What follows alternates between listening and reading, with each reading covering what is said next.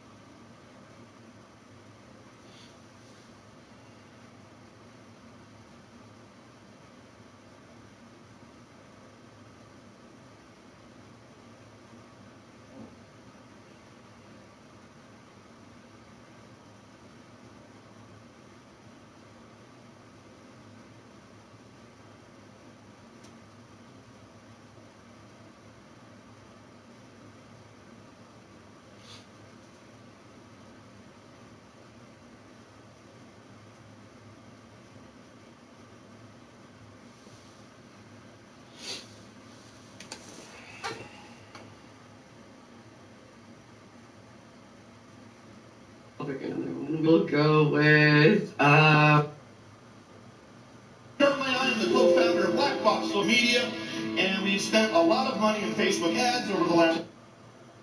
dun, dun. How about Jack? Jack's been on for a while. Hey, Jack. How you doing? Hey, how are you doing? Pretty good. Good. So I know both of you pretty well because I've been watching the Atheist Experience for years. So you know us pretty well. I'm a Canadian as well, so it's nice to talk to another Canuck. So I'll get straight to my point. Okay. So basically, I believe that God does provide evidence. I'm going to use his because it's simpler, but you know, there's something and last name sides to God. But anyway, I'm going to say his. But So basically, my grandparents on my mom's No, side. sorry. Before you go into your story, can you clarify what you're going to do? Yeah. Okay, so what I'm going to do is I'm going to talk about synchronicities and ways in which coincidences in our lives can point to bigger truths. So coincidences have you convinced that God exists? Well, interesting coincidences. I'm not talking about like my brother and I have the same birthday. You know what I mean? Like I'm not. Just to decide what's interesting. Minor stuff like that. Well, I'll explain it, and you can tell me whether or not it's meaningful. Sure. Let's hear you out. What's up? Okay. So basically, my mom lost both her parents within about 3 months due to really extreme aggressive forms of cancer. Caused a lot of grief for her, and she actually left the church for a while. She was a Christian and Catholic. You know, she kind of was like, she didn't love Catholicism, but she believed in God for a long time, right? And she would always go to like her parents' graves to pray and talk to them. Well, they died in 94.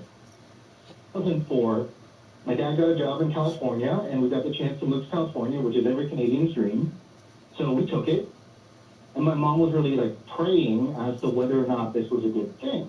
And she talked to her parents about it and said, please give me a sign. I just want to know a sign. Something that this is okay. So maybe a week or two later from that, my dad got a new number, a phone number in Long Beach. The number ended 3435. Okay, that's an easy to remember number. So he tells her, I get this weird instinct to kind of dig a little bit because there's this weird overgrowth. So she shortly discovers after hearing the number that grade plots the entire time, she didn't know the numbers. They were just put there, were 34 and 35. And a 1 in 10,000 chance, like not perfect. You know, I know like a 1 in a million chance would be more impressive. But it was really powerful. And it was very sweet for her because when she lost her parents, it really, really messed her up for a long time. And she's still, you know, not having parents. And I only really knew my grandparents very little. They were amazing people. My grandfather, he would hide quarters in tree stumps and tell us that pirate ships came up the creek, and we believed them, of course. That's great. So, Jack, I'm going to stop you for a sec, though. Go ahead. Yeah, I'm so sorry. It's just we have limited time, and so I don't mean to interrupt you. You seem like a lovely person. But I do want to say that like if you're posturing this as some sort of proof, I can see why anecdotally a lot of people might look at something like this and it may resonate with them, right? They may say, oh wow, you know, that coincidence has a very strong emotional tie. So when a coincidence has a strong emotional tie like that, people are more prone psychologically to lean into it, right? Because they feel a connection. So, but when you're positing that, Jack, one sec. Sorry, but when you're positing that in a conversation as some sort of proof that should be compelling to somebody else, you have to understand that just couldn't be. Just the fact that you even yourself were able to say, listen, like there's a 1 in 10,000 chance this would happen. Like there is coincidences like that happen every day. So I don't understand how you would expect us to draw connections. What about telling me this story made you think that I would go, well, shit, God is real then? What? No one's ever put it to me that way before. You know what I realized, right? One thing I realized from all of this, and these happen to me all the time on a smaller scale, bigger scale, but what I realized is we're never going to have sufficient evidence as to whether or not God exists. That is Stop right there. You just said we're never going to have sufficient evidence to believe in a God. Why would you keep going? Perspective. Keep going. From the scientific method is what I'm talking about. We're never going to be able to have a better method where we can prove or disprove God, right? Okay, hold on.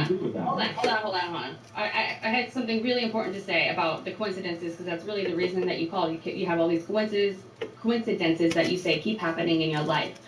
Please understand, there are so many words and numbers that are in your life now, that have been in your life in the past, locker numbers, cell phone numbers. Hold on, please listen to me when I'm talking, just for a minute, okay?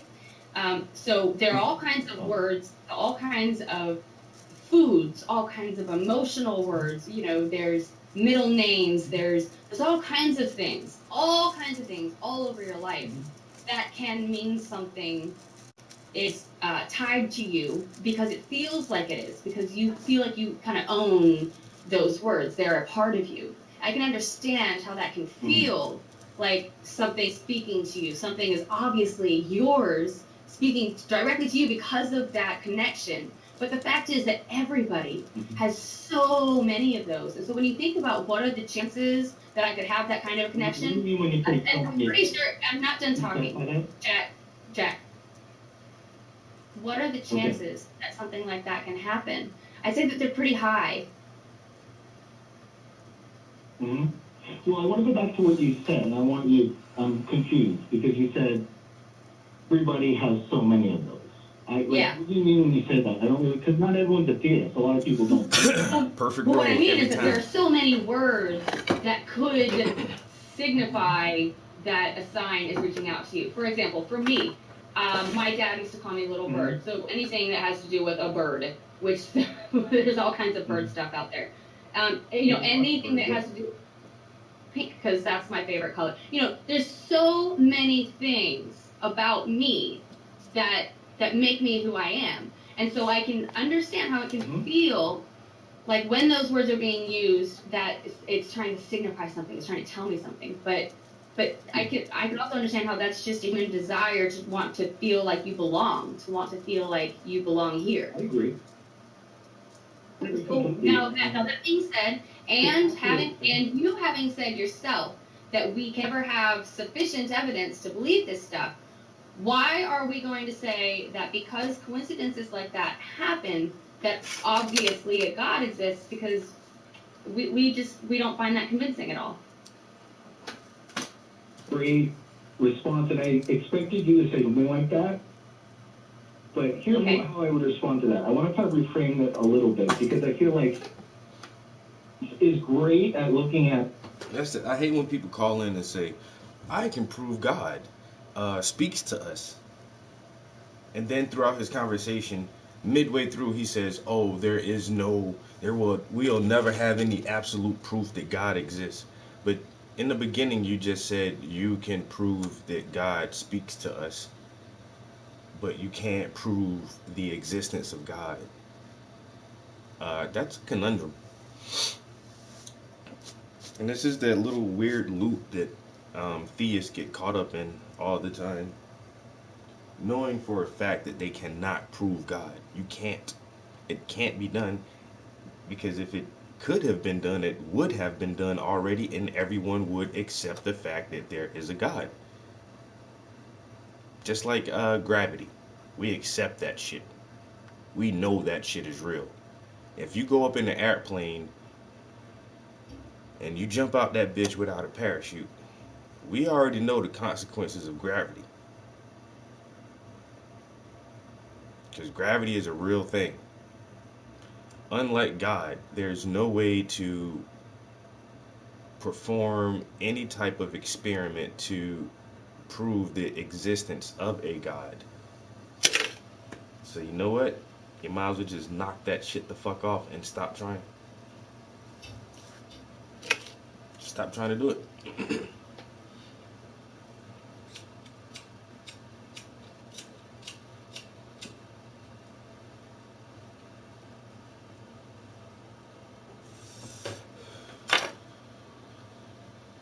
Because it ain't gonna work.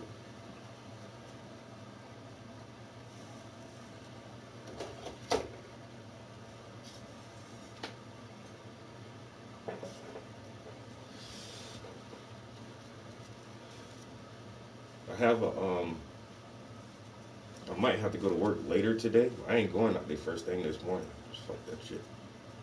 It's still snowing. But like I said, I've been thinking about doing a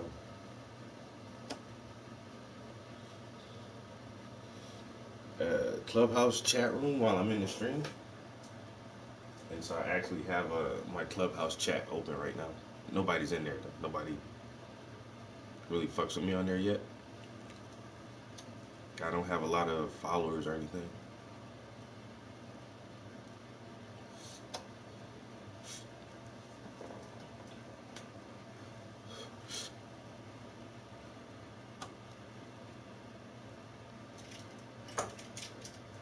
But yeah, the Clubhouse is open. Oh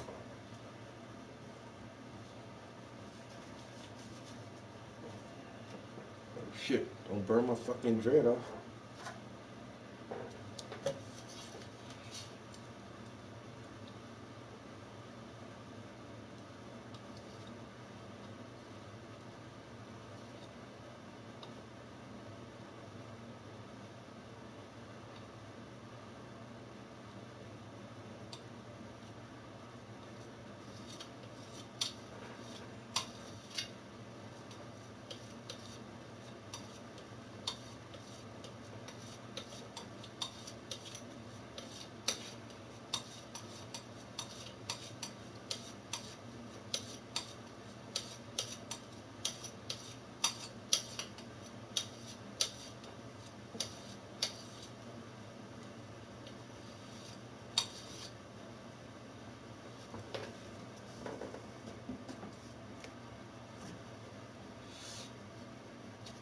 I can't use that color.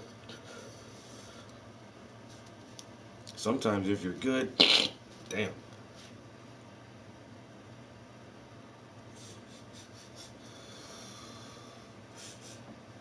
Sometimes if you clean your palette, you can just kind of like mix your colors together and get a color you may be able to use.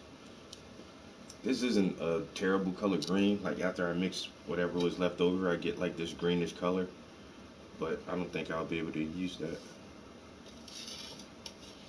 So unfortunately, everything has to get scraped off and thrown out.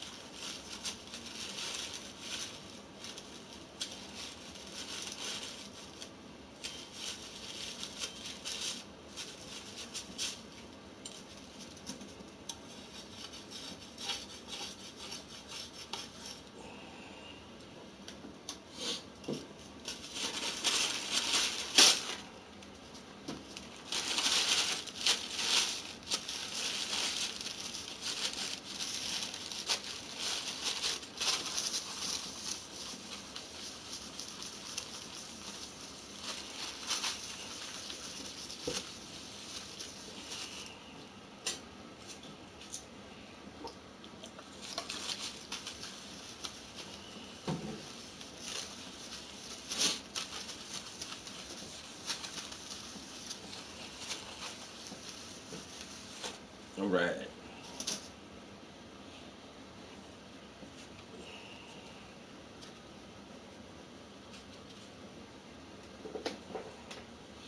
Where'd I put that other glove? Oh, it fell.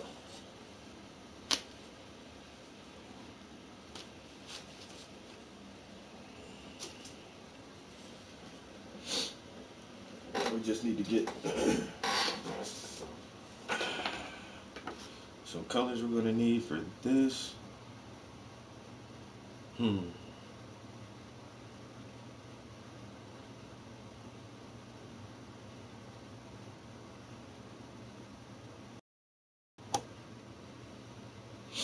once again, I'm just pull out my regular set of skin tones and start working my way through this underpainting.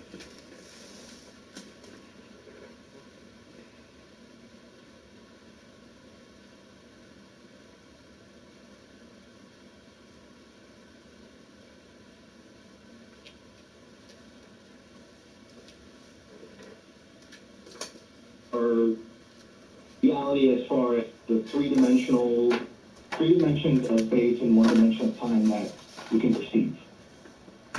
is a really good tool for that, but I don't think it's a great tool for asking the why kind of questions. It's great at asking the how questions of how does this work, how does that work. Questions. Like, is there a God? Or why is the universe, or whatever. What about the what questions, Jack? That. What do you mean, what questions? What type of what exists?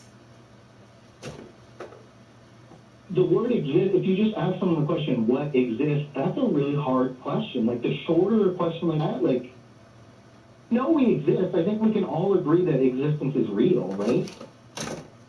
Like, we're talking. So this is a big conversation, actually, in the atheist community. This is a very big topic on what is real, what exists, what is true. Because when we really, really dig down deep, it gets really confusing. But that's the thing, is that it just gets more confusing. We don't find more answers. We find more questions. Every time we answer a question in the scientific community, we open up 15 more questions. Right.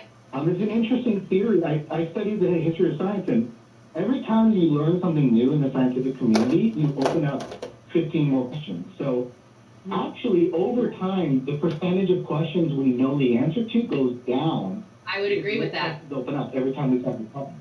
And that's a problem with atheism, in my opinion. Jack, one sec. But because, I don't understand how you're not seeing what I think both Jen and I see here, which is you're saying there are so many questions that are unanswered that it's unreasonable to say that we know answers to questions. But then simultaneously, you're saying here's something that we can't. There's really no way for us to empirically prove. Yet I believe it, and you're acting as though we're the unreasonable ones. When we're saying, there's all of these unanswered questions that we don't have the answers to, and you're saying, well, there's this one thing that we really can't even prove whether or not it is or isn't true. But I believe it anyway. But acting as though that's the reasonable person.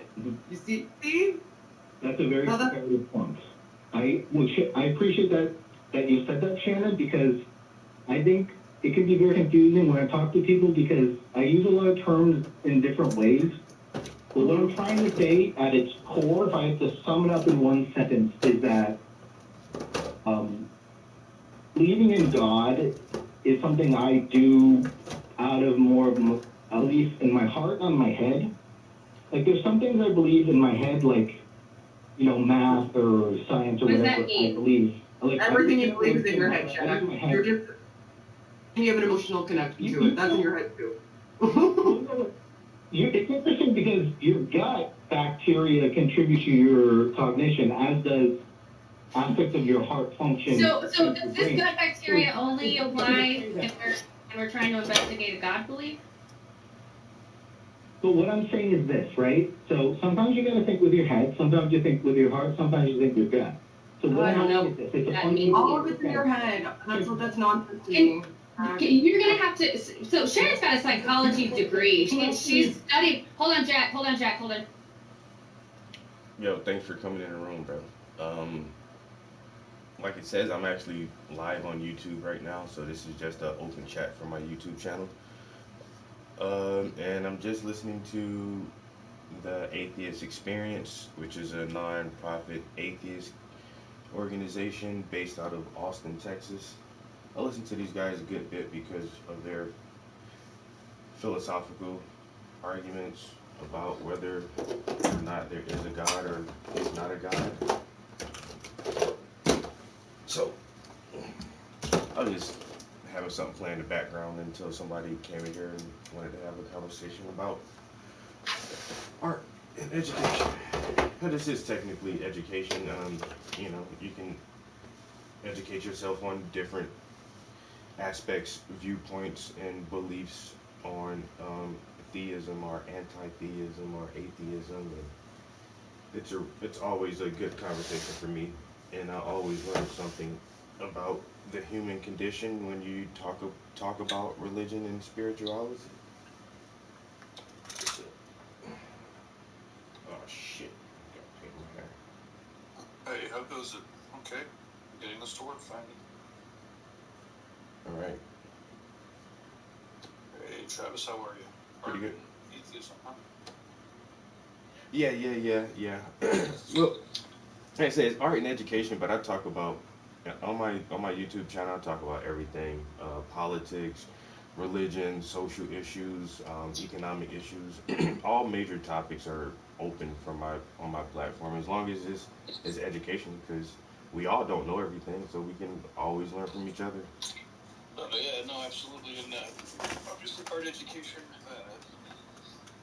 yeah, involves, transcends all the other subjects, right? Because art is about politics, art is about, or could be about, pretty much anything. That's cool. Exactly. I dig talking. It's pretty early here. It's at any point my family might yell at me for being loud in the living room and 6 o'clock in the morning. But this is cool. I'm digging the clubhouse. I like listening to conversations, like having conversations. Um, so how long has your YouTube channel been around, and what kind of action are you getting there? I've had my YouTube channel for about 7 years. I started YouTube when the PlayStation 4 came out. It was the first time I really started doing a lot of online gaming and figured out that you can have a live stream right from your gaming console. So about the lifespan of the old PlayStation for about 6 years, almost, yeah, about Nice. 6 years I've been streaming. And Yeah, that's cool. yeah, my YouTube channel is just my name, Travis Prince. So if you like YouTube Travis Prince, I should pop up on there. Yeah, cool. I imagine that hopefully some sort of, I mean, not hopefully, but I imagine that some sort of cookie or pixels being tracked. I wouldn't be surprised if next time I went on YouTube, your channel pops up automatically already. Oh, just because we're talking? Oh, definitely. You know how that works nowadays. Yeah, it's absolutely insane. I've been inside of the tattoo education space for about 20 years. Oh, wow. And, obviously tattooers are a pretty intense subset of artists, or not subset of artists, they're pretty, set of artists, because, they actually make money every day making art. Exactly. And, so it's a pretty fun space to kind of, be in. It's always great it's eye-opening to bust into other arts, because, sometimes we get so caught up in the tattoo world, just talking tattooers all day long. And when we get into talking to illustrators or painters or whatnot, like, it's so crazy how different it is now. How lucky now. I mean, I guess it's somewhat lucky that the tattooers have the way they do, but it's also an incredibly difficult medium. So it's it's a payoff, of course. But yeah, but you guys are hella. Just thinking about PlayStations. The last time I was playing video games, I was literally the first generation of the PlayStation 1. Oh, wow. And I think I remember the video game being Twisted Metal, a car video game.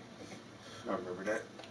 But I haven't played games in a million years since. Do you have, speaking of games, do you have the Oculus? Oh, speaking of games and art and education, not a lot of tattooers, a couple of the tattooers now get the Oculus to do 3D sculpting inside of VR.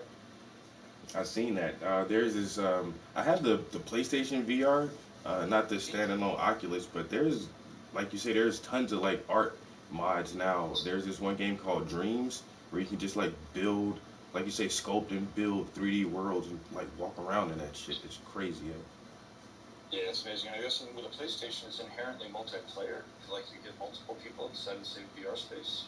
Not with a lot of these, not with the art building games, but what the one game Dream does is any space that you build, you can put it online and everyone can experience it. But I don't know if like you can walk around in it with other people at the same time.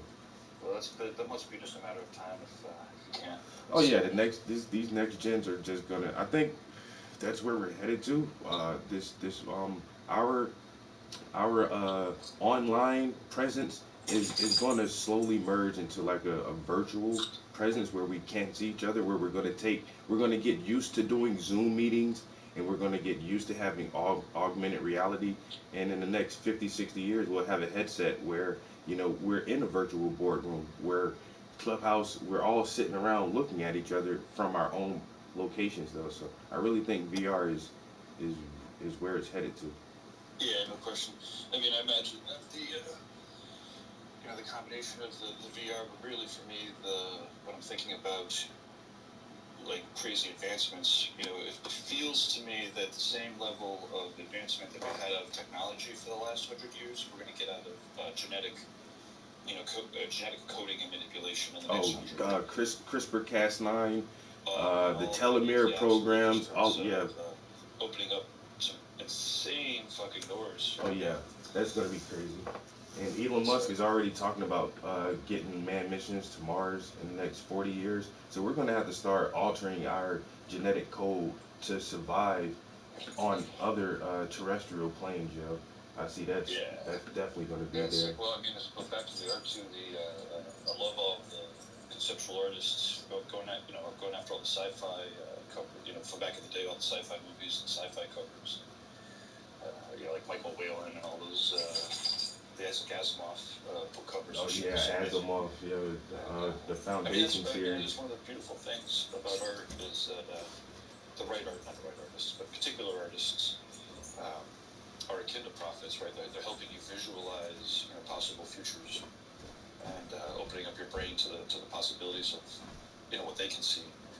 And it's gonna get pretty nuts. No doubt about it. I mean, obviously, you've caught the Ready Player One movie or book. Which one? Ready Player One. I watched the movie, and I told anybody, if you own a VR headset, you should definitely watch that movie because it's showing us where this shit is gonna go. Yeah, absolutely. It was pretty fun. The book's pretty cool too. I don't know if it's that much different, but there's a couple pieces of books. So whereabouts are you located, and what kind of artists do you end up interviewing on your show? I'm in Northeast Pennsylvania. If you ever watched the TV show The Office, that's where I live in the city of Scranton. I know shit. Yeah, so it's early for you too. Huh? It's early for you too. What are you doing up at 6 o'clock in the morning? I'm in the studio working on some work. Nice. Yeah. So we get paper products delivered from Dunder Mifflin and shit like that. But so. Cool. So you work at an art place? No. I'm a program assistant for a non-profit community organization that helps with adult classes, adult education, people coming in and out of prison and family programs. Awesome. But I do have a local TV show where I just try to interview all the local artists, all local visual artists. And we started this project about almost 4 years ago, where one of my friends who's a videographer for the city, he realized that there was a large chunk of the budget that was going unutilized for our public programming because it was dedicated to there was a budget dedicated towards art education from our local TV station, and nobody was using it. And so he kind of pressured me into getting my show started, because he asked me like 2 times before I actually did it. But I don't know, in the beginning, like, I do YouTube, it's in my home, in my own studio. I can curse if I want to, I can drink a beer or smoke a doobie if I feel like it. But being in a real studio setting where it's going to be aired on our local TV, you got to be more professional, more business-like. So I kind of strayed away from it for a while, but like eventually I wound up doing it, and it's really, I don't know, I really enjoy giving like other artists a platform to express their creative processes and what keeps them motivated and what new projects they're working on, and so it's been pretty interesting. It's I'm pretty happy I clicked go on this thing. It's I've been on cable access TV for, well, I guess it might be, I'm not sure if I'm on it now, but for like 5 years I had a cable access TV show. Let me check out my channel. It's Tattoo Now. Tattoo Now? I'm looking it up. Tattoo Now is the YouTube channel, and my numbers recently pretty rough. But I've got probably about 5 different shows that we're airing each week live now, and they're all artists. So I see you right here. Is the Travis Louis interview with Guy Aitchison. And do you know Travis Louis? We are live. Tonight we are running the webcast of Reinventing Tattoo Design, featuring Russ Abbott and Tattoo Smart, with special guests Damon Kahn. The shader, like the magic, the shader, kind of hot color in. Yeah, actually, Damon Conklin's a pretty sick tattooer artist from Seattle area. Who's the other guy that was there? That's actually a pretty sick webcast about some of the digital tools that exist for tattooers. But see, that's the thing with tattoo artists. Like you guys' level of proficiency is much higher than everyone else's, because I feel like most tattoo artists start in a different format or a different medium. Like most kids don't pick up a tattoo gun at 10 years old and start tattooing. You know, you have to go through all these different art experiences and understanding every type of medium, and then most people find tattooing later in life, and then you have to, like, I don't know, like you say, that shit is permanent. You fuck up, you're done. So it's like you have to really train and practice at it, like, and so it gives you guys like this different level of proficiency where, you know, it's pretty intense. I mean, I guess to your point, one would hope that tattooers have checked out different mediums and whatnot, and they haven't just started tattooing when they're 10. But I mean, no, tattooers are just like artists. There's ones that are slow and meticulous and want to make sure that if they put a mark on somebody, they don't fuck them up. And then there's people that are 12 years old that are like, fucking come on, dude, I'll touch you up, let's go. Ultimately what happens is everyone's bad karma, if you do bad tattoos, good karma will pay off. But to your point, the tattooers who take it seriously, absolutely, they have to, they have to do it right the first time, really. And so exploring other mediums is kind of where they have their freedom. And, it's a double-edged sword. A client comes in, they want their tattoo on their time and their budget. yeah. Right, so I do see a lot of illustrators, see money in tattooing. I'm like, ooh, why don't I, and truth is, most tattooers, if you just take a random sampling of tattooers, they barely know how to draw compared to a real illustrator. And so you see these illustrators looking at, adequate artists, putting faith upside down on people's wrists or whatever for $100. Mm-hmm.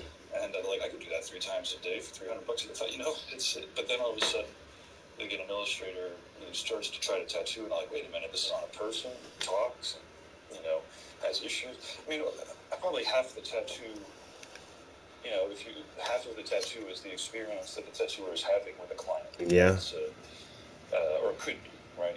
Obviously you have tattoos where people just kind of come in, get something, and leave. But even then, that experience there, like if the tattooer is really in tune, they could slow their client down, even if they're just, 19 years old, again, getting faith upside down on the wrist. Wait, slow down. Why are you getting a tattoo? Like, why, this is permanent, and, you might just be considering this a rite of passage because all of your other, teenage friends are getting them. But, like, remember, tattooing is not going to anchor you in a time and place. The power of the tattoo is really intense, right? So some tattooers might just take that $100 and just say next, not even give a fuck, and complain about their clients at the bar. Other tattooers, again, make it a point to, use the power of tattooing to teach, or not really to teach, but more like to share. Because, again, tattooers are also just regular old artists, so, they're not like super wise, not necessarily super wise. But anyways, point being is, tattooing is it's a very special art, and the artists that really take it seriously, they kind of they should be taking their art more seriously than most because it's going on people's bodies. Yeah. I did tattooing for a brief minute when I was a teenager, from about 17. I think you're breaking up. I don't know if it's me or you. Oh, I'm sorry. Can you hear me now? Yeah, much better. All right. So from about 17 to 19, for about like 2 or 3 summers, I did tattooing. But I grew up in South Carolina, and back in the early mid 90s, tattooing was still illegal in the entire state. Like, you couldn't get a tattoo in South Carolina. So people, one of my friends. It was the last state, or one of the last states. Oh, maybe Oklahoma was the last. You're right. I remember Massachusetts. It was illegal too. Yeah, and it's still a blue state. Like, you can't buy alcohol on Sundays. You can't buy electronics until after 12 noon on Sundays. Like, South Carolina is like that weird Bible Belt state that just holds on to like these old things. But anyway, so one of my friends, their family member got out of prison and showed her how to like rig up guns and do like stick poke style tattoos. And then one summer she showed me how to do it, and I was the art kid. I was drawing and doing stuff like that. And like you said, it's just like, that shit is that easy. You just buy some ink, do this, blah blah blah, and tattooing is like, all right, I can do that for $60 a couple times a day. And so like for those 2 summers, I was like the little tattoo kid. But like you say, I was young, I didn't take it serious, and it was just like, these tattoos look like shit now. Everybody has their tattoo covered, and it was just like some dumbass shit these kids were doing, and but they were giving me like all their money for these terrible tattoos. And then like, I still have one on myself. Like, I practice on myself. I tattooed myself first, and it's this ugly ass. Oh my god, it's like a stencil dragon. It's so weird looking, but it's like, I did this shit for 2 summers. I can't even imagine like how many people I fucked up as a kid. That's pretty amazing. You know, but to the point where, I mean, it's like it's not like any tool, but it is like a tool, right? I mean, one of the things I fucking love about tattooing is that same story. You know, a lot of it could have gone the other way too, which was like, wait a minute, I'm fucking people up. I'm going to dedicate my life, you know, and again, there's probably 10% of the people that are in your situation that are like, wait, I'm going to dedicate my life to figuring out how to, you know, poke these holes in a way that's unbelievable. Mm-hmm. And, I mean, it is pretty sick what people are capable of. Who was Guy Aitchison, Guiaitchison, Guy Aitchison? Like, his tattoos are basically, he turns body parts into, like, you know, parts of different worlds. And, oh, wow. You know, it's pretty awesome. But to the point of the empowerment, really, is, you know, you could really use tattooing to get, you know, yourself out of anywhere, you know. And again, when you get into it, like, it's not super cheap. Like, if you have, you know, finely crafted tattoo machines, you know, if you're really using the high quality pigments, mm-hmm. you know, and you're delivering a high level of experience to your clients. You know, they're not just, you know, showing up in the, you know, fucking. Or when I grew up, we were in like West Haven, where, you know, gunshots and fucking, you know, trash everywhere and junkies, you know. I think the owner was one at one point, you know. But like, if you want to deliver an experience that's more akin to like a spa-like experience, or at least something that, exactly. Again, point being is, you know, you can create this whole billion-dollar industry around the art of tattooing, and the corporations are moving in, but the power really is in the tattooer and the client. Like, you could hand poke a tattoo on somebody, and it actually could be good. Chances are, if you're hand poking your friends and shit, like you were saying, you're just really fucking people up. Just don't fuck up the wrong people, because they'll get mad at you. But like, if you're skilled and you're taking it seriously, and you have an artistic eye, you know, that cycle's really close. Like, I tattoo, and just to be clear, I don't tattoo. I do all the businessy computer work around tattooing, and I facilitate educational events for tattooing. But I don't do any tattoos. Anyways, I got lost in my point there, because I was worried about making sure I let you know I don't tattoo. I know, but taking the story, and one could have gone one way in the other direction. Right.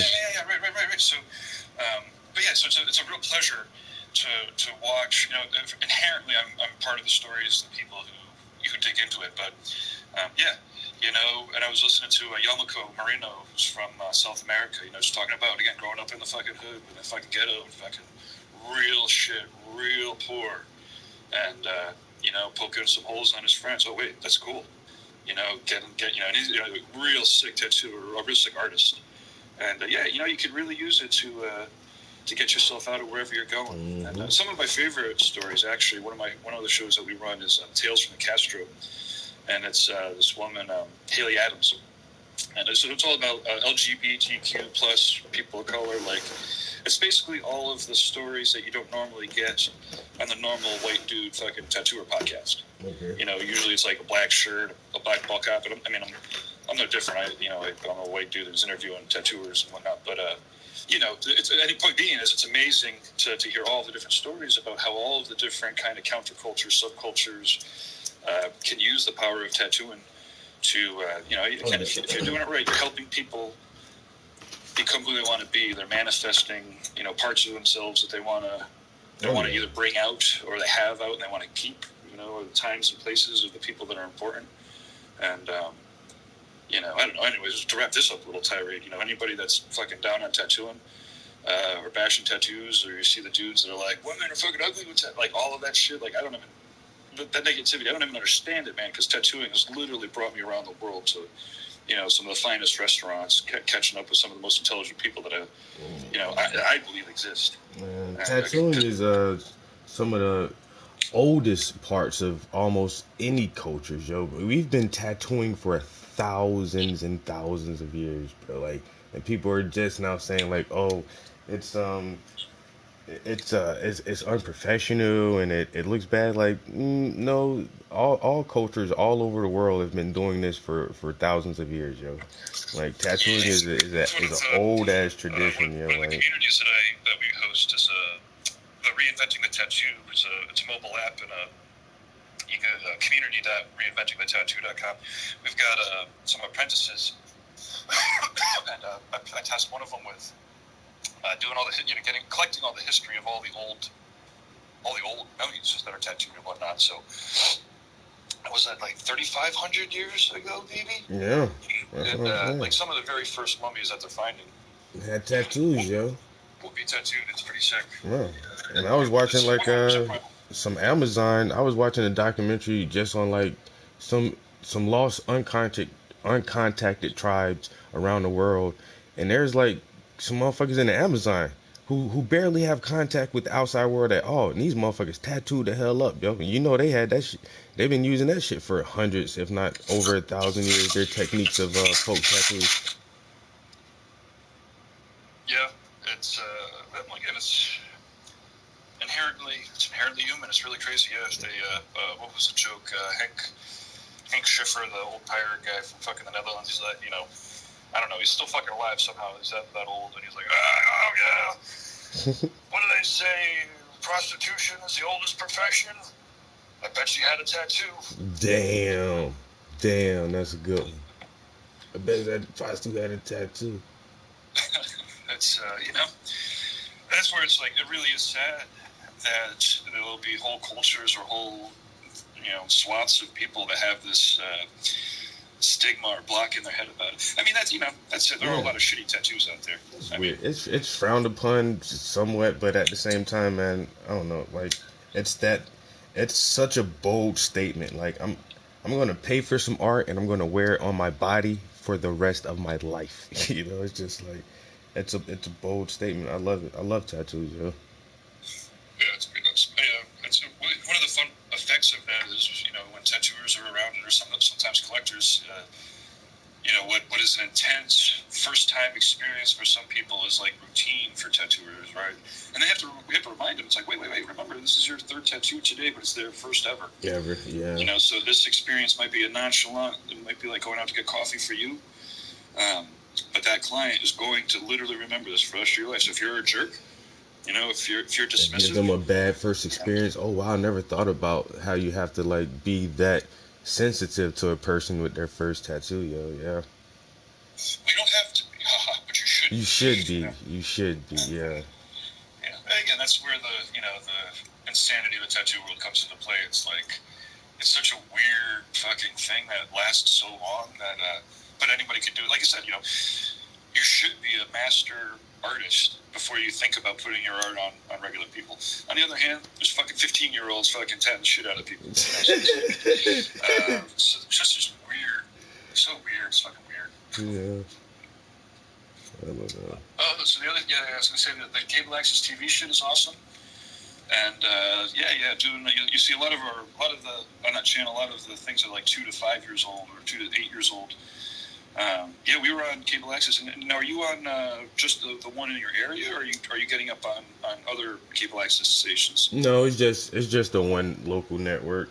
I had like back in the day. If you go to Peg Media, I think it's pegmedia.com. pegmedia.com. If you do a search for Peg Media, I believe, is just a format. But there's FTP directories, basically, or just directories. I guess they're not FTP anymore. But they have directories where the cable access station directors go to find new shows. So we have our show up on probably like 20 or 30 different cable access stations. That's, like I said, 5 or 6 years ago. We'll have it up there again, to that, our show up there to that level. But yeah, so you just basically take this, probably the same show that you're sending to your cable access, and then you can upload it, basically submit it to hundreds of cable access stations. Peg TV. Rutland Region County Television. Oh no. Let's see here. PegTV.com. Peg Media. Pegmedia.org. Pegmedia.org is what I'm going to type in. Media transfer site for PEG's public education government community. Oh, okay. So PEG means public education government. But yeah, PEG community television stations.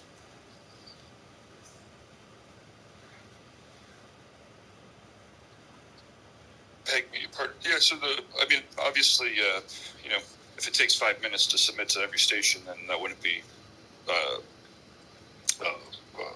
reasonable.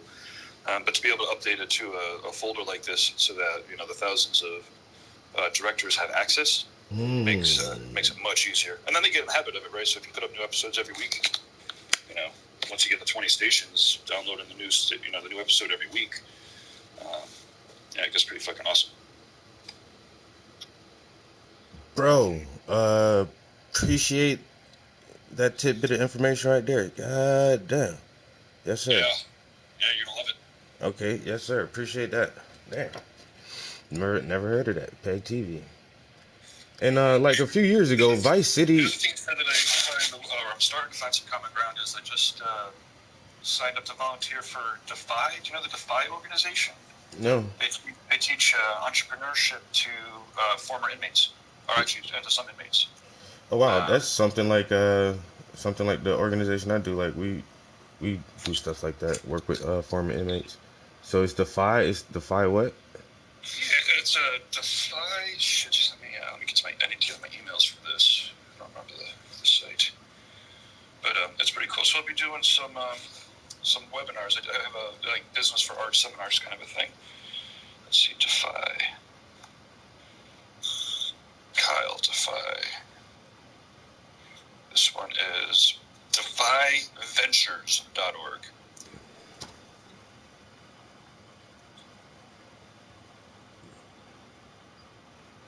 And it seems like they find people who are interested in entrepreneurship, and then the first when people get out, they set them up with the fucking primaries, the houses and the getting settled and whatnot. But they do also have entrepreneurship training, and I think the old inmates get a chance to do like a Shark Tank thing for some prize money, but ultimately they work with different types of people and entrepreneurs and whatnot to filter through their business ideas, and they get pushed back on the ideas for their business plans, and then get a chance to give them a go. That's what's up. We have a couple of guys. I'm working with one guy right now. He has a CSP training from when he was inside. He was incarcerated for 11 years, but it's hard trying to get him in somewhere right now because of his crime, Yeah, but like with different programs like that. That's why the Defy organization, I think, got some traction. Is like you were saying, obviously, it's once you get a fucking stigma on you, it becomes extra difficult to stay on the right path. Some other friends of mine, they have like a fully clean tattoo shop, right? So it's like after you get off the fucking heroin or whatever, even if you're in a shop that's got like a couple drinkers or whatever, it's wicked tough, and so they have a whole clean tattoo shop, and they'll literally, I think they'll even fly people out and fucking put them through the program and then give them a job. That's great. But it's amazing that just societally we set up these. It becomes like even harder to try to fucking get back on the right path. So it's insanity. It But really the point is, entrepreneurial skills you know, are a perfect match, right? So if someone's not going to hire you, you know, well, then fucking just make your own job, you know. And yeah, so you know, it's we'll see. I'm just starting it up. I had my first volunteer session a week ago, but I'm pretty excited to dig in. And I mean, and any of the business that happens outside of the tattoo business is really it's like half counterculture, anyways. Most normal people don't give a shit about tattoos. Yeah. I know, but this we're at a pivotal point right now in society where there's going to be there have been major shifts, and some of these shifts are going to stay in place longer than people are expecting them to. So we just got to figure out how to like develop new ways to stay relevant through this fucking weird ass pandemic now, and also to engage with people, still be able to help people, and still be able to earn a living too, yo. Like that's I don't know. Because, like, now, my office has been closed for, like, months, but recently we just started having people come back. And, like I said, I can actually have counseling sessions. And, like, last week I did a couple of mock interviews for these guys. And it's like, this is what I enjoy doing. But it's so difficult to do this stuff in person now. And a lot of these guys don't have access to a lot of technology where they can do Zoom meetings and all of this other stuff. Right. So. Well, I mean, I guess one of the amazing things now is it's almost embarrassing how much you can do on your phone. Yeah. You know, I'm able to hook up to the Shopify store and you know, the statistics. I can make my blog items. You know, you can make your Facebook ads. I mean, again, not that a fucking $800 fucking phone is insignificant. Obviously, it's not. But it's not just a phone, right? Again, it is also a tool. Yeah, it could be, you know, your primary entrepreneurial tool until you can exactly, yeah. You know, level up. It's got the fucking cameras. Yeah. You know, so I mean, one of the fun things about the space that we're in is I've been webcasting, you know, and with this guy Aitchison, you know, we were doing shit 10, 15 years ago. We were like, you know, spending thousands of dollars. This shit was hella different back then, yeah. Cameras to have an hour's worth of, you know, webcasting out to the world or whatever. And you know, the pandemic really just kind of pushed everybody into our world. We've already been. You know, we do tattoo conventions where we have it's all mostly based on teaching, but we webcast it out. You know, if this is like I said, you know, 6 years ago, we were webcasting out a worldwide conference from Venice, and you know, we had like 15 people, you know, on. It was not a lot of fucking people, but this is one of those things. Like, of those 15 people, like, I generated positive business with 5 of them, and you know, future business, and anyways, point is, you know, we have this whole structure set up. We help, you know, tattooers, you know, make a little bit of dough with teaching online, and you know, we have a couple packages that are pretty good, you know, for online stuff, and I've been very lucky that, you know, I'm already a computer geek. That's primarily what I am, is a fucking computer geek, making websites, videos, and technology, webinars, and online communities for tattooers. So when fucking shit hit the fan, but it's really horrifying that the benefit to what I'm doing, you know, comes at the so much suffering for real people. And again, you know, it's like one of my gigs, you know, I do a little bit of freelance, and you know, there was a couple people that were grumbling that the people in prison were getting the fucking vaccines first. Like, what the fuck? Are you kidding? You can't like of course they need to get it first. They're all fucking packed together. Like the mandate of the fucking state. Yeah. We're packing them together. Of course we fight. I mean, it's way harder for them to social distance. I don't know. We'll see. It should all ease up in a year or two, right? It's I think this is now changing the subject real quick. I'm about to throw on my conspiracy hat. So they give us these things in almost generational periods. So for generational or half generational periods. So the first real scare that I can remember was global warming, and so they had us scared about global warming for about 10 years, 15 years, and that scare started to die down a little bit, and then they had us scared about. You know why? It was pretty clear why that died down. Well, but the science came out, but then they had us about terrorism, and then they had us scared about terrorism for about 10, 15 years now, a little, almost 20 years, and that's starting to die down. And so now we need another scare. And the scare isn't going to last a year or 2 years. This thing is going to last at least 10 years. So this is our new scare. The COVID is our new global boogeyman. And it's going to be here for way longer than people think. That's why I say, like, we need to really start fashioning ideas on how to live this way, how to live with this shit. Most of our jobs where people are working from home now, it's going to stay like this for a long time. Where kids are going to school from home, it's going to stay like this for a long time. These kids ain't going back to school next year. And people ain't going back to the office next year. So my daughter's heading off to college, so they are actually doing that shit in school. She's in a dormitory and stuff. One day a week, but again, frankly, for me, it does feel a little bit too freaky. So to your point of energies, right? There's no doubt that the powers that be that benefit from keeping us scared will continue to do so. There's and the people that are making money off of it. Mm-hmm. I mean, just frankly, there's no incentive for them to change it in any other way.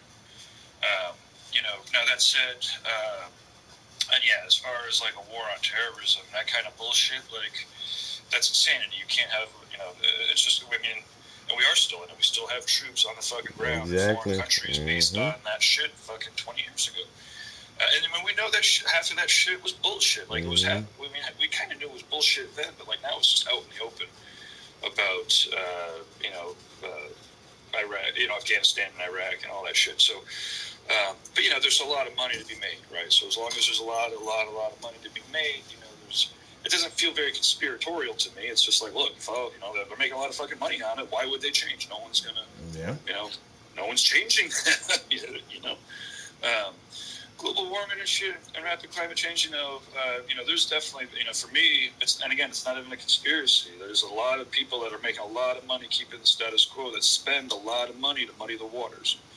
And, for me, it's like, it didn't die down because it's not any realer or any less real. Yeah. It died down because a lot of people that are making a lot of money fucking muddy the waters with bullshit. But see, that is the conspiracy. To muddy the waters, these motherfuckers got to do backdoor deals and set little plans up without telling people. And they conspire to do this shit. And that's why I don't say it's a conspiracy theory. Like, these are real conspiracies. Motherfuckers conspire to keep this way of this pattern of fear perpetual. Yeah, absolutely, no doubt. And as far as transparency, I am all for it in many, nearly all aspects. As a business owner, of course, there's things that I would like to keep private to myself that I don't feel like should be public. But on the other hand, when I'm spending my money, on taxes, I don't think there's anything that the government, save maybe for the locations of where the fucking nuclear subs are, so I don't pass it on to our enemies. There's very few things that the government should be doing that. Exactly. Ultimately, again, for me, it's like, when you have a system where deep pockets can spend limitless amounts of money on lobbyists and political influence. There you go. Like that's it. Like you don't need to get too much. So we have a system that rigs an education and opportunity system. That does not work for the majority of the people. It doesn't even say. It's really simple. That's how you gotta do. Follow the money. Keep spending money to influence things to keep going the same way for them. And And during this pandemic, like, the billionaires are making more fucking money. Like you say, some people are actually benefiting financially, economically off of the situation, and they need to write it out. This is where, like, if we had, and for the sake of the discussion, not saying I'm advocating for it, but like, okay, you know what? After the first billion, fuck it, no more. Then we go right back into that's the 2 cents. Smarter and more educated and understand how the world works and understand fucking how to pick apart an argument and look at facts. But the point being is, like, after your first billion, there's no reason why we can't say like society just like we make up the fucking rules, And if Bezos didn't have any more money to be made, He'll be there all would right. actually be an incentive for him to, you know, deliver vaccines or deliver fucking vitamin D or whatever the fuck it might be, deliver fucking portable gyms to everybody or whatever the fuck is going to help us, you know. But fact is, there's a limitless amount of money to be made, so he's got absolutely zero incentive. I mean, Jeff Bezos has zero incentive to help this. Like, now, on the other hand, there's definitely a lot of other big corporate businesses that are fucking losing fucking serious money. True. You know,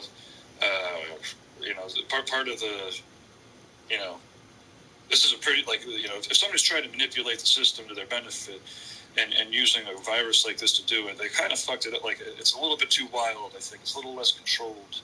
You know, if I wanted to manipulate the markets, I think there would be, you know, more controlled, precise ways, you know, that one can manipulate it to do so. But I wouldn't put it past, I don't know, who the fuck knows, man. This shit's it's great. It's pretty nuts. On the other hand, it's nuts, but also entirely predictable. Like, it's not like there weren't people saying this shit's going to happen.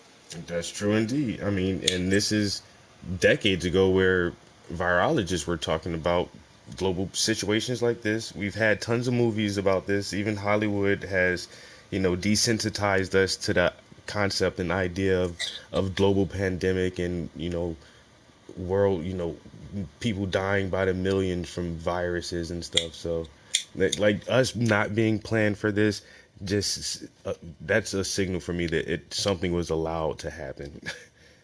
How do we have the most expensive medical system, healthcare system, out of almost all the fucking modern industrialized nations, and yet our healthcare system wasn't prepared to the point where we're asking people to volunteer and to give us respirators or whatever kind of equipment they were looking for. It's like where does all this money go to in our healthcare system where you don't have the equipment stockpiled for a fucking global pandemic? Well, I mean, so therein lies the for-profit motive, right? Like, yep. There's absolutely zero profit in preparing for a natural disaster that may or may not happen in the future. There just isn't. I mean, there's a profit disincentive. You know, the fix is to prepare, to buy the equipment and the shit that would be necessary, you know, gas masks for everyone or whatever the fuck it might be, right? Like, it's way cheaper to fucking buy gas masks for everybody now than it is to buy them when we're fucking in the shit, right? But there's no profit to be made. And, you know, you just have to buy the shit, store it in the fucking, you know, town hall or wherever the hell it goes, you know, or in the, you know, but that's it, you know? So, like, if you have a healthcare system that's set up so that people can profit off of it, then it's just incentives. Yep. There's no incentive to buy a bunch of protective shit and keep it around. Yep.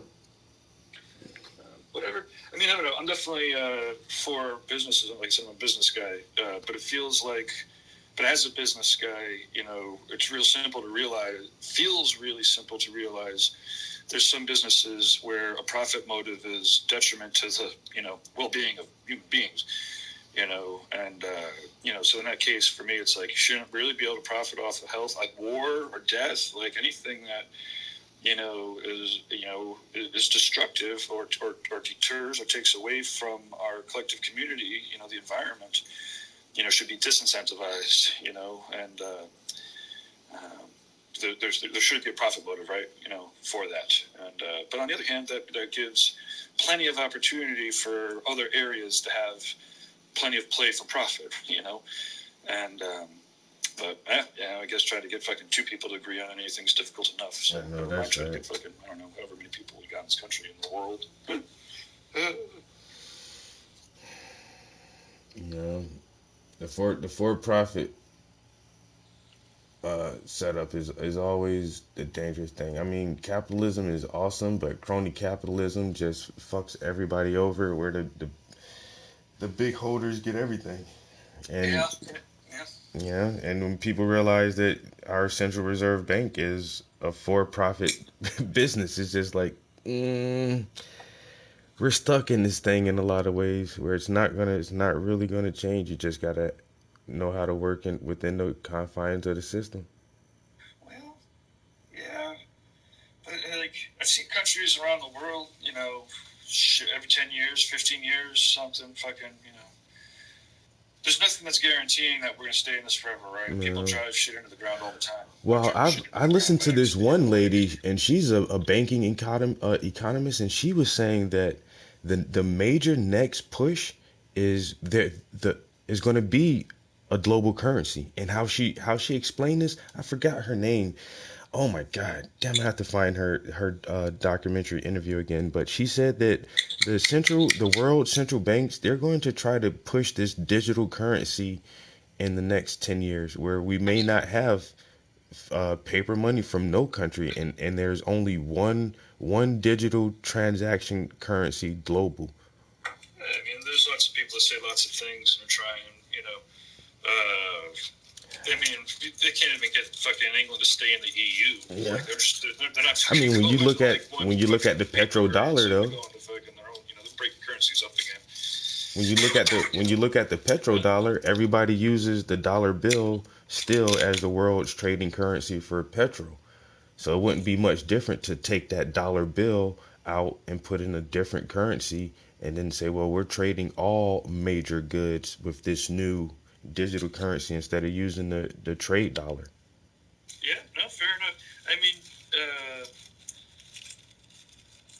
it's a tough one, right? It's like, I mean, I love traveling the world. I love seeing all of the different countries. I love the different flavors, you know.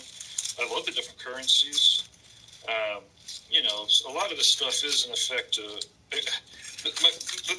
my biggest issue with consolidating shit is, like, if I didn't have to change my currencies, I mean, changing currencies is an effect of government control in and of itself. Exactly. Anyways, right? Yeah. Like, so for me, I'm like, motherfucker, yeah, give me one currency. Like, stop fucking giving those assholes a chance to manipulate it and take their cut fucking, you know, every time I cross a border, right?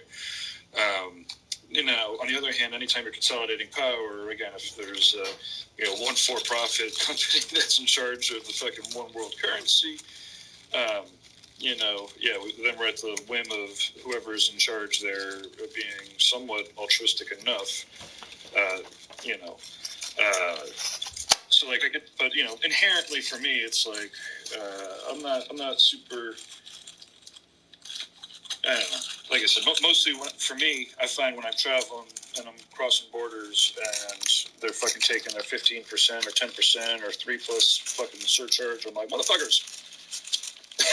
Like, I like seeing different things, you know, pretty pictures, but, like, if I could just use my fucking one card, my bank card, and you're not fucking with all the currencies everywhere I go, I'm not super necessarily against it. Yeah.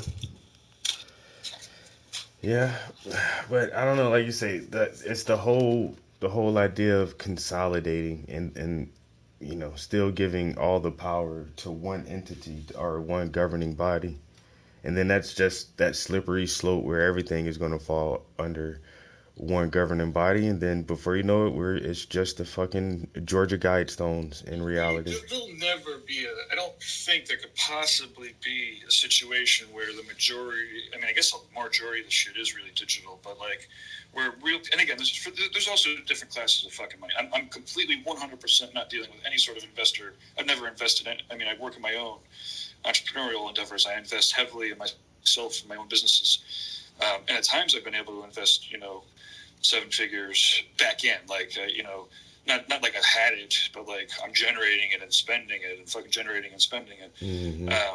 But, like, I've never, like, you know, invested $1,000 in anything, you know, or any stocks or anything. So, like, time people are, like, talking about currencies and stocks and all that shit, I have no fucking idea. You know, I really just have no idea. It doesn't affect me. When the stock market crashes and fucking the banks go bust, you know, if a bank goes bust at any given time, I might actually come out $200 ahead. You know, if I'm down $200 and the bank closes, I'm walking away with, you know, not paying off $200. It's okay. I'm definitely never losing any money in the stock market. So, like, that shit could crash all to hell and it really wouldn't affect my life, with the exception of, like, how the ripples would affect my life. So, yeah, I mean, as far as, like, and, you know, I guess, like, and then as far as digital shit goes, it's always going to be able to get hacked. Yeah. That's the point that I'm scared of, yeah. Fact to fact. I mean, it's the point. The Bitcoin's gonna someone's gonna break the encryption. And then what happens when Bitcoin's encryption gets broken? Like, it's not gonna happen. But then what if the U.S. implements this social credit score system, and if you're not a model citizen, then they'll be able to shut you out of your bank accounts or shut you out of being able to travel or go to certain restaurants or all kind of shit. Like I don't like the digital this shit. I don't know. It just seems like a very bad thing that's coming. Well, I guess, okay, so what was the question? So with the digital, I mean, we kind of have, well, for one, I guess the first step's always to kind of look to see, the forces that are at work. And, basically, again, we're talking about tools that are going to help people do that, right?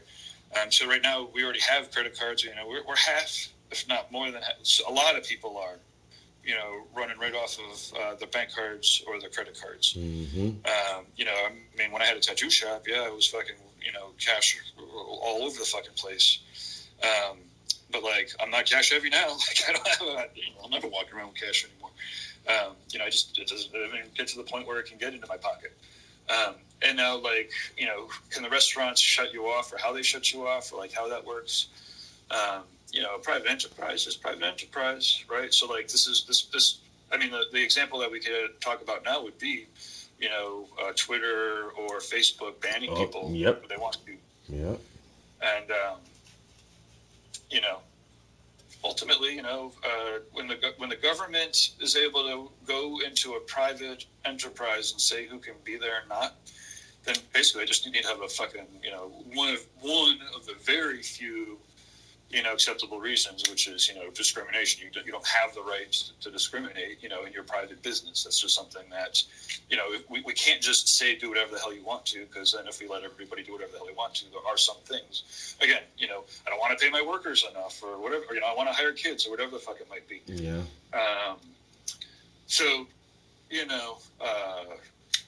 Oh yeah, but then it's crazy, because then you have to trust the people in the government enough to know when is when. But the businesses, well, this is why we have checks and balances. This is why we should have, an economy, a media, spiritual system, and a government that's all just about strong enough to be able to take each other out at any given moment. And it's a constant fucking struggle.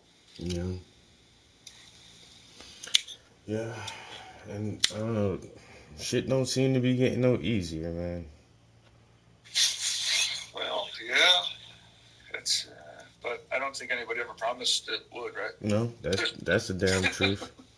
I mean, I don't know. That's the damn truth. Yeah, there's the two future.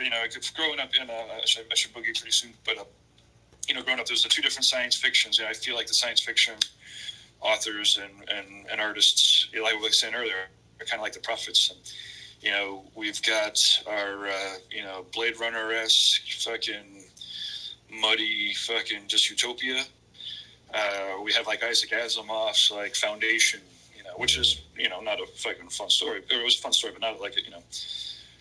Point being is like we'll either get off the planet, to your point earlier too. Like we'll either figure this shit out enough to be able to use our resources so that we're not like just burning shit, throwing it around.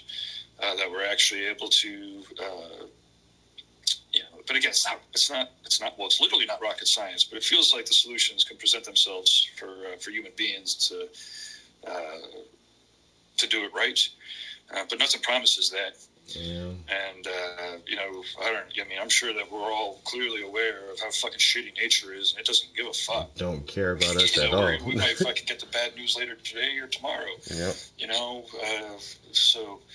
I don't know. But anyways, I feels like that's what makes the plight all that much more, fun, poetic, worth it. Fuck it, who cares if it doesn't look like it's going to work? We still should fucking try to make it work, despite the fact that fucking nature doesn't care and people don't care. I don't give a fuck, so I care. And I know a lot of other people care. And we just all have to figure out how to care about the right thing at the right time, the right place, smart enough with the right investments and proper execution to fucking do it right. You think we're gonna build a general artificial intelligence that's gonna solve all our problems for us? Well, I don't think a general artificial intelligence mimics a human brain, right? We're fucked up enough that I'm sure that it would be pretty crazy, but you know, the specialized AI Have an alcoholic AI, like. You know, when as you'll see my buddy Gaiatis, and he's very science fiction forward thinking too. And when I was at his place, I was like, dude, I don't know, I don't see any way around someone not using AI to manipulate things. I mean, it's going to be a weapon. You could run algorithms on the most efficient way to fucking, you know, kill people. Yeah. And fucking all of a sudden, and you know, the AI could literally do the calculations and all of the statistics of all of the things that it has touch points in and are able to manipulate. And then it can most efficiently calculate the ways to eliminate, and again, whatever it would want to. Like, you know, ants. Maybe we program it to fucking kill all the ants. And then all of a sudden it's like we can kill anything we want to the most efficient way possible. Mm-hmm. And then, like, and how is that inevitable? Like, we haven't nuked ourselves yet, but, and again, it's like all of these things that we're able to manipulate, you know, are scaling up, right? You know, swarms of AI intelligently fed fucking drones. Like, how much harm can you do with that? What if we have fucking 10 billion fucking drones that are... So, as I'm freaking out, my buddy guy's like, well, you know, what if, you know, the only thing that's going to stop a bad guy with AI or a bad girl with AI is... It's a good guy with AI. AI, right? So, like, there has to be human beings on the other end that are using these tools to stay ahead. And, you know, because we can use the same AI to figure out how to grow the most amount of most nutritious food while creating the least amount of waste. Yeah. You know, figure out how to soak the most amount of energies out of, you know, the sun, you know, in space, and beam it in, you know, and beam it down to us or whatever it might be. Anyways, so I guess the thing is, it's like, yeah, it's not. And then there are people like Pinkerton, you know, Steve Pinkerton, I think is his name. You know, he's like, you know, things are actually pretty good. They seem pretty fucked up, and they are pretty fucked up.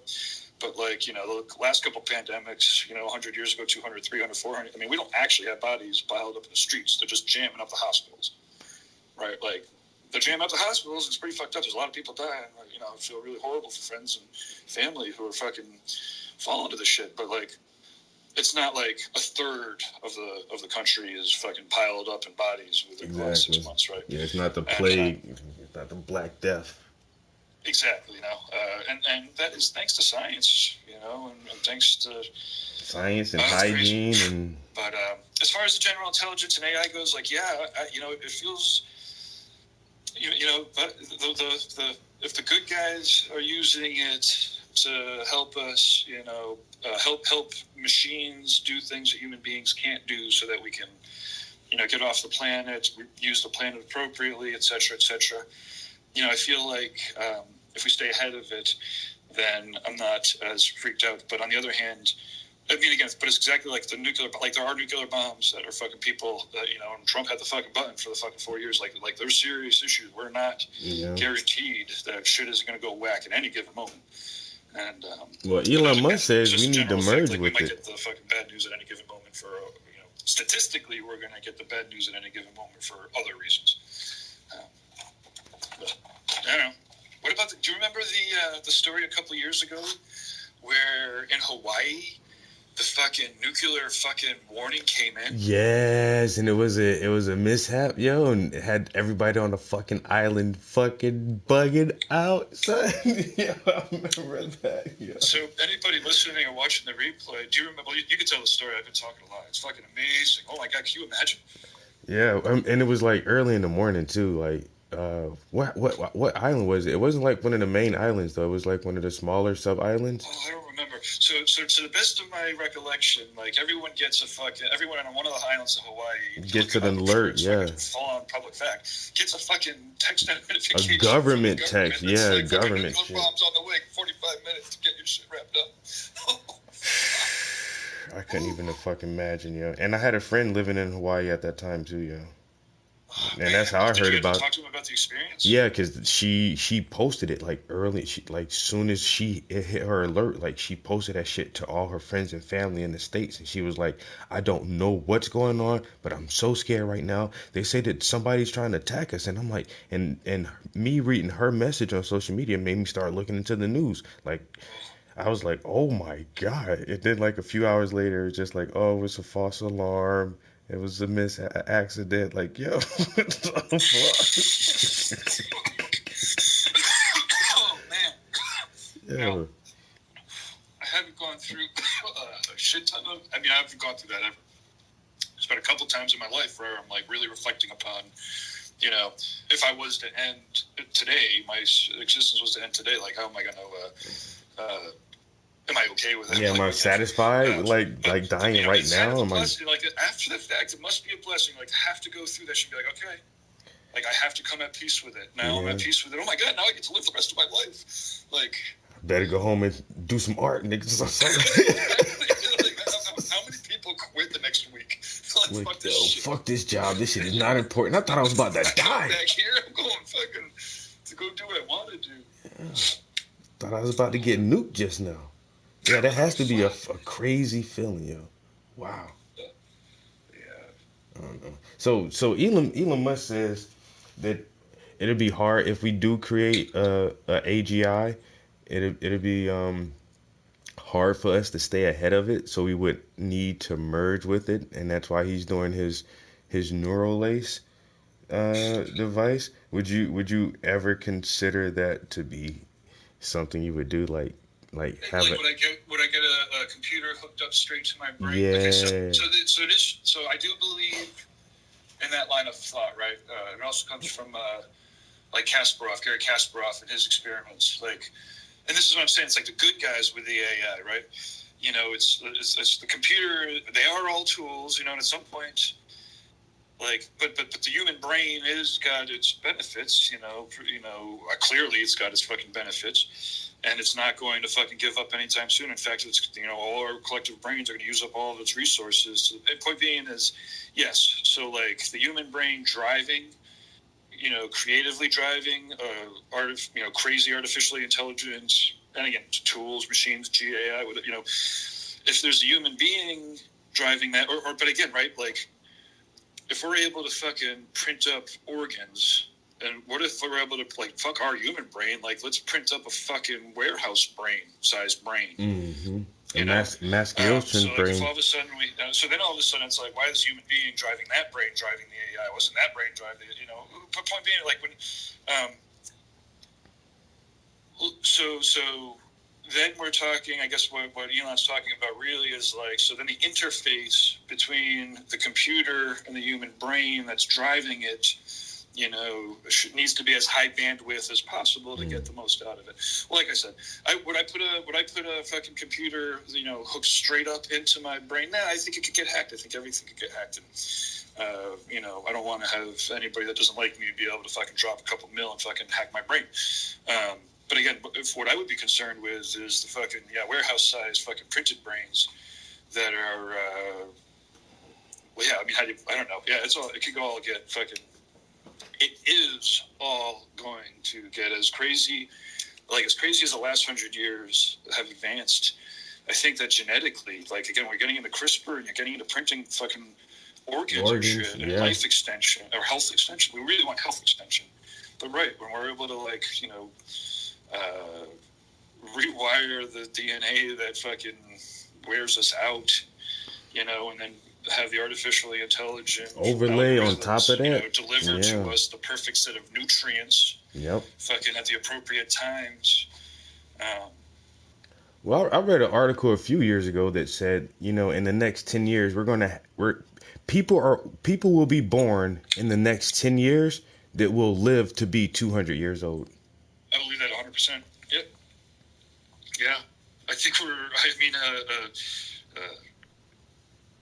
I'm 46, 47, 40. I was born in 74. I'm like, oh man. I mean, it's all, again, to talk about that poetic part. It's like, it's almost poetic to be not the generation before fucking everyone lives a really long time. I know, right? It's just like, fuck, I was right there. My daughter will. You're not, buddy. Sorry. Fucking. Yeah. But, like you say, and how the other part of me is like, man, you know what? Maybe it's like that fucking disc that's skipping across the fucking top of the pond. You're like, you're avoiding death. All you gotta do is get to the shore. And you know, maybe we'll like you were saying. Wait, what was that statistic? Exactly. they said within the. Live live 200 years. Within the next 10 years, there will be people born who will live to be at least 200 years old. Okay, and is this because of genetic manipulation? Like you say, the way that our science is working, that this is a proposed statistic theory? No, it's with the genetics. So they're doing telomere studies on how to they figure out that our telomeres shorten throughout our lifespan, and so if they can use that CRISPR to alter our telomeres, and then like you say with some type of nanobot, AI controlled nanobot nutrition system, organ replacements where I have a bad heart. Well, we can just grow you another heart. Boom, there's nothing wrong with you now. Then you got the stem cell research where you can straight from your fucking stem cells. Yes, use your own stem cells to give you brand new organs, brand new lungs, brand new kidneys, and everything like that. And and this technology is here. It's just being able to combine all of them and refine all of them. And in the next 50, 60 years, like you say, 50, 60 more years of development with CRISPR-Cas9, where will they be by then?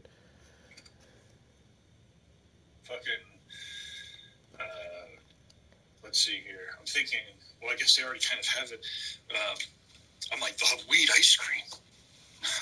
Weed ice cream. Wow. But they already have that. Yeah, no, it's pretty crazy. It's even like when I look at Atlas, that Boston Dynamics robot, and how it's moving right now, and just like imagine 50, 60 years from now, that shit is going to be fucking crazy. Yeah, it sure is. Fuck. Well,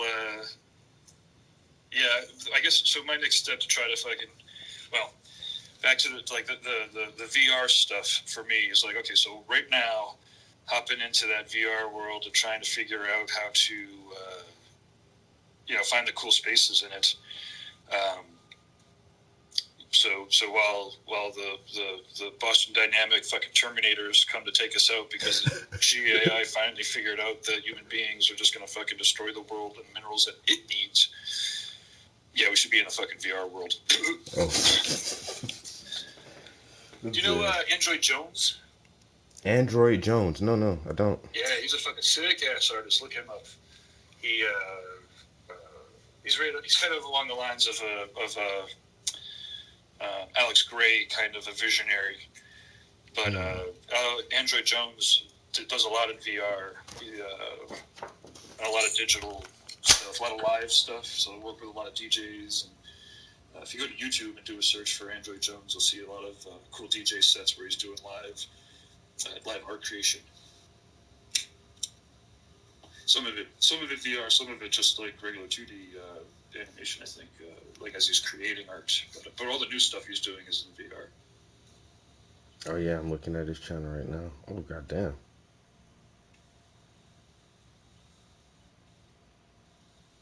Android Jones. Well, I would say, okay, 7 o'clock.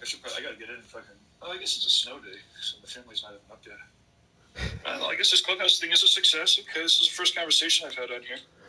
Oh wow, that's what's up. I've been on here for about a week now, and just like this, it's like every conversation I've had has been really cool. Just meeting really, really cool people, and getting a lot of information, sharing a lot of stuff, and learning a lot of stuff.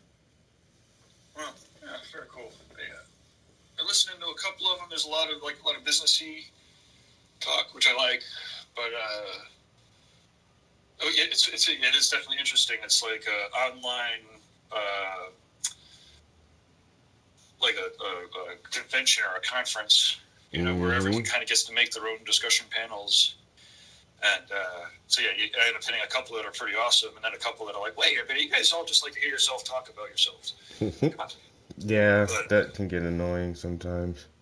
There's also there's a lot of the cannabis groups here, a couple art groups. Yeah, I guess, when you said art and business, it was like, yeah.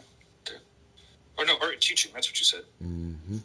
I might try to start getting into some cannabis groups. I haven't listened to any of those guys yet. I'm thinking, like you say, you don't really invest in anything, and I don't either, but I'm thinking about investing because the cannabis market is going to be booming, and there's a chance we may go national with legalization soon. So, I can't wait.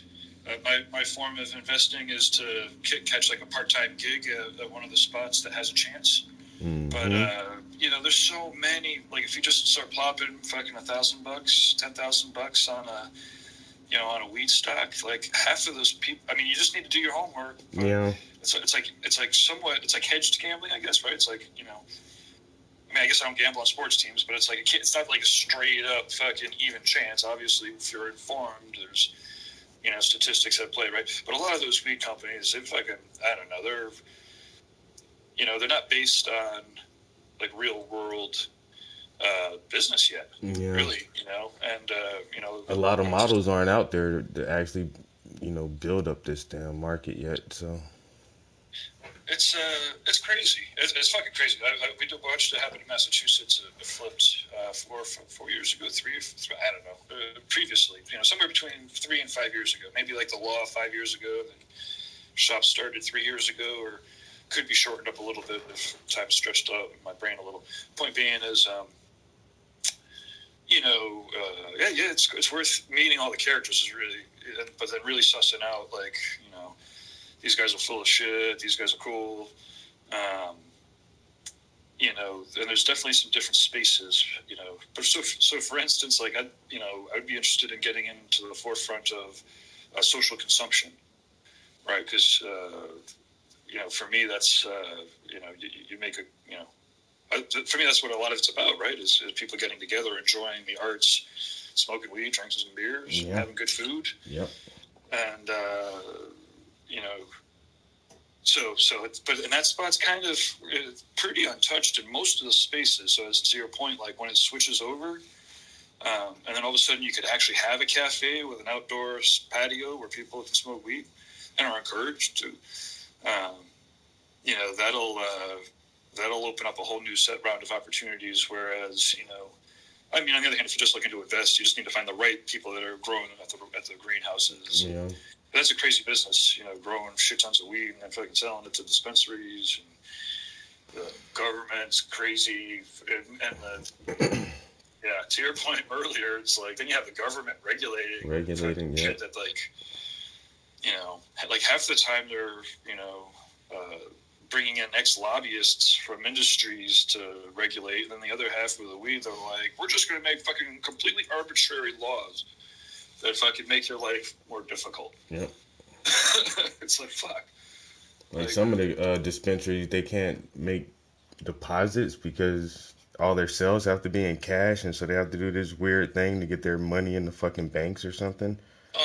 Crazy. It's horrifying. And then, and they're like, and you can't have guns either. So it's like, wait a minute, you're forcing us to take all this cash, and you're going to tell us we can't have guns. Go fuck yourself. Like, oh my God. It's so people weird. But again, it's that's the long human game, right? Like we should be encouraging our like minds to be, I guess mostly the game is, to help spread inspiring positive thoughts if you can, so that enough people eventually are thinking and trying to push in the same direction. And that in and of itself just seems to be, difficult enough. But again, people are manipulating it specifically so that exactly powerful people that are very smart, and Putin's a fucking KGB guy. Those guys have fucking psyops like fucking wicked down. All the conspiracy people here have fucking nothing on how Putin's fucking triggering people and making shit happen. It's because that's what that's how shit rolls. It's human beings are crazy with their brains, very predictable. Again, it's like we can make all this really, really weird, crazy shit happen, but yet it's still somehow completely predictable. Exactly. And that's the thing, like some of us can see it, and then some are so caught up in it they still can't see it, and it's right here in front of your eyes, people. Well, it's hence for me to focus on the education, just helping. I think like you were saying earlier, you were talking about just a variety of topics, that you end up touching on the YouTube. you just engage in as many different types of thought and conversations. I'm definitely listening to counter arguments and following evidence and chasing down, thought streams and thought experiments and stuff. And that's the thing too. People hate counter arguments. I love that. That's the only way you learn is having a conversation with someone you don't agree with. And people shy away from disagreeing with other people. Like, but how are you going to learn? How are you going to learn someone else's viewpoint in their facts that they use to present their arguments and their perspective? It's just like, I don't know. But once again, this is just like, I love this platform. It's so cool, and it seems like you say, if you get in a good group or a good conversation, you always come out on top. Whether it's just learning something or actually helping somebody, having a direct impact on someone else. Yeah. I sometimes I'll go through phases where I research on YouTube debates from the old debates. They have the first presidential debates. They've got William Buckley and Noam Chomsky arguing over Vietnam. Yeah. And the discourse gets pretty fucking crazy and heated, right? And then that turns people off. And again, that's why it feels like it's manipulated. It's like we used to actually be able to have debate. You used to have, teach that shit in school. People used to engage in it. They'd see real debates on TV. When it starts to get into the, entertainment side of it. And, again, these are all real rules that, we've really changed. There used to be a separation between entertainment and advertising, or content and advertising inside of the media, where advertising would sell their ads to shit to people that want to fucking put them in the spots. And then content would go out and, get good content, without talking to the advertisers, without being influenced who's spending the money. You pull that, barrier down, and all of a sudden, news becomes beholden to become entertaining for advertisers' sake. And dumbed down and simplified and fucking, but again, it's a fight that's always been going on, right? It's the same, so when we're thinking about the future and how it goes, it's the tools are changing, which is, makes it interesting and fun and unknown. But, it's a lot of these fights are, you have to see over time, because, the thoughts that are powering, these actions, have changed and grown over time, changed over time. It's wicked fascinating and horrifying. Yeah, like you say, especially if you have kids, just to imagine where the world is going to be at in your grandkids' lifetime, and what are we doing to make that world better or worse, or are we actually adding and contributing substance so that our grandkids do have a not so shitty life? I'm lucky. I knock on wood. I did two things. My wife is an expert infant teacher. Oh, wow. So she's, practically a brain expert. She's a brain expert and brain development expert. And so I was really psyched. So I was Cecilia's, mom, my daughter's mom, Kim, is fucking brilliant. She, works with educators around the world. And then Cecilia grew up around artists, and around tattooers, so she's, for a while there, we had a really good traveling stint. So she's, been over to Europe a couple times, but the guest artists would come through. So, once or twice a week, there'd be somebody from Peru or Australia or anywhere in the world. We'd have about 100 guests a year come through here, and so she has another round of experiences and tools in her, in her brain, that her mother or I didn't have. So, for me, I'm lucky. I can knock on wood. I could die a happy person knowing that. So far, so good. She came out great, and she's also, got her own genetics and does her own thing. But I'm hoping that I can't. Again, this is part of that wanting to live as long as humanly possible. Like, it would be awesome. I hope to be able to live long enough to see her have kids. Yeah. And that's the thing too. Like that's what we can offer to the world is just try to make a better version of ourselves. And all the things we wish we knew, just teach that to our kids at an earlier age. As kids understand stuff so early, it's no reason to start, like you say, traveling and meeting people from different cultures and having conversations and being just a well-rounded person in general. Yep, no, it's really good. She's teaches swimming, like, so she's able to communicate really well with kids in different ways. She can kind of meet different kids where they're at. So like she can teach swimming lessons and any kid. Like there's no kid too difficult, for her to help teach how to swim, because she's adaptive to the styles, the learning styles, figure out where the issue is, and then either ease the kid out of it or be like, oh wait, no, we have to do this now. Okay, 1, 2, 3, go. Boom. Oh hey, look, there we are. See, all better now. And it's fun. It's cool. It's and I saw one of the certainly or definitely people that should not have kids. If you don't want to have kids, definitely do not have. I didn't want to have kids, but again, like I said, my wife showed me how awesome kids could be. It's usually the parents that are fucked up. I'm like, oh yeah, that's true. At least it was true in my case. Yeah. And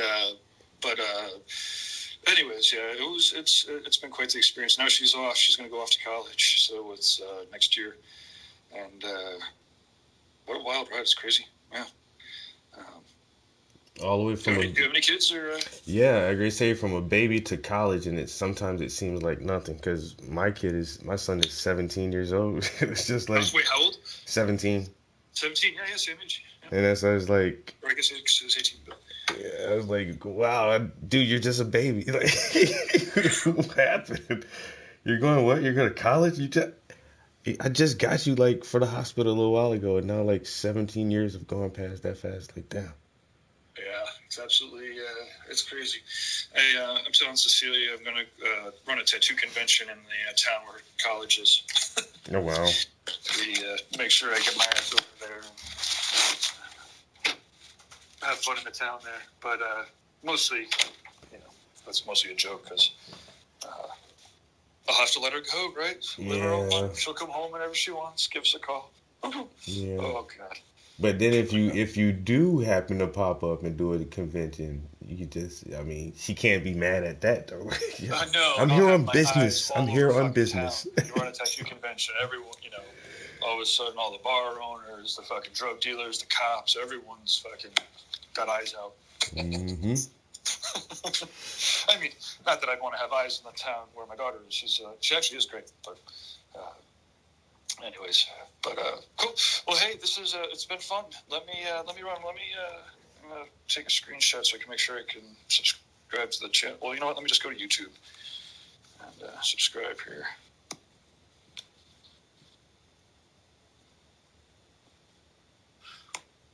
Okay, what's the channel? Travis Prince.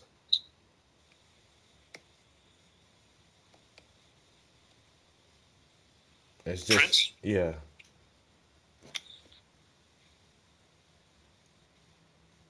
Okay, perfect. Oh yeah, painting with the Prince. Art Yep. and education.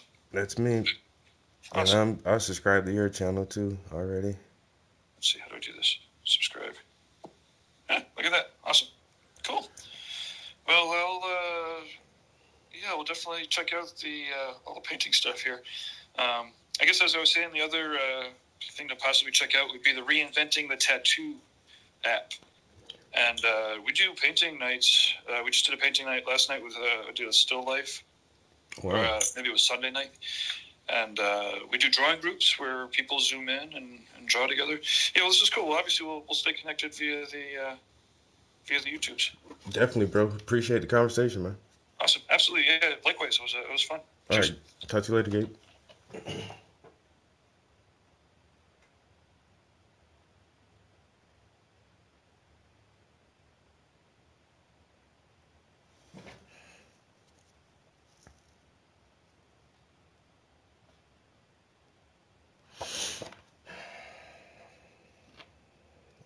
Kids better learn Mandarin, nigga. 今好难玩，新从新台。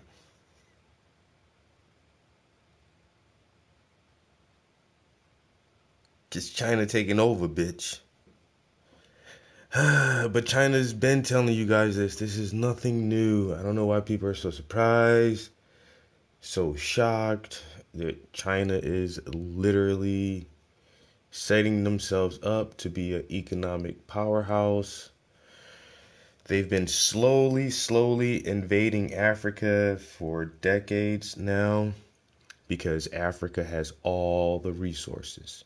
Everything comes from Africa and it gets shipped to China and China makes everything. And so they just say, you know what, we might as well own Africa too. Since that's where all the resources at that we need to make all our products, we just need to own Africa. And so, yeah, for the past 10, 15 years, they've been slowly easing their way in. Slowly easing their way into Africa, boy. Buying up all the factories and all the farmland. And my niggas ain't got shit, yo. Africans who've been in Africa since Africa was called Africa, and they ain't got shit. But the Chinaman come in there and just say, oh, this is my private property now. I own this. Because y'all Africans ain't got money to buy it in your own country. Because we take all the natural resources and use them for ourselves. It's bullshit, man. I can't call it though, cause niggas ain't want to band together. Niggas don't want to step up and show their power. Only person over there trying to do something is Julius Malema. Malema said, "Fuck y'all, man. I'm taking my land back. I don't give a fuck what the government say. We are the government. We are the new party of the Africans, and we don't want y'all here. We don't want the Europeans here, and we don't want the Asians here. Africa is for Africans, you know." But ain't a lot of people over there saying that. But they steady letting all the Chinaman in there. And before you know it,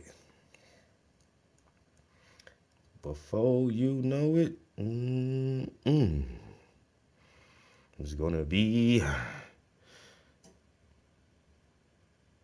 everybody in Africa gonna be Blasian. They gonna be Blackanese.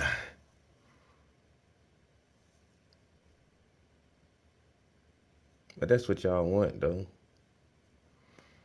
Niggas don't want to start businesses and build communities and work for themselves like everybody else.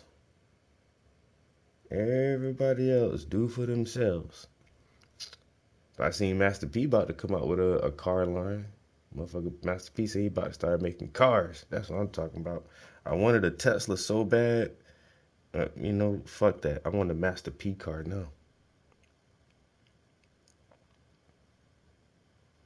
Na. I'm a no limit soul. I can see that shit right now. It's gonna have no limit solar paddles. No limit solar power cars, yo. I'm telling you. I'm buying one of them shits.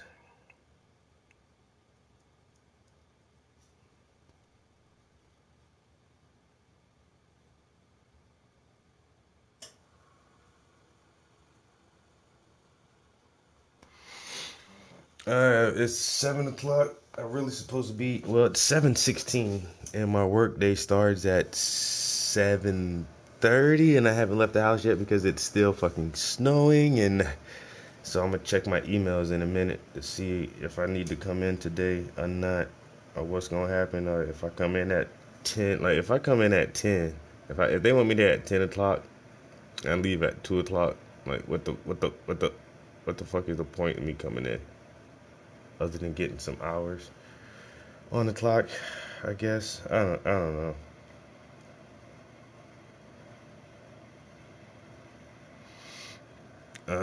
I'll probably text my building manager at 7:30, 8 o'clock. Ask him what time he want me to come in.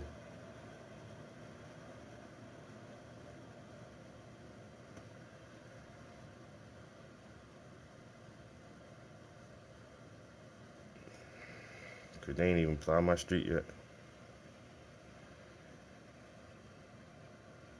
Anyway.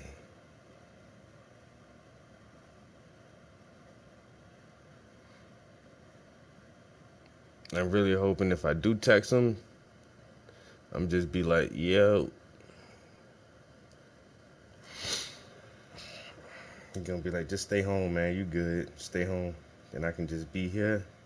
And see, that's why I don't mind taking days off work when I'm working on commissions, because I still making that money. Oh, Travis, are you gonna be okay if you don't work a couple days this week? Bitch, I'm working for myself right now. You talk about I ain't working this week. Crazy. I got so many damn commissions, man. Shit.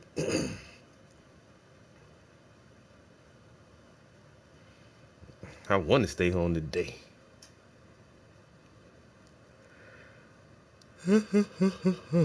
Plus, I feel like going back to sleep anyway, yo. I ain't gonna lie. Because if I go to work, I ain't gonna do shit, yo. Go sit at my desk and watch some YouTube for a little while. And then I'll probably just go in the quiet room and go to sleep.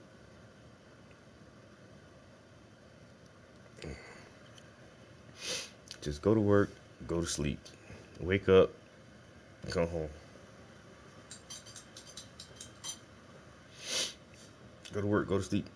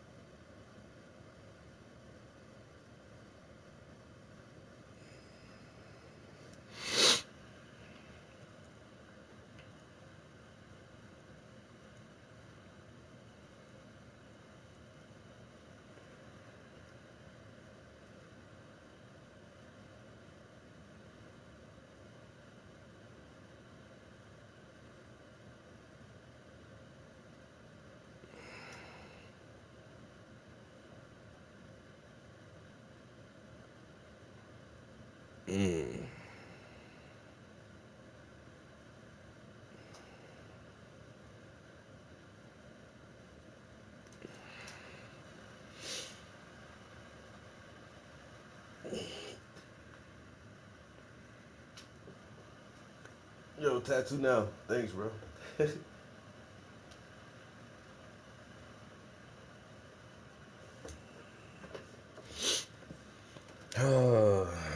Trying to work on this underpainting.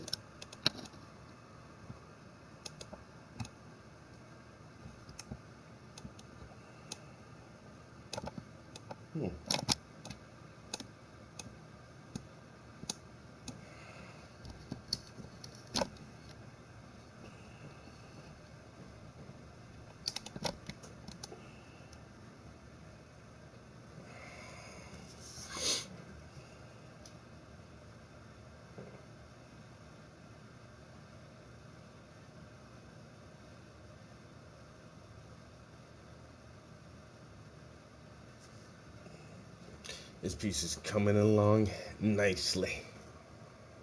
I said it's always cool when I paint portraits of people I know. This is a friend of mine.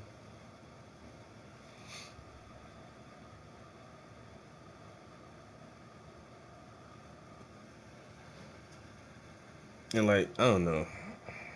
Sometimes people be like, oh man, one day I'm gonna get a painting from you. One day I'm gonna get a painting from you. But he said that. I think he told me that last year. He's like, yo, I might have to get something from you. And how he said it, it was kind of like, I don't know, we'll see. You know, sometimes people say you just hear the tone in their voice, like, dude, you're not serious. You're not gonna buy art from me. Stop lying. But when my homie told me, he was like, man, I'm gonna have to get a piece from you. I believed him when he said it, but I just like, you know, let's see how long it take. It didn't take long either. I remember he told me that, and then one time I went over his crib, and he had some other friends over there. He was like, bro, this the artist I be telling you about, man. He was like, yo, man, you gotta check out this dude work. And he was just like really, really bragging about my art, yo, to his other friends, and I was like, wow, appreciate it, bro. It's crazy. And then last week, I was went to go holler at him. He was like, man, look, my girl about to text you a picture right now from her phone. I'm like, okay. He was like, give me a price on the paint. I'm like, shit, that's what's up.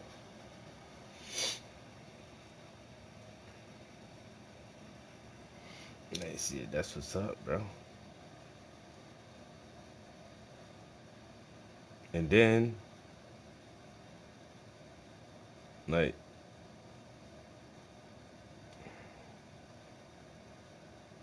he already said,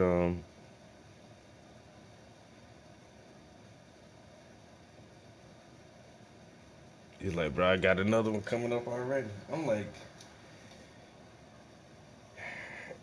where? He said, he may want to get a bigger family portrait done with like 5 or 6 people in it. I'm like, alright. I'm totally down with that shit.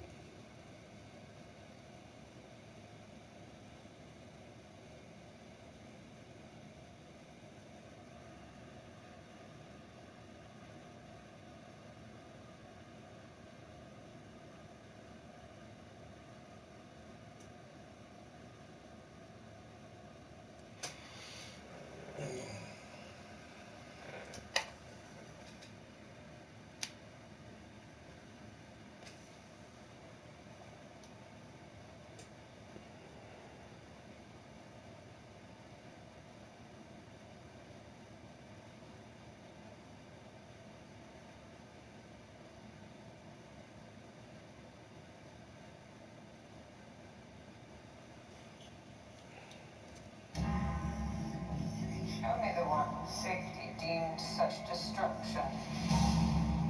You must reunite it with the Ten Kind. You expect me to search the galaxy and deliver this creature to a race of any sorcerers? This is the way.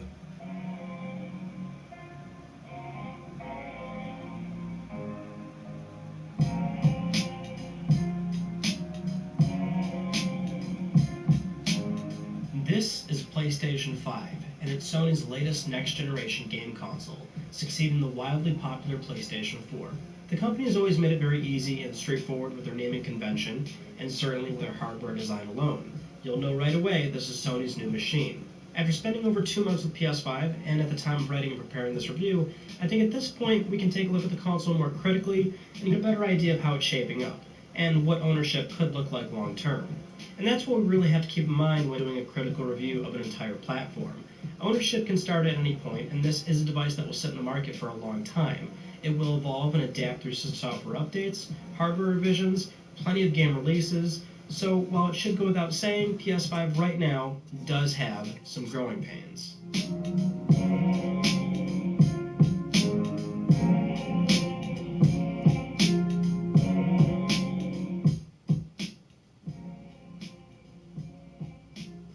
Let's briefly go over the console spec sheet. PS5 is an x86-based machine. The CPU is 8 Zen 2 cores capped at a variable frequency of 3.5 GHz. The GPU is a custom variant of AMD's RDNA 2 microarchitecture with 36 CUs capped at 2.23 GHz. Memory is 16 GB of GDDR6. Internal storage is a highly customized SD with 825 GB. And the disc-based console has a UHD Blu-ray drive, now utilizing 100 GB discs. Other key points of interest include hardware-supported ray tracing, an extra slot inside the machine for M2 SSD expansion, a new specialized audio chip called the Tempest 3D Audio Tech, support for Wi-Fi 6, Bluetooth 5.1, and HDMI 2.1 for TVs and monitors that support 4K 120Hz refresh rate. On the console, you'll find your power and eject buttons towards the bottom, and a high-speed USB-A and USB-C port closer to the middle. On the back, you've got 2 more USB-A, Ethernet, HDMI, and power. The console weighs about 4.5 kilograms for the disc model, 3.9 kilograms for the digital edition. From a vertical position, PS5 is 390 millimeters tall, 260 millimeters wide. If it wasn't already obvious, the only difference between disc and digital is the disc drive. Apart from that, and just a slimmer profile on the digital edition, they're the same. We'll talk more about performance later. For now, at least, let's go over what is easily considered more of a subjective matter, the console design. My gut reaction back in June during the reveal was that I liked it a lot. Dude, wow. This looks really good. And with the console here, I still do. PS5 without a doubt follows Sony's design philosophy in that this is a box with its own identity versus other PlayStation products. You'll know right away this is a PS5, and moreover, you'll know it's a PS5 versus literally anything else in your household. Not only is this thing large, but the two-tone design makes it stand out, especially with the accent lighting that beautifully reflects off the fins. It's a styling cue that, to me, nails the intended contemporary design language. For others, it looks too much like a rendition of a Jetsons console, and I can certainly see that point of view. Some of the problems, though, this design requires a stand, which thankfully Sony supplies, and in a vertical orientation it does the job just fine because it screws in from the bottom. Horizontal, the stand works, but it's not very secure. I can guarantee you the first time you need to access the rear USBs and you just naturally try to move the whole machine to get a better reach, the stand will fall out of place. And it seems like right now, a lot of people don't realize that you need the stand in the first place. The console doesn't sit flat from this orientation. It's new for a lot of people who expect to set it and forget it like they always do with consoles. So as elegant as I think PS5 looks, it's potentially problematic for the uninformed. The center section is a glossy black plastic, and again, I actually do like this a lot, but glossy black plastic is the weakest material out there. You can try as hard as you can, but this will collect micro scratches very easily. And something I've noticed with PS5s out of the box is that the light strip is susceptible to breaking up the continuous line. So you can see on my main unit here that it has two cracks where there is a noticeable tiny fracture in the strip. These are just a handful of smaller things that added up make the console feel a little less premium. Though one of the coolest things is that the giant white panels are removable. Very easily, just take some careful prying, no screws at all. This doesn't even void your warranty because this is what you would do in the event that you want to install an additional M2 drive. Not only does this make it super easy to maintain and clean the console, with the fan being right there, but this allows consumers to easily customize their own plates. So if it's the white color that bothers you, painting or dipping the shells is a great alternative.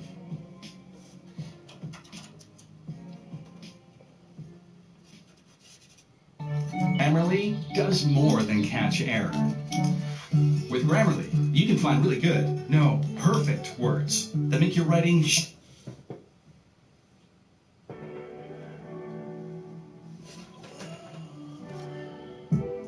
At first glance, the DualSense seems like a radical departure for PlayStation controllers. After all, this is the one area where the company has broken up their naming continuity. But when looking back, the DualShock 4 is still considered the revolution from DualShock 1 through 3. The DualSense now feels like a natural, albeit more bold and aggressive evolution from the outgoing model. You still have a touchpad, a share button, which is now named the Create button, and a more subtle light bar which accents well around the touchpad. Though these things realistically have to be brought forward for reliable backwards compatibility. Removing the touchpad would dramatically complicate matters, and while the light bar isn't needed this time around, it's likely here to have been any issues from PS4 software that utilized it by altering the colors. Either way, this controller feels like a distant but very stylish cousin of the DualShock 4. Just to run down more of the changes though, the controller is a bit bulkier, similar to Microsoft's pads. The buttons are transparent. There's no longer a gap between R1, L1 and R2 and L2. That's a first for PlayStation. Battery size on paper is a 50% increase over DualShock 4. You've got USB-C for charging, a microphone built in, there's haptic feedback vibrations, and adaptive triggers that can create tension and resistance when pushing them down. In hand, the DualSense is hefty and well built, so much so that it feels like a dramatic quality jump from DualShock 4. Spend time with this, then grab a DualShock 4. It's amazing just how cheap that will feel now compared to the DualSense.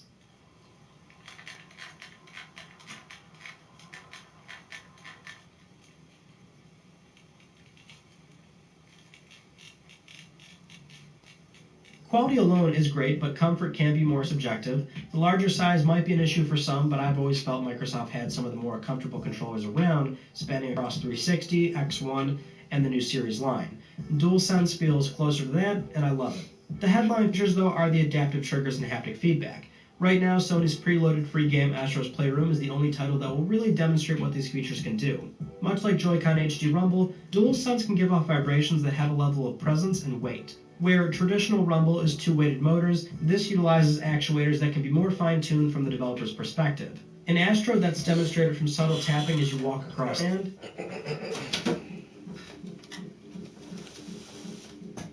or a very slight but prolonged vibration created by ice.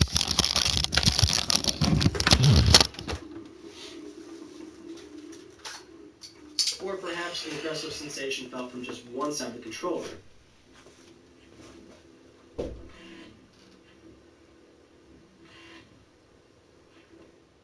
These are just a few examples. Now, the adaptive triggers are interesting. The developer can create resistance when pushing down L2 or R2. Pulling back an arrow can have tension as you start aiming.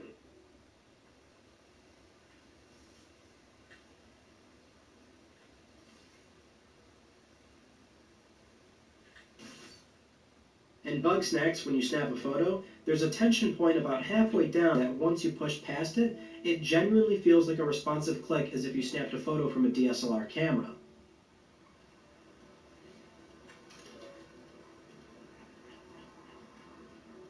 When you combine this with the haptic feedback, it creates a unique symmetry that we just haven't really seen before. Astro was designed around showcasing all these features, and it does it very well, but it's also somewhat exaggerated. Most games likely wouldn't need or even want to use it to the same degree Astro has, but it is the benchmark and even inspiration for other developers to reference. A handful of PS5 games so far have used these features in a more subtle manner, but there's plenty of good examples so far. And there is always the worry that these features fade into obscurity as another launch gimmick, but right now there's a lot more to enjoy with these versus, say, the touchpad's introduction in 2013 or, say, 6-axis in 2006. There is a wow factor here the first time you feel the DualSense do a thing. So while it's still on developers to really take advantage of these features, what's there is really exciting and genuinely fun to use. It is worth pointing out, though, that if for whatever reason you do need these features turned off, you can do so in settings.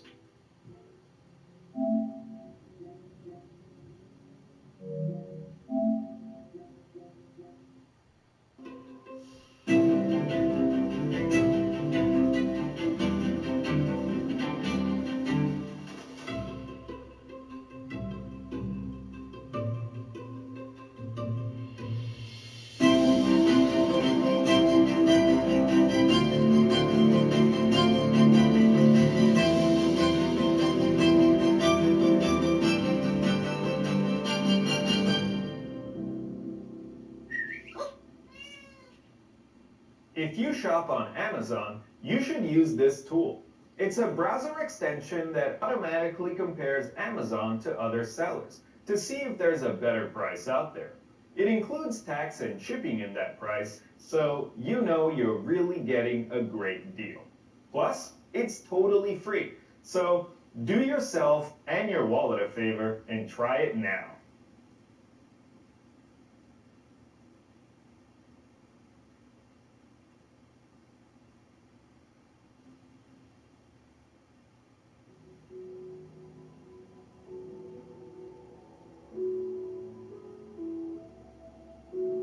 The PS5's user interface is completely new and built to leverage the incredibly fast SSD.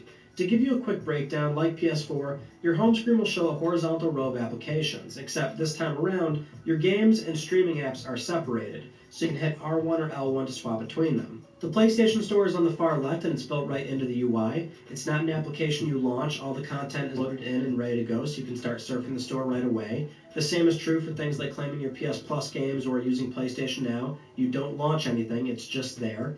The far right will show you your game library. This is a handy way to get a bird's eye view of everything you have or have had.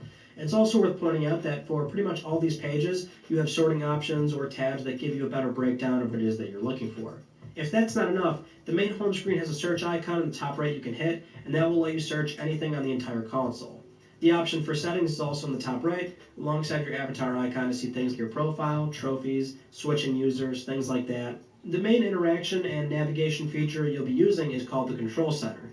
This is sort of like the quick menu on PS4, or even the XMB that sat above the icons on PS4, except for this, you can summon these settings pretty much anywhere on the console.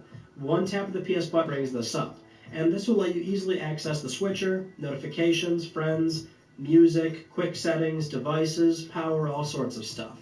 On top of the control center, if you're playing a game, for example, you'll see these giant cards. These have a few different functions. They could be locked trophies to see what you're working towards, they could be recent screenshots, official game news, or they could be points of interest in a game. And this is where you can actually select one of these, and it will jump you right to that point in the game.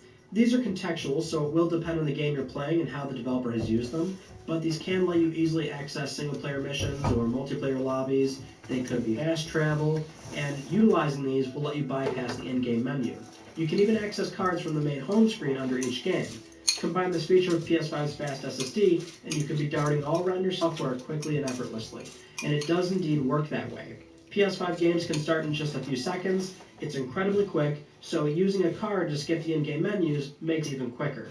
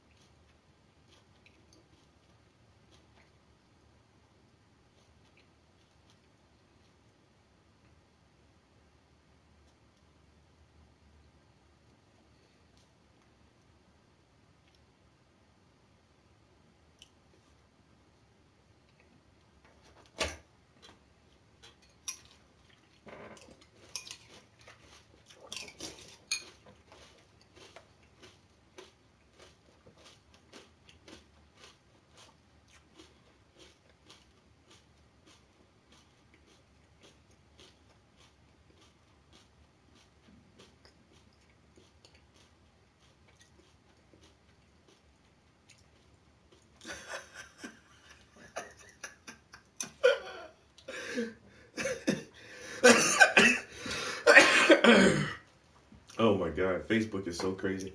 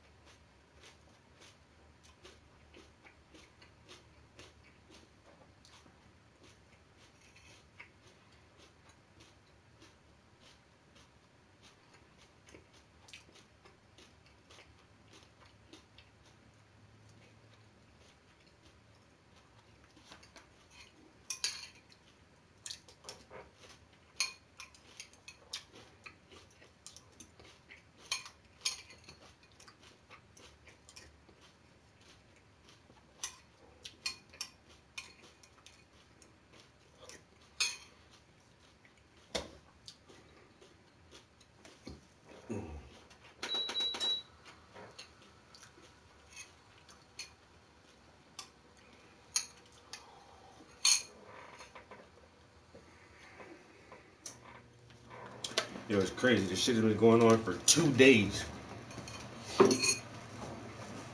It's been snowing for 2 days, non-stop.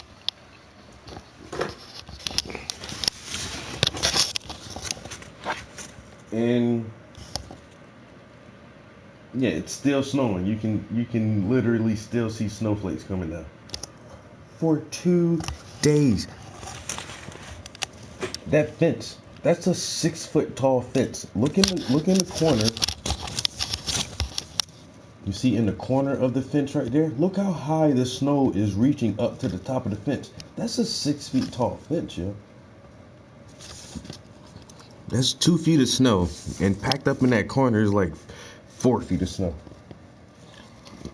Look at the lid on the trash can. It has like a top hat, a 2-foot top hat of snow on it.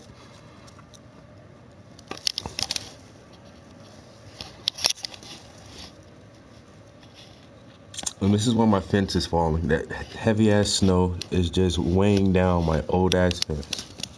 And my fence is crumbling.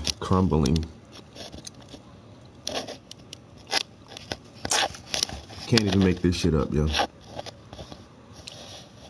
This shit is ridiculous.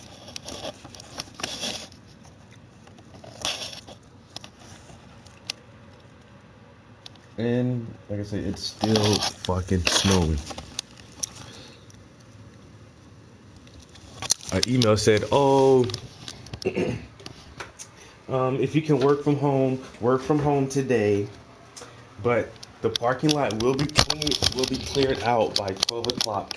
So if you absolutely have to come to the office, wait until after 12. I ain't going to the office at all today. I'm in my office right now. This is the office I'm be in most of the day today. I'll be in this office, getting this work done for my damn self.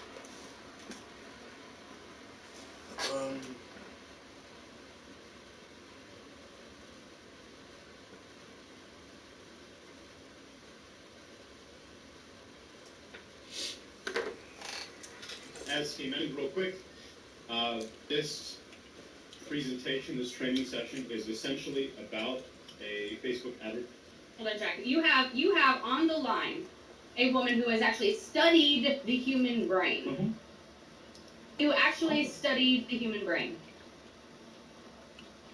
Bipolar disorder. So It doesn't tell me anything that you've studied.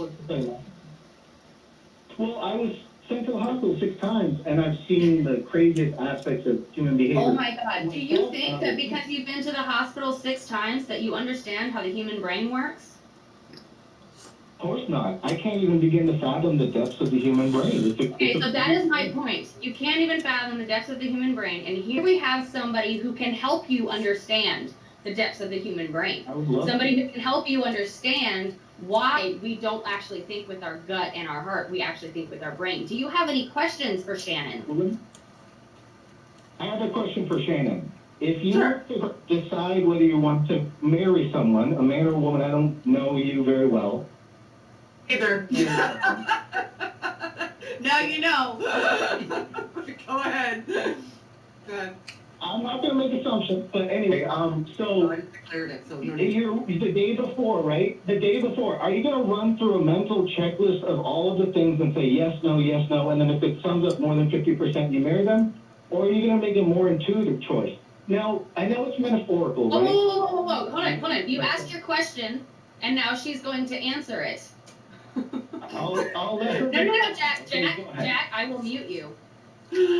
She'll do it, Jack. She's not messing around. Ask a question, and now give her time to answer. Okay, I'll shut up. Okay, so Jack, your question essentially boils down to, if I'm understanding it, when you're in a highly emotional situation, are you going to think emotionally, or logically, or some combination of the two? That's what the question seems to be trying to tie itself into, right? So I'm getting married. What factors into my decision about getting married? Now, the answer is going to be different. Like, if you look at some research about, like, people who get married, like, first and second marriages, the factors that determine what their decision-making process is going into marriage changes. And the reason it changes is because of experience. And once people have experience, they understand that just relying solely on emotions to make decisions isn't always the best idea, because it lands them in outcomes that they wouldn't have seen otherwise because they weren't carefully considering, and that result in them not having aspects of their lives being happy, right? So the answer to that question is I've already been married once, and I engaged in that marriage probably more emotionally than logically. And if I were to go into a marriage again, likely because of the progression of my cognitive understanding of what the outcomes are going to be a result.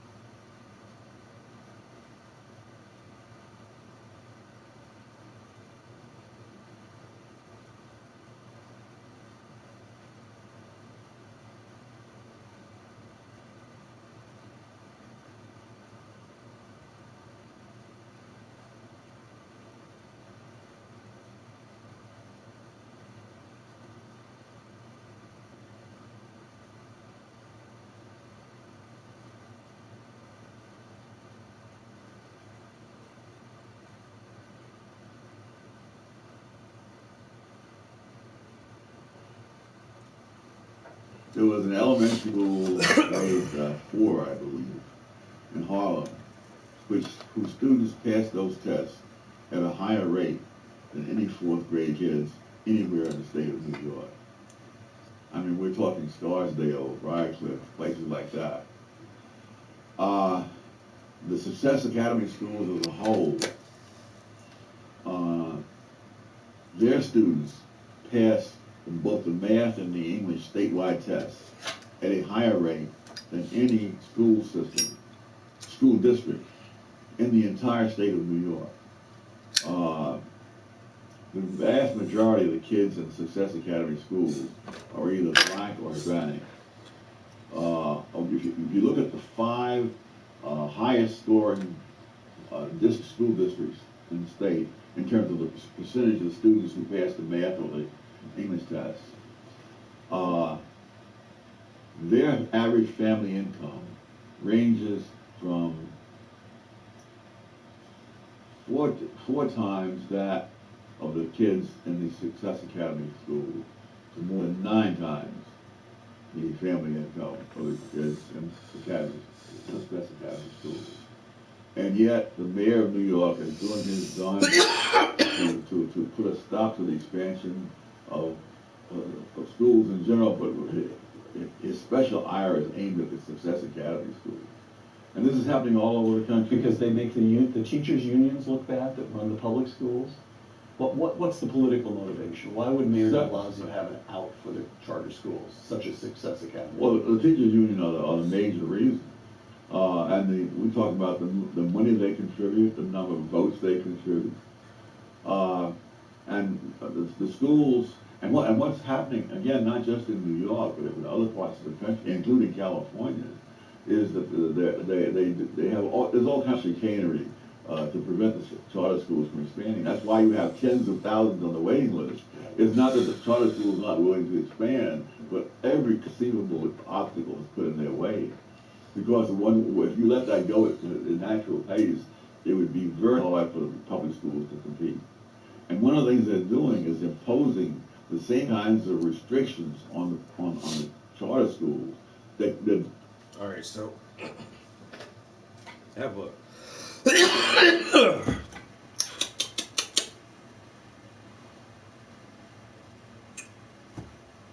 have a phone call I need to make at 8:30. It's gonna be like a quick Zoom conference call, I guess,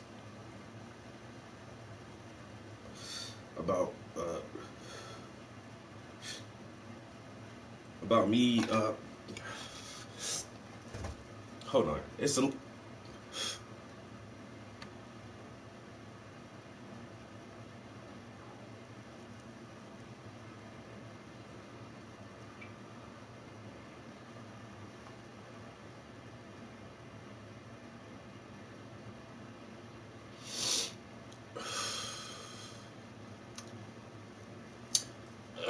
All right, there's a little backstory. So, this lady reached out to my organization, not my organization. This lady reached out to the organization I'm a member of, seeking some help. She wanted someone to talk to her staff and coworkers about ways to be anti-racist and how can they facilitate a course of measure to ensure that their staff members are anti-racist. And so they wanted somebody from the black community to come and talk to their employees about not being racist. And so I communicated with the lady for a while, and we chatted back and forth, and we set a date for me to actually speak to her employees and coworkers. And that was mid-December or late December, like the 20th or something. It was after the teens. It was like the 20th or the 21st of December. I sat down and did a quick Zoom meeting and talked with them about, not being racist. Just no hard. I didn't present any hardcore facts and documentation. Like, I didn't cite anyone or quote anything or like anything like that. It was just like more of an honest conversation about my perspective on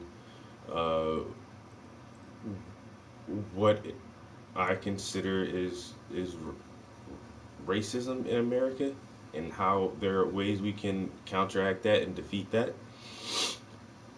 And the group was very, very receptive, I assume. And me and the lady who facilitated the program had already agreed on, let's not make this a one-time thing. We want to continue to have these conversations, and if possible, bring on different speakers and have other people speak to the same very subject to her employees, and let's have this group thing something that continues into the future. And I was cool as hell with that.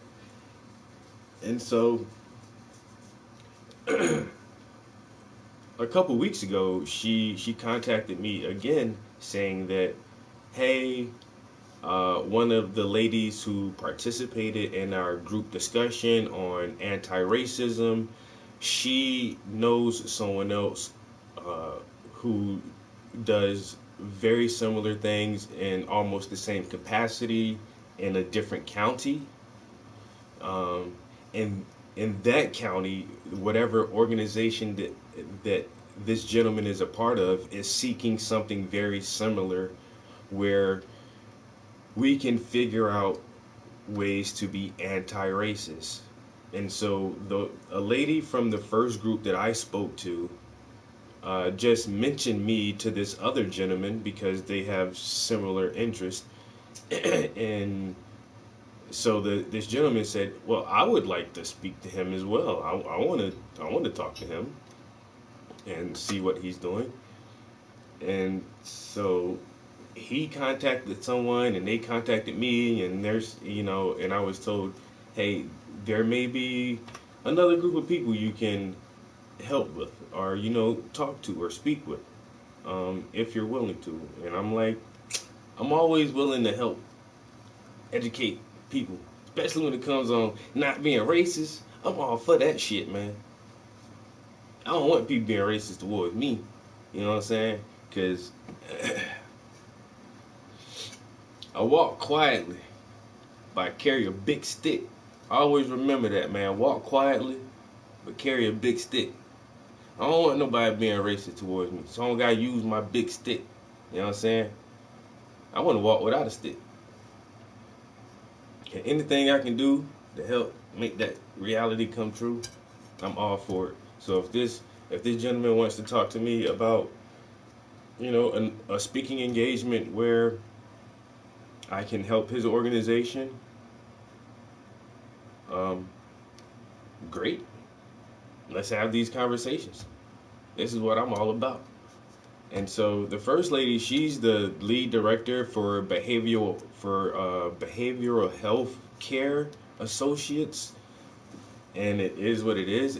She deals with psychology and addiction, drug problems, and she's a behavioral specialist. And so I'm not really sure what expertise this other gentleman has, but it should be her, myself, and someone else having a conversation this morning about trying to build a better awareness of social issues, social stigmas, and confronting institutional racism and figuring out means and implementations of anti-racism. So have that conversation this morning. Saturday coming, the Black Scranton Project will host our annual Pan-African flag raising at our City Hall. That'll be Saturday at noon. Can't wait for that. And then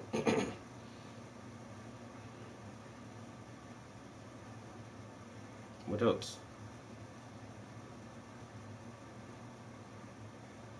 Thought I had some other shit going on, but I don't.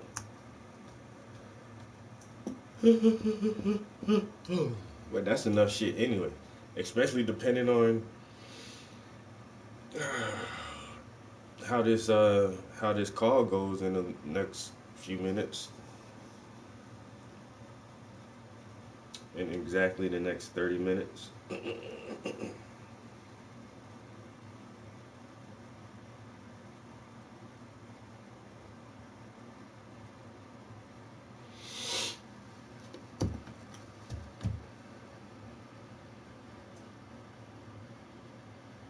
I think I should definitely put on at least a t-shirt.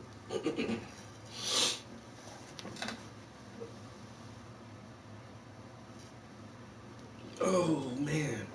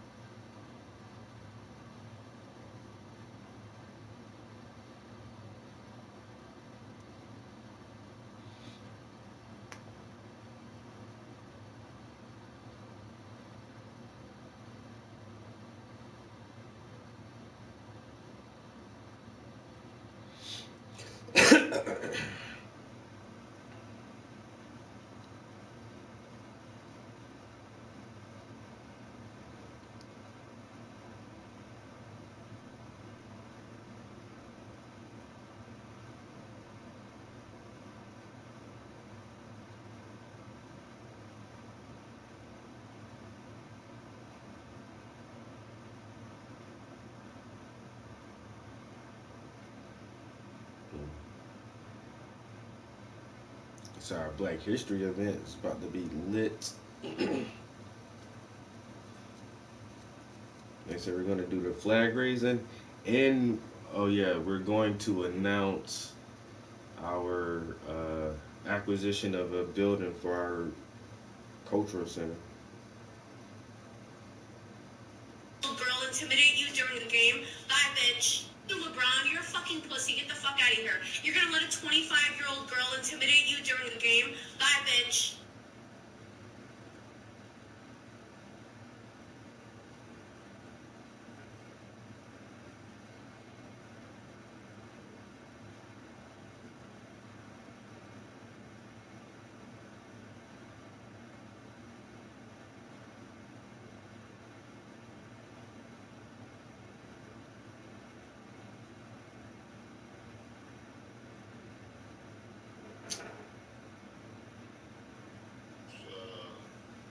fans are back in the building.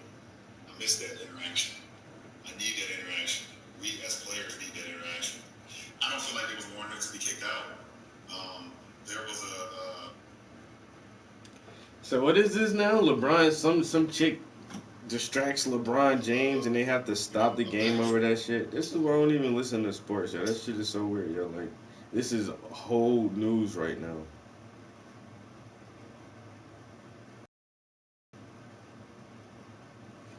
Like, that shit is literally whole news because we had to stop the basketball game.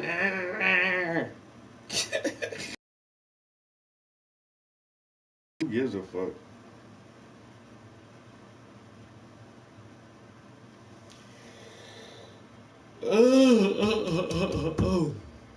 Yo, after this phone call meeting, yo, I might go back to sleep, yo.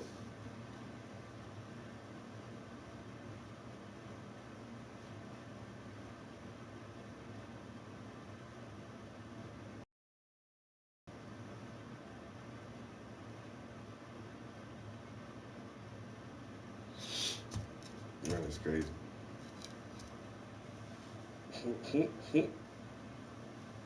Yo, all this snow.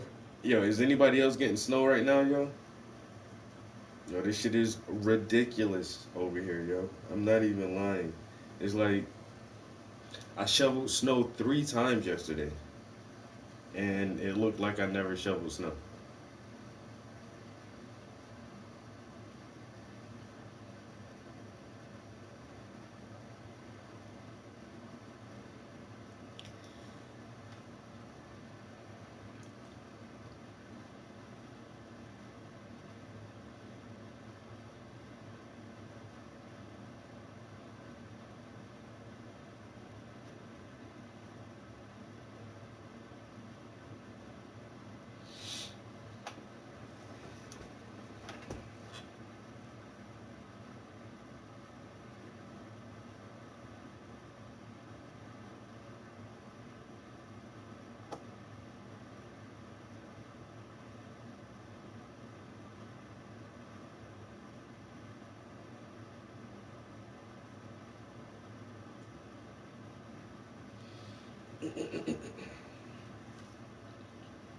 There's like no chats right now.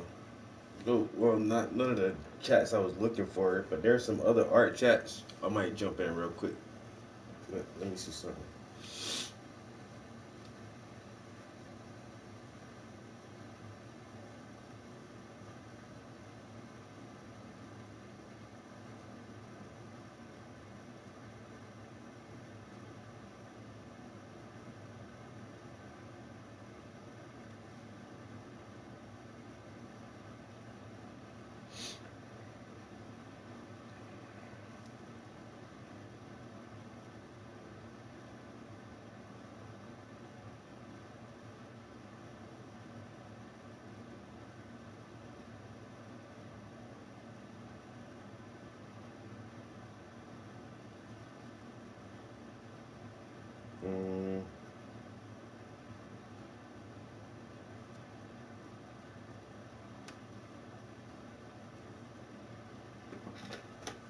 Yo, and I ain't gonna lie, kind of hype a little bit over like some little, it's like some fanboy shit. I ain't gonna lie, yo. But like on Clubhouse, yo, Tim Akamura followed me on Clubhouse, yo. Like he follows me on Instagram and shit. That's like just how I know, like, yo, I could be that dude, man. Like, cause Tim know I got the shit, bro.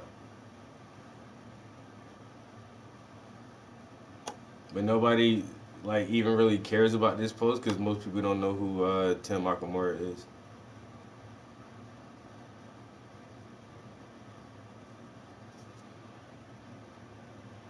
But like,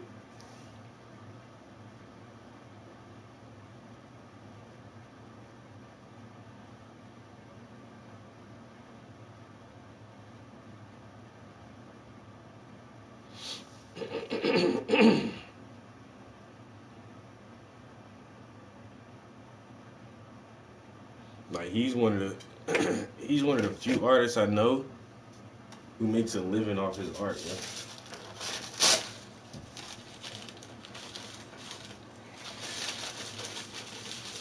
which is, that's all I want to be able to do, yo, is like just make a living off of my art.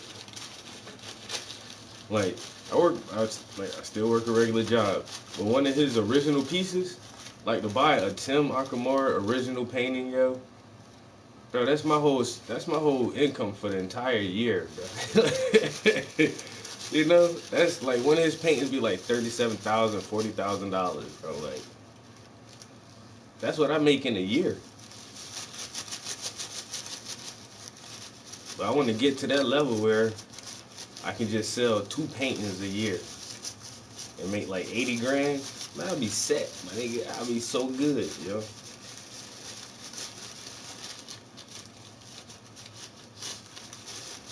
I'll be so good. All I need to do is just sell 2 pieces a year. Shit.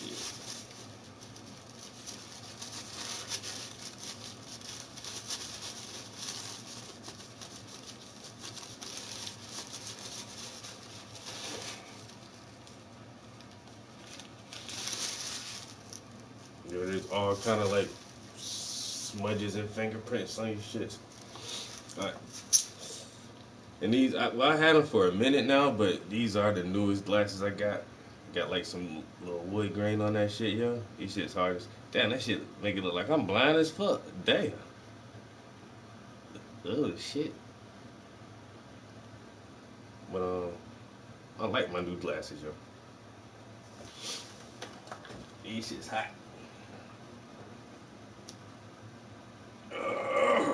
Glasses make me look smart. It's weird, like, when I injured myself, I didn't go to the gym for like months, a couple of months, yo. And now, like, after a couple months of not going to the gym, you know, I kind of just started feeling normal not going to the gym. But now, like, since I've started back going to the gym, and I haven't gone in a couple days, it's like I'm all stiff and shit. And it's like, damn, I need to go to the gym and stretch out. Like, just getting up and coming up here sitting in this chair is just like, fuck, yo, all my bones and shit still all cracky and stiff and shit.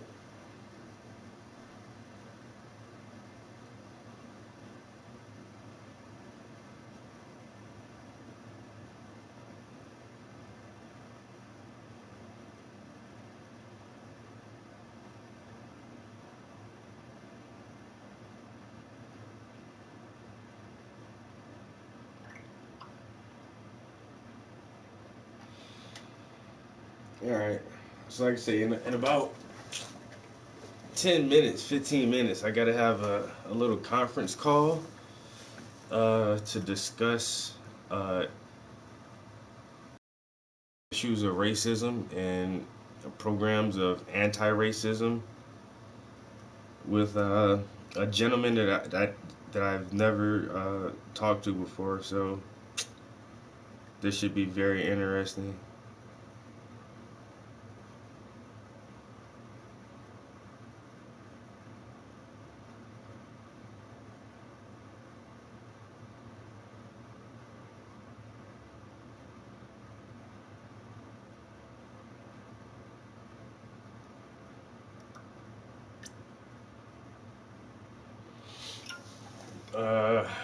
Oh yeah, let me find a chat real quick.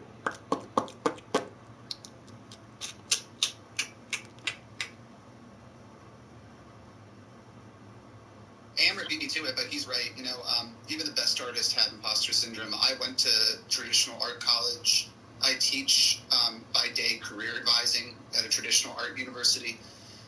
And even those students are in the same boat. And even some of the professionals who come and visit are just like, yeah, it's something you're always going to deal with.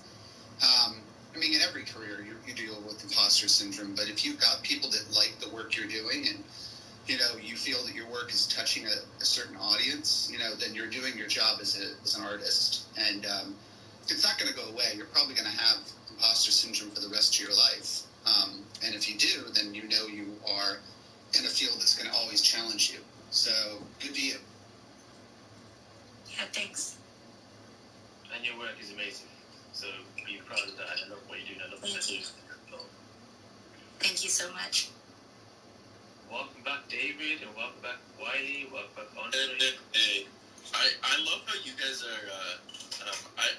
join this in the morning just for like 30 minutes or an hour before I get into my work day while I'm like reading emails background. So I appreciate all the folks in the UK and other parts of the kind of the world who hold down this room overnight.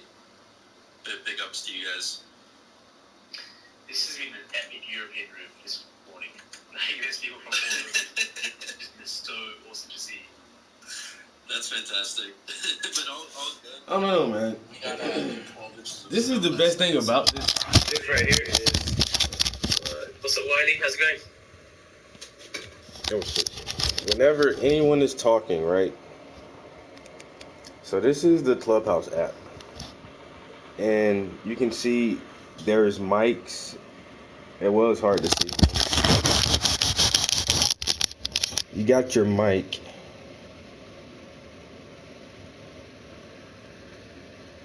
And if there's a hash through the mic, that means you're muted. So you find a person, like this dude has no mic right now, like everyone else. That means he's talking. So go to Willie. And then most people link their Instagram. And then you can click right on their Instagram and see what kind of art they be doing. And it's like, that's pretty cool, yo.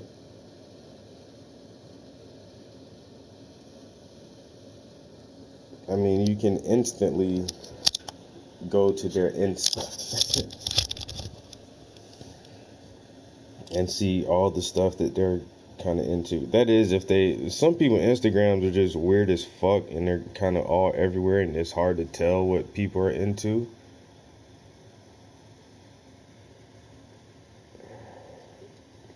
Touch base, Luzerne County, Joe. Yeah, I know calendars. Thank you for reminding me. I do have that meeting coming up. Oh, wow. Alright, close that. Close that. And go back here.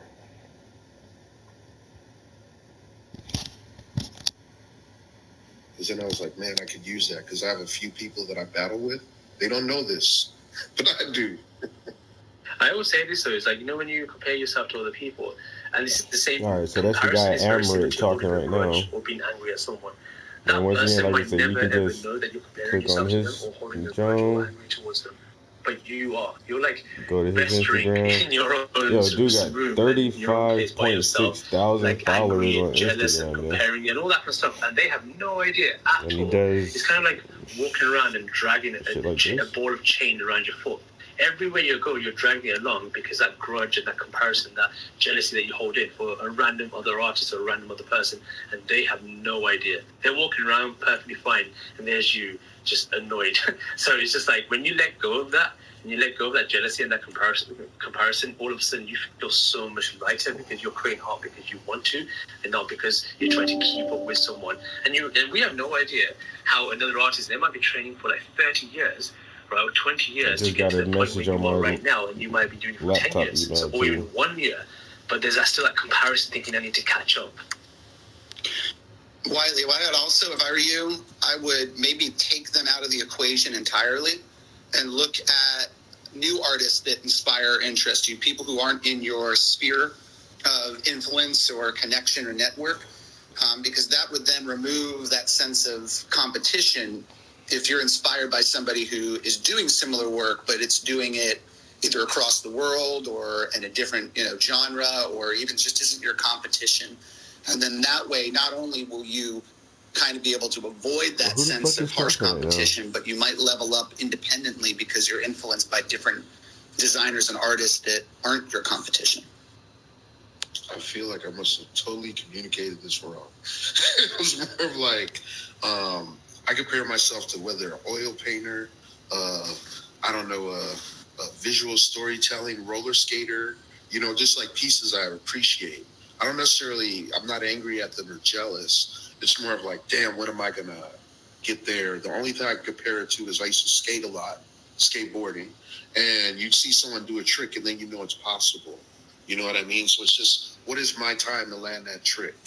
So it's like a fun thing, but it can be frustrating, because I'm just like not there yet. But I usually don't hate that person. So it's like a patience thing. Yeah,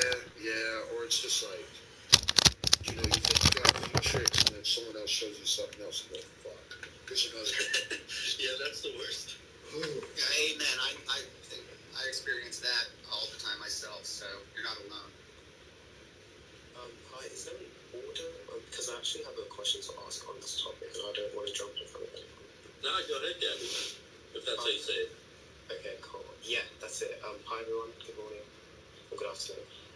So I heard you guys talk about this and I think it's really interesting. I'm a fashion designer myself, and in fashion design there's a designer called Yohji Yamamoto. I don't know if you guys know him, but he actually made a comment about this. He said, Yohji Yamamoto. Copy until you find your own identity. And that's like one of the greatest designers, personally for me and a lot of people, saying that. I think the context that he was saying it in is kind of, if you are heavily inspired by someone, try and find out the way they do things and do it until you kind of find your own identity in that thing. And it's kind of in fashion, there are many different ways to find inspiration. Personally for me, I like to focus solely on my own research. I don't really like to look at other people's work too much. But I do, if I find out a technique that, say, Balenciaga has invented, I'm going to want to learn that technique to see how I can use that and adapt it to my own work, or like Dior or something. So just on that comment of like copying until you find your own identity, I was wondering if that translates into all your different practices as well. Sorry, okay, if I comment on that. I couldn't agree more, Gabby. I make lighting, as I've sort of shared a few times, but what I quite often do is take one of my favourite past designers, creators, craftspeople, and I try to do this as close to a copy of their work as I can. And what I've found with that process is that it gets me into the world of that, one of my gurus and people that I really aspire to. And the amount of process that comes out of that, and understanding of process. We're gonna grab a drink real quick. I wonder if you guys can relate to that. I mean, and for me, imposter syndrome is like I flip the switch on that, and it's kind of right when I feel like an imposter, I know I'm in the right place. I'm in a new place to sort of where I feel uncomfortable and I can explore that. Gabby, I don't think copy is the right word. I think maybe emulate is a better one. When you copy, you have a tendency of picking up the stylistic traits of that other artist. And at least in my field, I've had former students of mine who, they grew up loving anime. So they would just draw anime all day long. They would draw Dragon Ball Z, they would draw Naruto, they would draw, all these different characters. And then when you tried to break them from that, as an educator, you're like, all right, well, now you can draw that. Can you draw in this style, or can you do this perspective? And they would be so stuck having drawn that one particular way that, it didn't really help them. I mean, it helped them become a copy of that other art style, but it didn't allow them to find their own unique style. And you had to kind of de-educate them a little bit to get them where they are. So I think emulating is a better word, or maybe more precisely what your fashion designer meant, because emulating would allow you to take the best aspects, which is what is trending, what is stylistically positive, what is, the kind of design elements that help spark that interest from the viewer. And that would definitely be down the better path, in my opinion, than just straight up carbon copy. Yeah, I completely agree, Andre. I lecture at a number of universities. I'll create courses from fashion design, graphic design, and illustration. And I never say copy. It's always use it as inspiration to see what the possibilities are, so you can break them. And I do that constantly, which is I've looked at artists and designers who have done similar work, and I'm like, okay, I really like that. Maybe if I want to practice illustration, I can practice doing it, but then that's it. Right there, for me, it's really important to see. Yo, how that snow coming down outside, that shit is like unbelievable. It's so ridiculous that it's been snowing for 2 days. Like non-stop. For 2 days, non-stop snow. I would love to get, I literally got 5% battery, but I would love to get, she's gone. Okay, she's gone. There was someone here who jumped in, but they've gone. Doesn't matter. I will say, Gabby, your work is dope. As a fashion designer, I think you said you were still a student or working on developing your style. Your work is awesome. Oh, thank you. You're very kind. Very kind.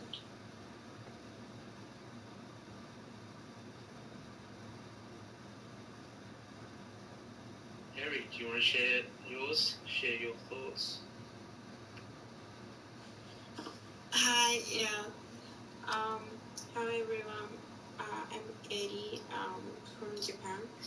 I'm doing international coordinator for the performing arts. So I'm not sure it's good for me to join this room, like visual artists and creative talk. And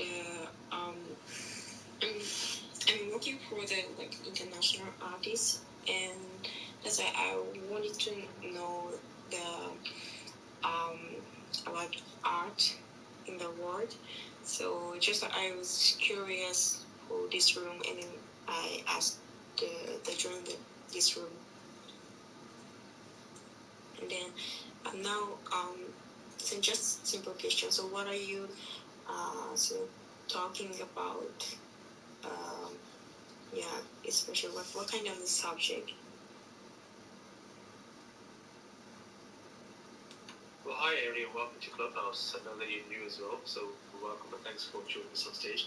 The conversation always changes in this group, which is why I absolutely love it. Currently we're talking about what has inspired you during the pandemic, and then the conversation went to the difference between copy and imitation. So feel free to share your thoughts on whatever you want, and take it from there. Got it. I'm married.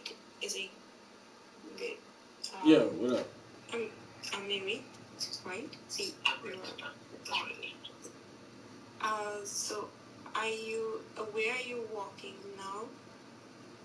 Like, I'm based in the UK, so that's where I create art. So, like how's the I can think saying creative industry in the UK now? The creative industry.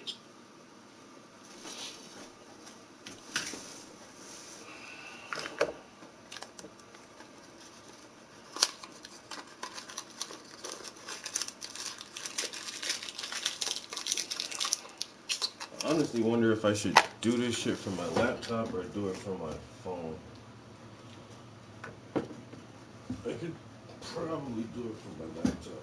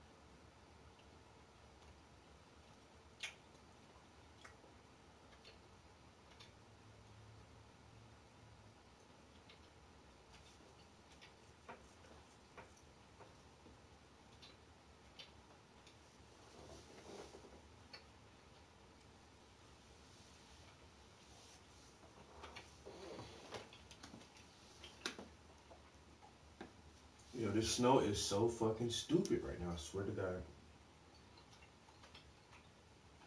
I swear to God, it was pissing me off.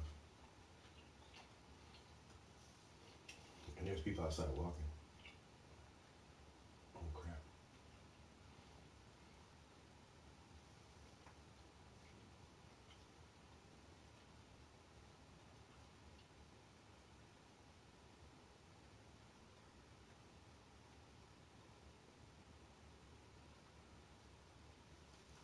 I can't imagine like walking right now.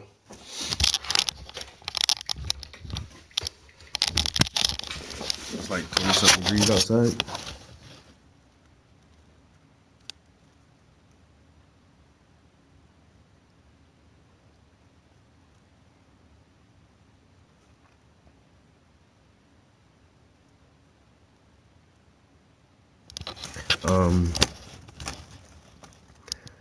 I ain't gotta be nowhere that bad, yo.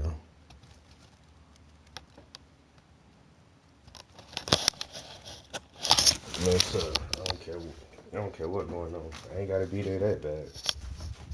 I'm gonna walk through the snow. You ain't gonna catch me walking through no damn snow. About 2 feet of snow out there.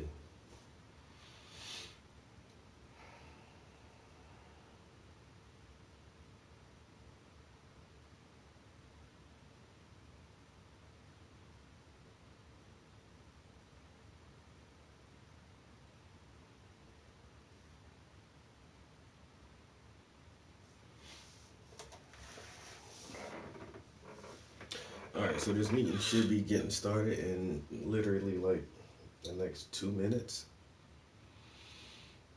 And I really just want to listen to what this guy has to say. And if he says some good shit, there may be an opportunity in it for me. So I just gotta listen. Make him listen to his points and his suggestions. And see if I agree.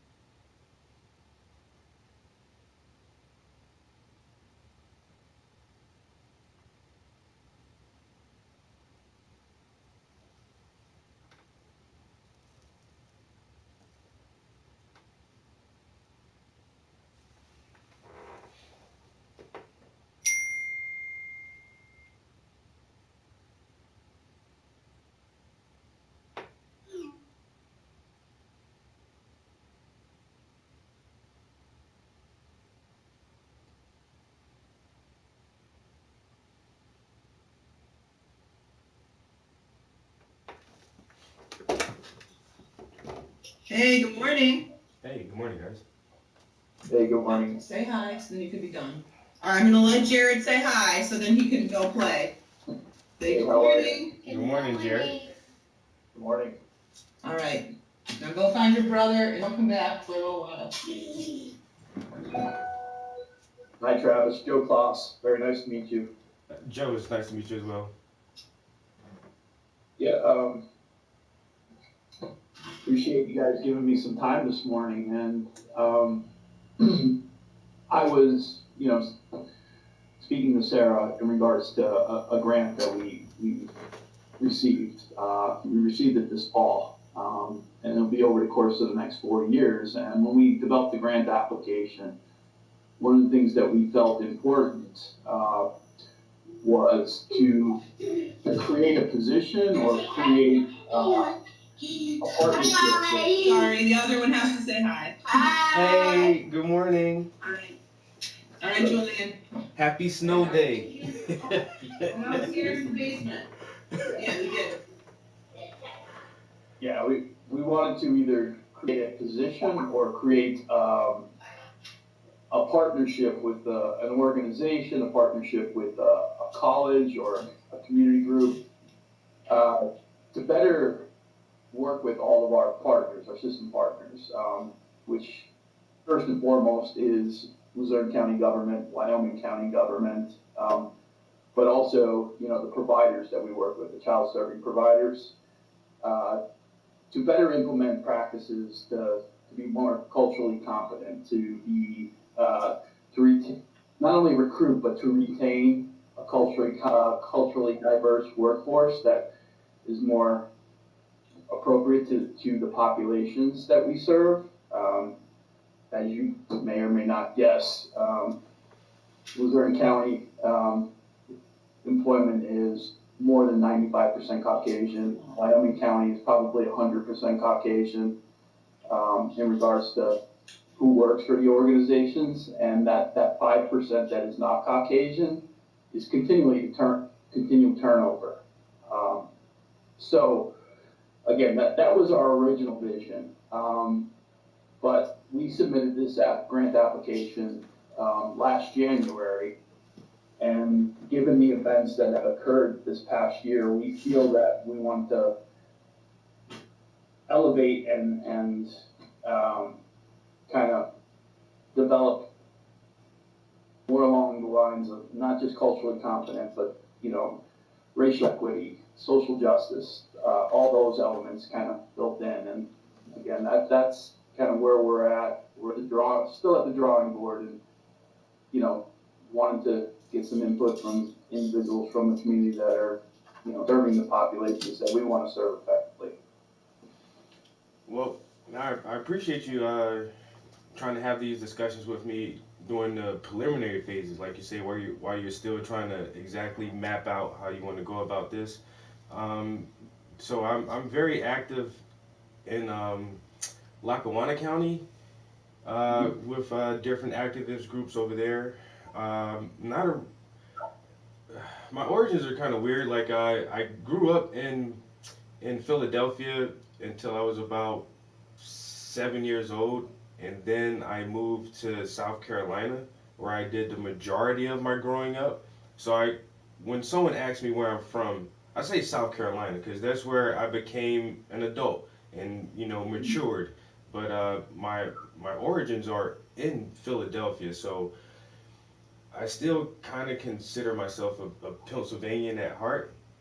But now, so when I moved back to Pennsylvania, it was about 2012, and I lived in Lackawanna County. I was in Taylor for a number of years, and so I'm really ingrained over in the Scranton area, and most of the businesses and partnerships that I deal with, and most of the core relationships I have are based in Lackawanna County.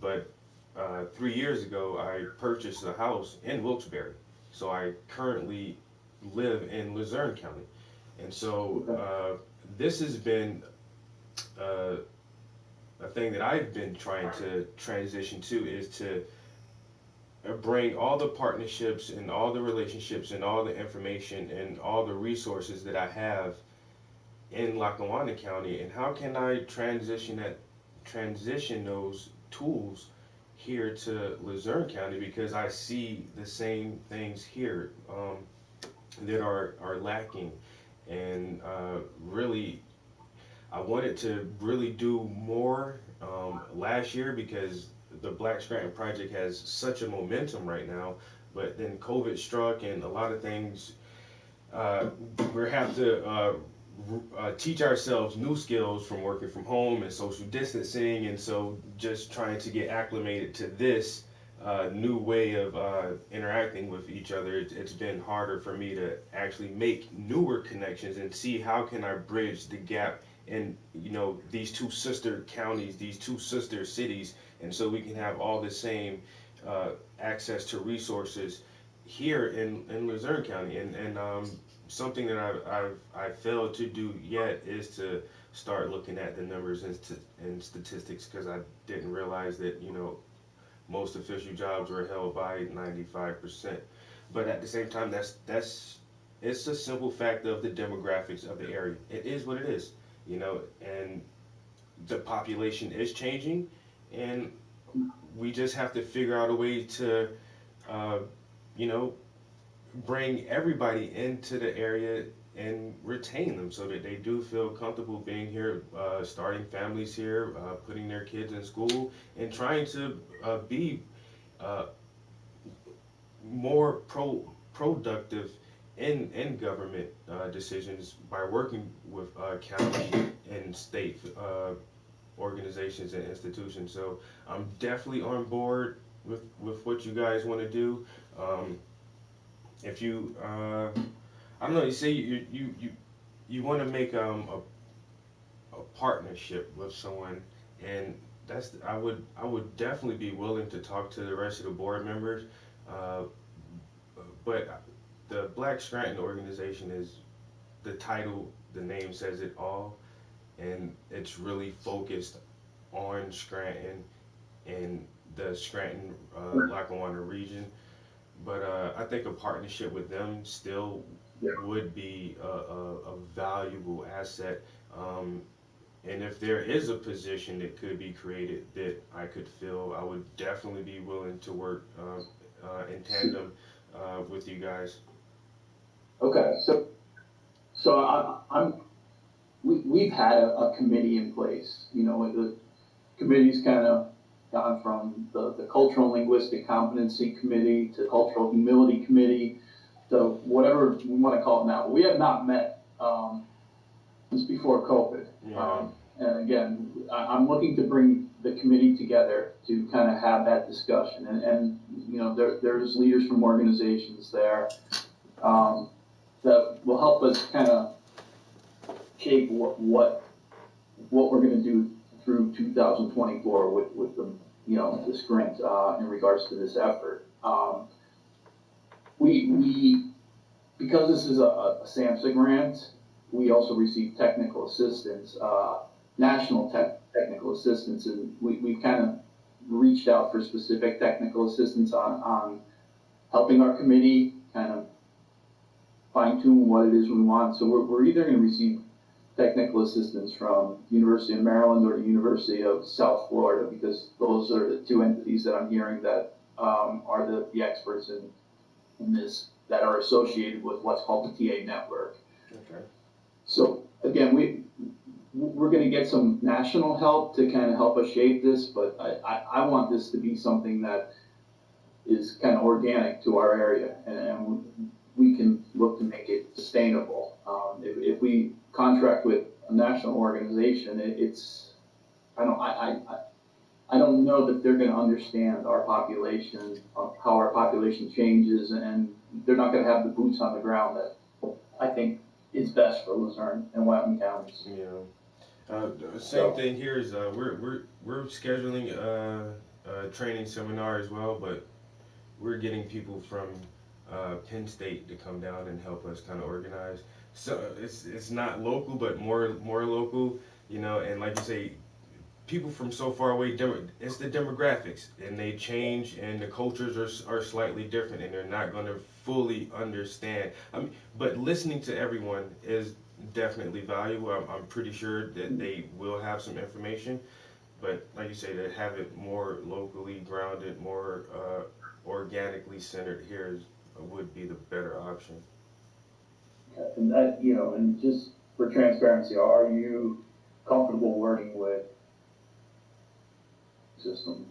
You know, that is the focus of this grant, child serving systems. You know, the children and youth child welfare organizations, juvenile probation organization, courts, and all the providers, the mental health, the drug and alcohol, parenting providers, all those that are kind of tied in. Yeah. So that's what I do with my 9 to 5. I'm a program assistant for a nonprofit in Scranton, and that's right now currently working with a gentleman who just got released from 11 years in state prison, and just trying to help him get his life together. And so slowly I'm going to be transitioning over into the juvenile department for Lackawanna County Correctional Facility. So definitely, this is where the real change is affected. The youth is where the change is happening at, and if we can reach them, the better off our society will be. Okay. Yeah, it's okay. Yeah, I'm gonna share my contact info with you. If you have any ideas, whatever, let me know. But, can I just invite you to when this committee meets, and we're probably gonna look towards the end of February to kind of bring some people together just to brainstorm about first steps, not to put the plan together at the end of February, but kind of talk about first steps. Yeah. Virtual meeting, so it's Yeah, I'll definitely be there. we try to keep them to an hour. Nothing, not an all-day affair. Sure. I appreciate that. You did mention Penn State. Last year before COVID, I was working with Dan Gutierrez. He runs the, I want to say almost like the criminal justice at Penn State Hazleton. We were bringing in, supposed to happen in April. We were going to do a social justice conference right on the campus there, and the woman spent, I think, 18 years of her life in prison, falsely imprisoned, and she was going to be the keynote speaker to kind of talk about things. And it was going to be a nice event. We had a lot of the population kind of lined up.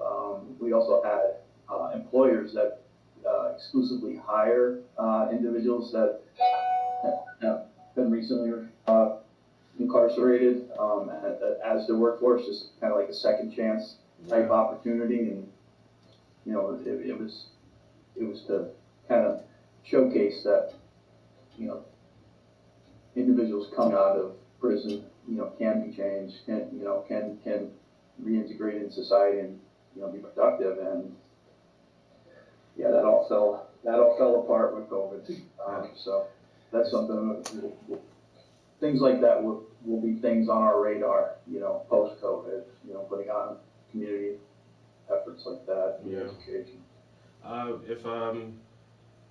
If you guys aren't busy, this Saturday, the 6th, Black Scranton Project will be having our annual flag raising ceremony at City Hall in downtown Scranton. So just trying to put the word out and invite everybody to come out and fellowship and celebrate with us for Black History Month. Like I say, it's small little things we can do, especially with the parameters we're living in right now. So still just trying to, keep the community together and show support for each other and just let people know, like, hey, we're doing what we can in these troubling times. What time is that at? It'll be at noon, and this will be the first time we publicly announced that we acquired our facility for our cultural center. Congratulations. Thank you. Yeah, we got the deed in hand and going over the fine print now, but the building is ours, and that's our major goal for the next 2 years is just getting our arts and cultural center put together. And I don't see why there isn't a reason we can have one in Wilkes-Barre. There's a building right around the corner from me on Main Ave that looks like it was an old library or something maybe. It would be perfect for after school programs, STEM classes, art classes, engineering classes, all kind of stuff. So definitely working towards this. Through a similar grant, we launched what we call a youth drop-in center at the Catholic Youth Center. It's open 3 days a week, and it's supposed to be after school, but whatever that means these days. Yeah. But it's open Tuesdays, Wednesdays, and Thursdays, right there in Wilkes-Barre, centralized.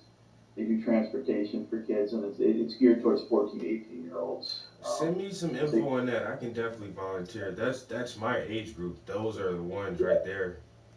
Yeah, the girl who runs it, Rose Daniels, she's tremendous. She's young. She's got to be 24, 25 years old. And her assistant, Maurice Bernard, another great guy. They're just naturals with these kids. And again, our target population, our kids that have been impacted,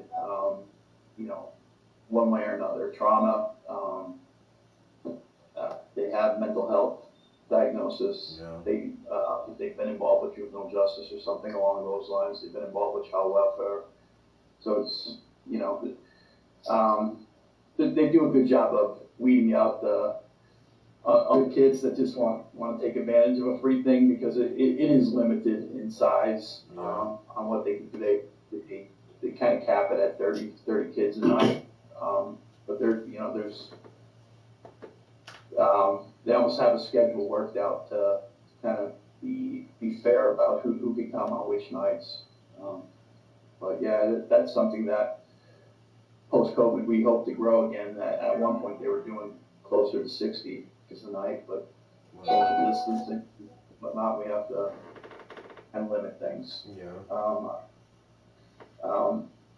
They have access to the swimming pool there, they have access to the gym. That's not the issue. It's the issue of the dedicated space where, gaming and board games and arts and crafts and stuff like that. That's the room that is in high demand, and that's what they have to kind of limit how many into that room.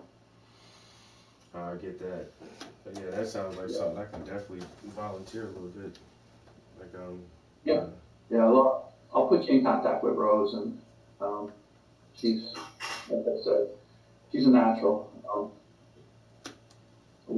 At one point, she was providing a service through one of our providers for kids, just advocating for them. It just didn't pan out. It wasn't a good match for her with the employer. I'm looking to get her back into, a similar role with maybe a different employer. But, yeah, she just, that's a part-time gig for her because of the, it's just after school 3 days a week. Yeah, and that's what I was doing too. I had a after-school program on Tuesdays from 2 to 4:30, and apartment complex in Scranton, and they have a on-site like community center, but COVID, it's just like it just messes everything up. And so I used to enjoy it, but they were younger kids, 3rd to 5th grade, a little bit, for me personally, a little bit harder to work with, but we did an hour of homework, helped them with their homework and studies for an hour, and did an hour of arts and crafts, which was the easiest part for me. But yeah, I like the age bracket teenagers, young teens, early adults, and me personally, I've been a juvie.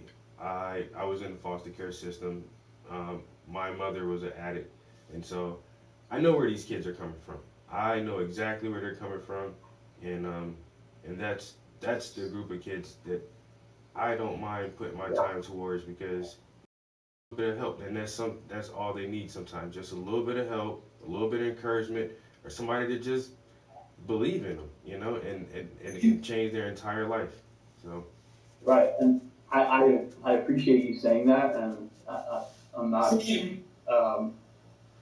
trying to deter you from doing that, but we want to take someone with that skill set to consult and advise the people who work in this field that don't get it, that just think that child safety is the only thing that matters. They got a roof over their head and they got food on the table, they're good. We want someone who kind of understands everything, understands the dynamics of the household, and can advise and train our workforce to be more effective, so that we only have to work with these families once. We don't have to continue to work with them, or we don't have to continue to judge them and think that they need help. It's it's a different type of understanding. And the sad thing is, with the people who develop these services, the people who have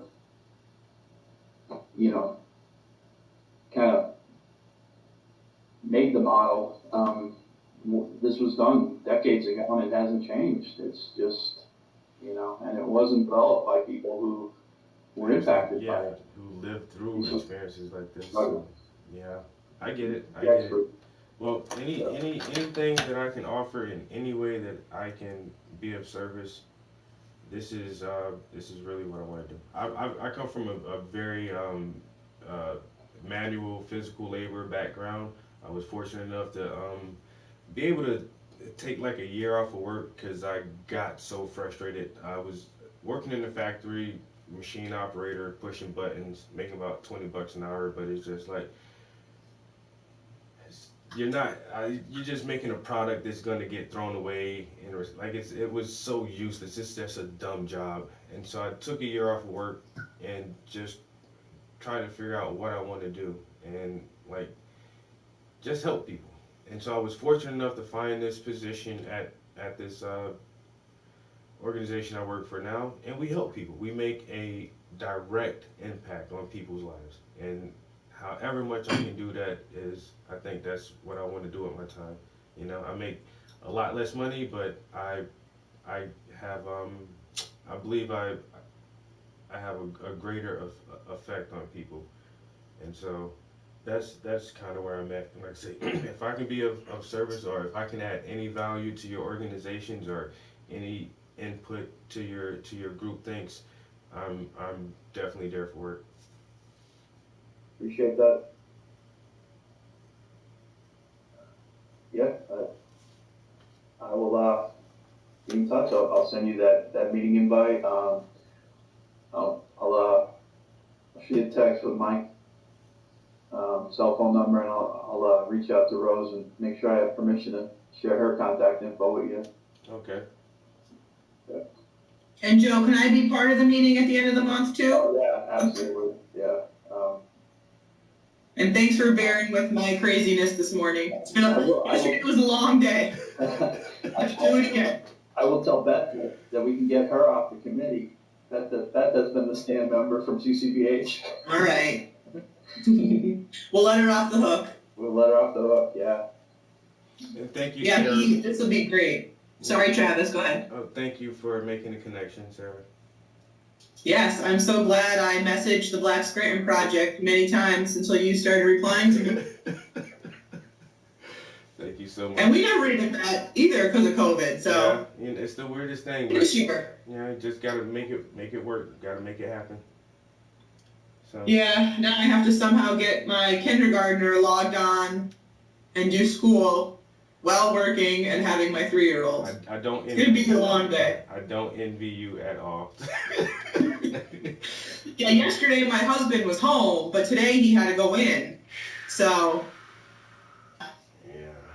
It's gonna be a long one. Well, I hope. Well, thank you all for meeting virtually, even in this weather and everything. And sounds like we'll be talking more, and we had a good connection. Definitely. Thank you so much. All right, talk to everybody soon. Stay warm. All right. Okay. Have a good day. Bye, Joe. Bye-bye.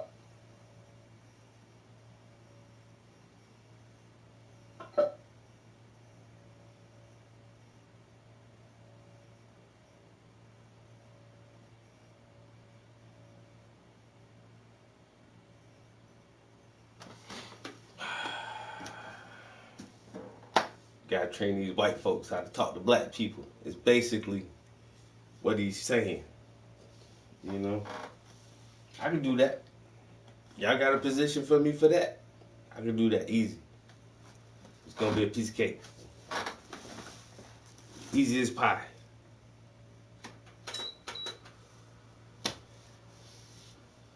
So, I think that was very productive.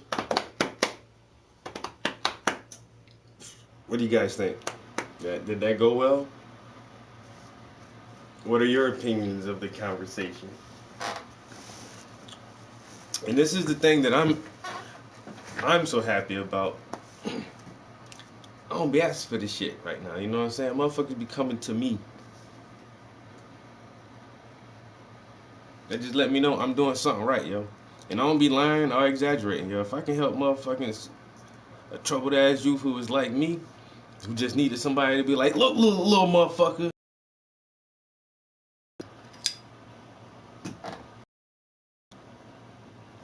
Appreciate it, bro.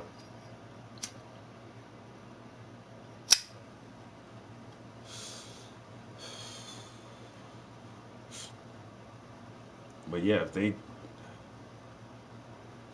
they have a position for I don't even know what the hell kind of title you can give it, but whatever. Anyway, I can help. And y'all got a grant, so the money is there. They just need to find the right people to fill the slots.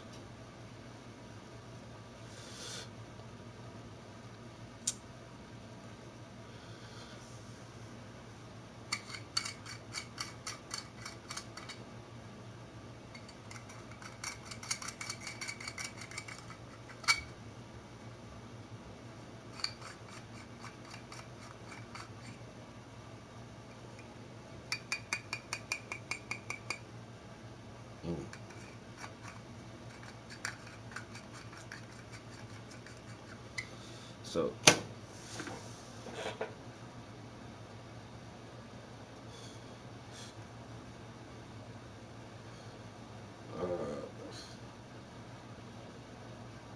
I really think that was the only thing I had to do today. What? Well, I was supposed to go to work, but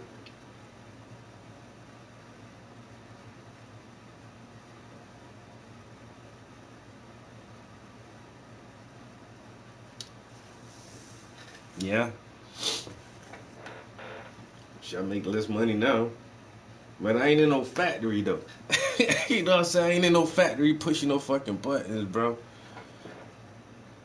You know what I'm saying? Fuck that shit, man. That shit ain't. I'm about to lose my mind in that bitch. And then I almost went back to a factory too. Like,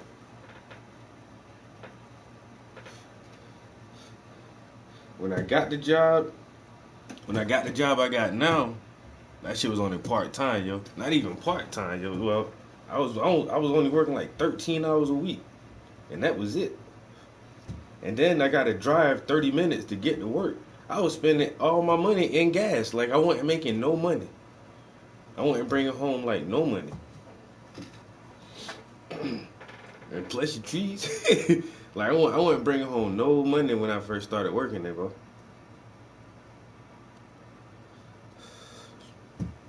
But damn,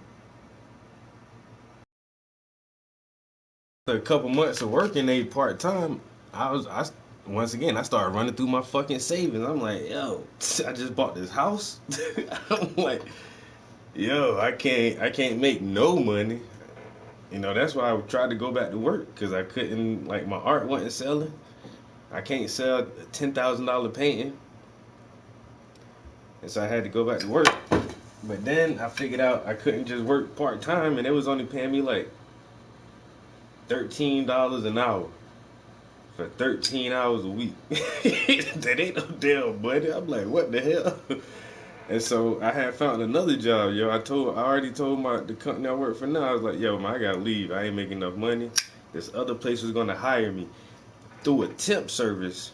Yo, through the temp service, they gonna start me at $18 an hour through the temp service. And then I think it was like after your 90 days or whatever, if the company decides to keep you, and the dude was like, oh, we're definitely gonna hire you. You just gotta work off your hours first. So after however many hours you gotta work for the temp service, yo, my pay would have went up to like $22 an hour or $23 an hour or some shit like that, just in a couple months. And on top of all that, like, all I was doing was goddamn I was working at like, it was like a sewing machine factory. You know, like you go to places, motherfuckers got their name stitched on they clothes, like carpet cleaners and mechanics and everything got their shirts and their name be on that shit. That's the company I was gonna work for, a company that did the embroidery, that put tags and logos and names on shirts. That's all they did, yo. And my position was fixing the sewing machines. That's how this shit got on there. All the sewing machines just do that shit. The sewing machine fuck up, I would be the guy to go over there and like untangle the thread or change the piston rod or make sure the power source is good or dumb shit like that. For $22 an hour. Sometimes I still think like, why the fuck I ain't take that job, yo? I'd be balling right now just from work. You know what I'm saying? Working and you know and then it's in like this nice climate control factory and they got music playing and it's mostly like a bunch of old ass grandmas working there. Who else knows? Who else want to work at a sewing machine factory? Nobody want to do that shit. A bunch of old white lady and Asian women in they sewing name tags on shirts and shit. Man, that shit was so fucking chill. Damn, that shit was chill as fuck. And then like the maintenance office, man, that shit got fucking nice ass chairs, lean back, motherfucking little TV over that shit, man. I would have been chilling at that bitch. But who the fuck want to work in the factory where your time ain't really going towards nothing? Not me, man. But I was about to take that job. And then I told my job now, I was like, yo, I got to go. And them motherfuckers found a way to make me full time. I say, word? I thought I was on a part time. They was like, no, don't leave, Travis. Don't leave. We'll make you full time. You will? Oh, bye factory. I can't work there with y'all no more. I got this other job that I really like. And I've been at my job for like 2 fucking years now.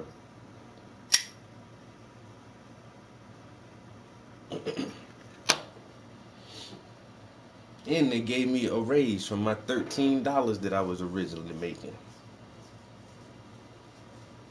I don't even make $18 an hour.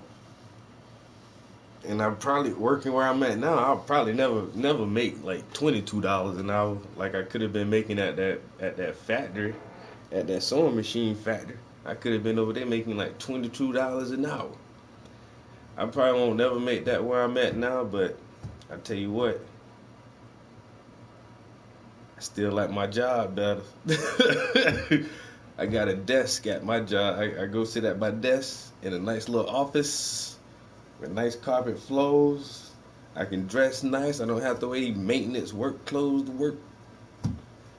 And then I get to talk to people about their problems, and I get to give kids little art lessons and stuff. I love my damn job. You know what I'm saying? You know, I would almost volunteer to do this shit for free, but I need money. If I didn't need money, I'd do this shit for free, man. Like I said, I'm working on a mural project. They didn't let me paint like 3 murals inside my job. Now they gonna let me paint a big ass wall outside on the building. And they got a grant to pay me for that shit. Got an $8,000 grant. Is your job gonna find $8,000 for you so you can go paint on the wall?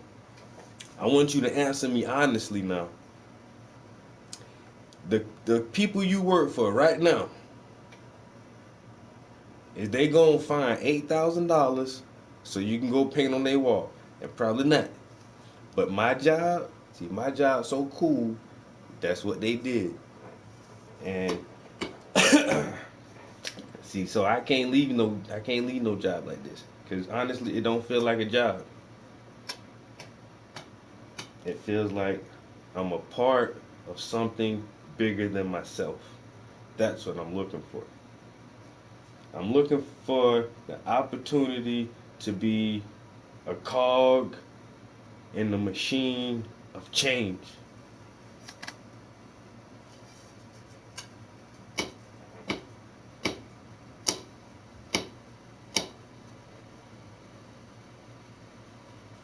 know what I mean?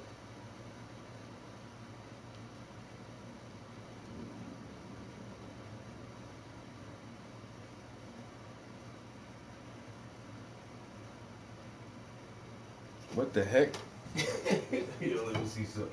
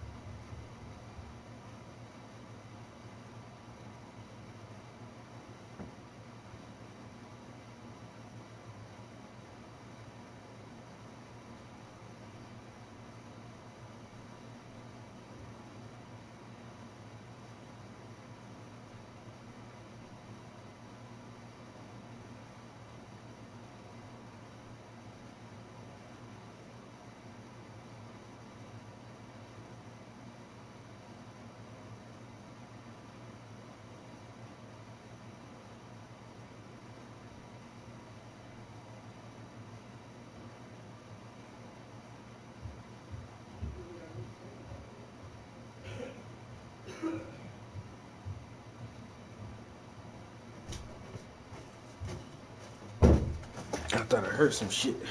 Ugh. You know what time it is? I'm about to have one of my adult beverages.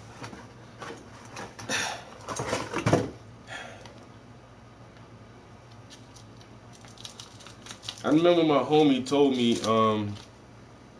me and him was talking, yo. One of my good friends, they're really, really good friends. Ever since high school, he graduated high school, went to Clemson. He graduated from Clemson, went into the fucking military. He did like a few years in the military, and now he's like a fucking engineer for some big ass company, yo. Like, owns a house, a couple cars, got a kid, yo. Like, my man is like a great success story, yo.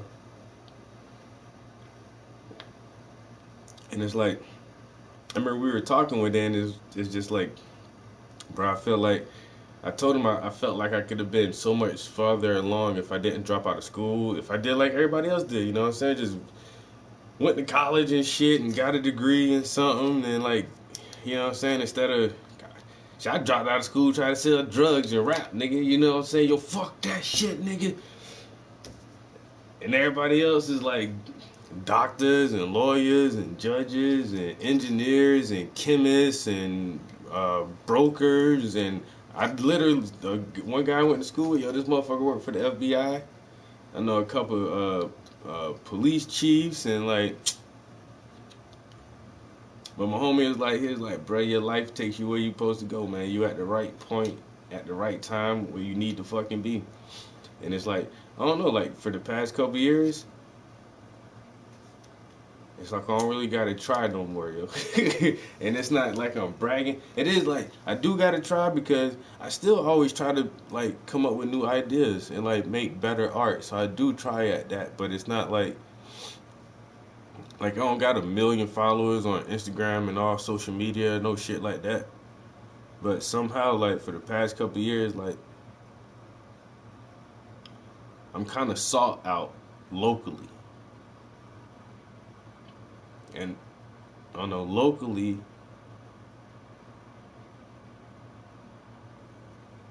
I do pretty well. You know, to where I just have a conversation like this where they sought me out. You know what I'm saying? Well, like Sarah said, she wanted to talk to someone from a black organization to help her, and after many, many times of messaging Black Scranton, I finally messaged her back, like, because I saw her messages like, what do you want, lady? Why are you contacting us? What's your problem? But she said she want to do this and this, and then, you know, connected with her, and that shit worked out, and then somehow connected with this guy. And who knows what may come out of this, you know what I'm saying?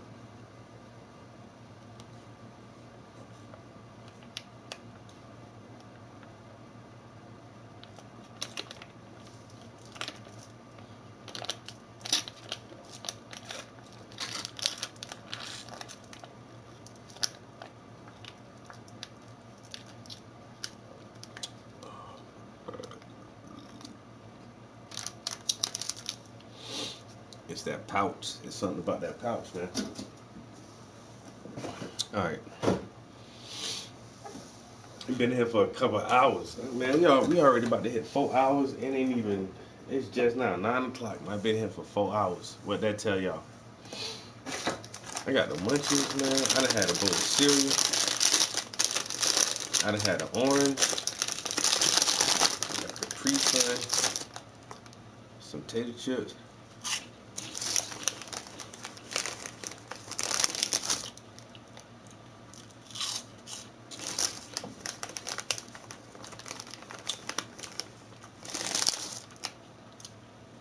So, yeah.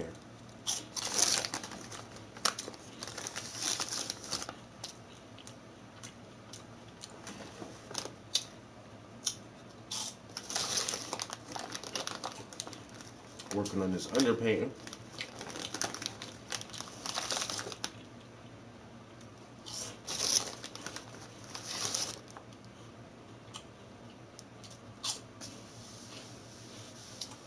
When I be eating like this, I don't even feel bad. I got a high metabolism. I eat what I want to eat, man.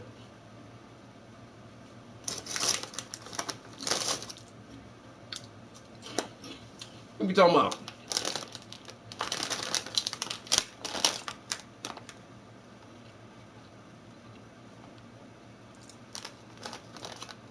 Eight servings per bag, about 15 pieces. 15 pieces? That's one serving? Man, I already ate 15 of these motherfuckers. Yeah, damn. My serving is about 22, 23. Come on, 15. You know what I'm saying? Like my beef jerky. That should be like 3 servings per bag. How come I ate the whole bag then? That seems like 1 serving to me. Am I not wrong? If I could eat the whole bag in one sitting, that's 1 serving, right? So how you telling me I could have got 3 servings out of it? You told me I was supposed to split this shit with 2 other people? Then ain't wouldn't have been enough for me.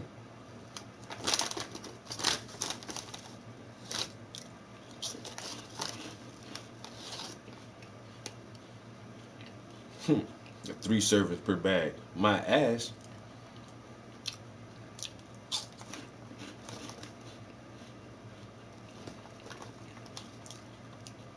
What?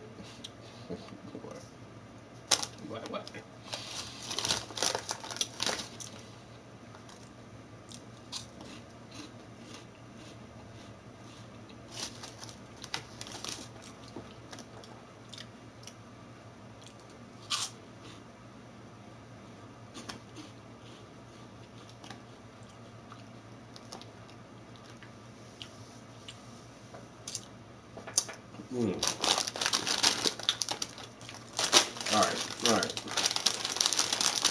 I had cheese puffs for breakfast.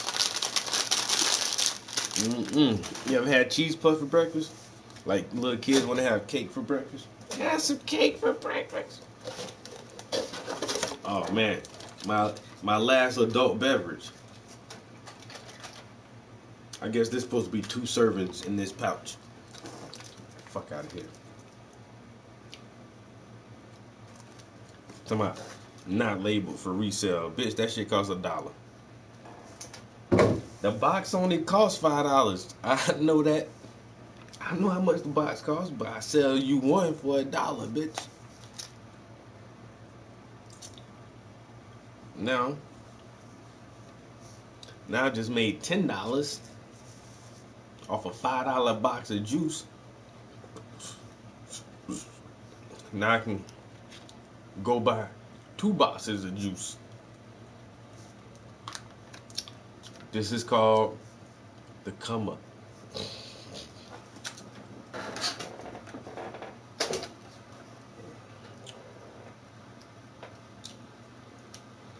First thing I ever hustled with penny candy. took a goddamn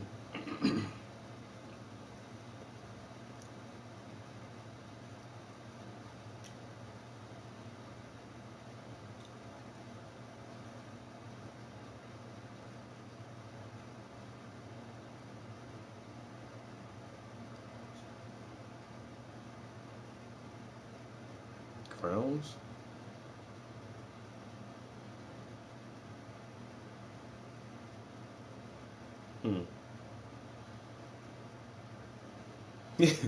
My man said,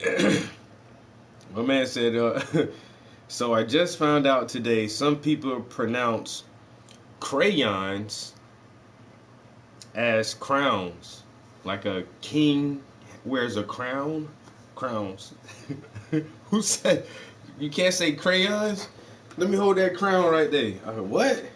The crowns. What? A crown? You mean the crayon? That's what I said. Bitch, you said crowns.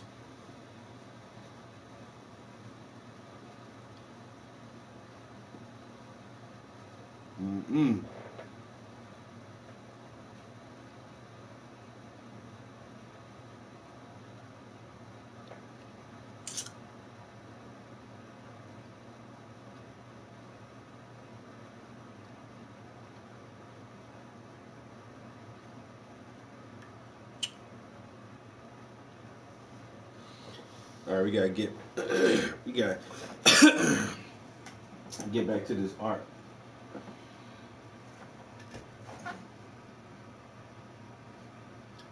I at least want to get her face, get the girl's face filled in before I take a break.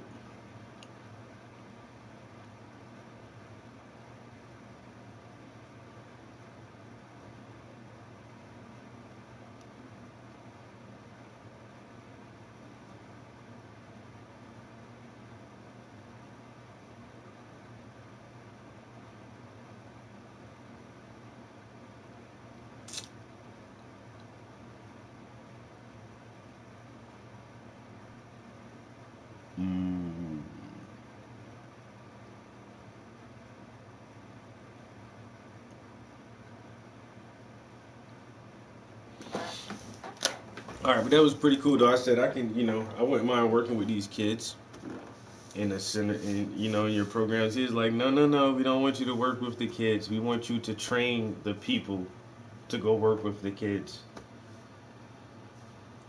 I like that even better.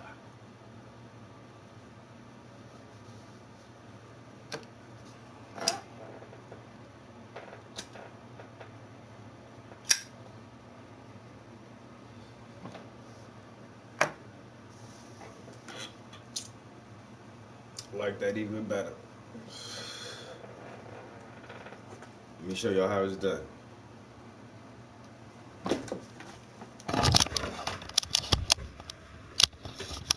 Alright, I got the camera because the cord is on. Alright, let's get back to work, guys. Enough of the jibber jabber. Put this brush on the canvas. I'm saying this is where the real magic happens.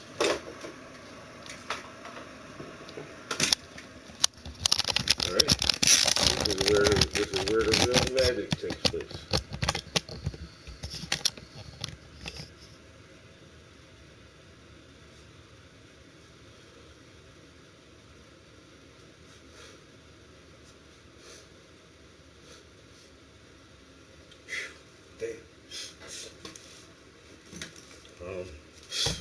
It ain't got no name, but whoo, that bitch kicked like a goddamn donkey.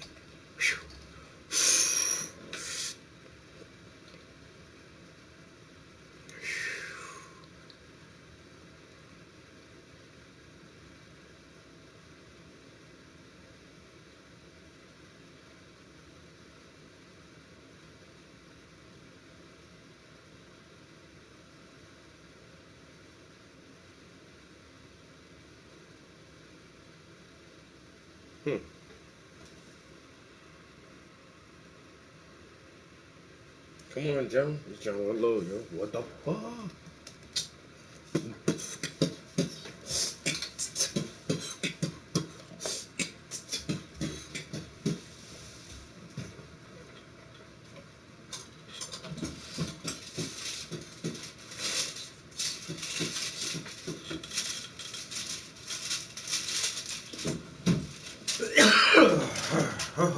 Damn.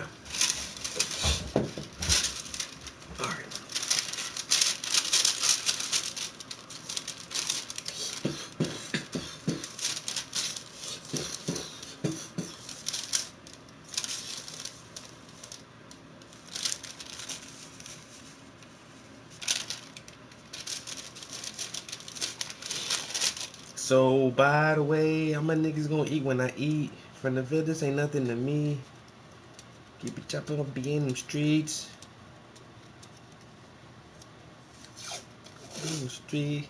The chopper hit like it's Vietnamese. How my niggas gonna eat when I eat? From the village ain't nothing to me. Keep it hit when I be in the streets. The chopper hit like it's Vietnamese. So, by the way,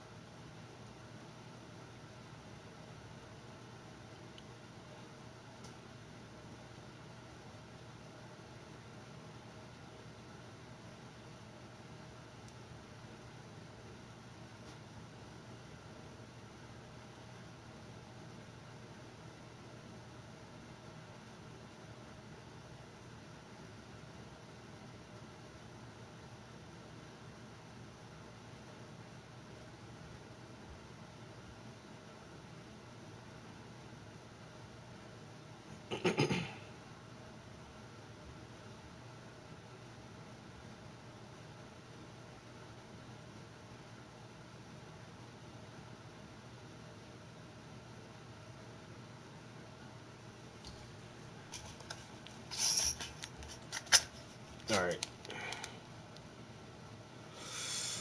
So,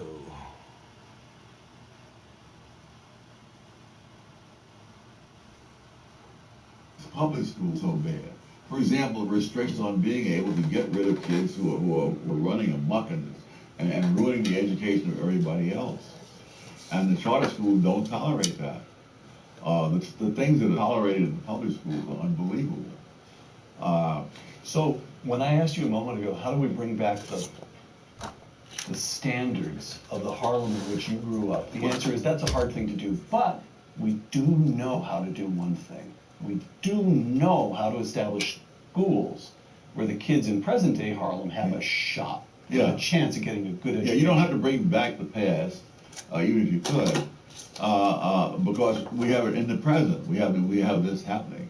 And so we know how to do that, and the Democratic establishment in New York wants to shut it down. Yes.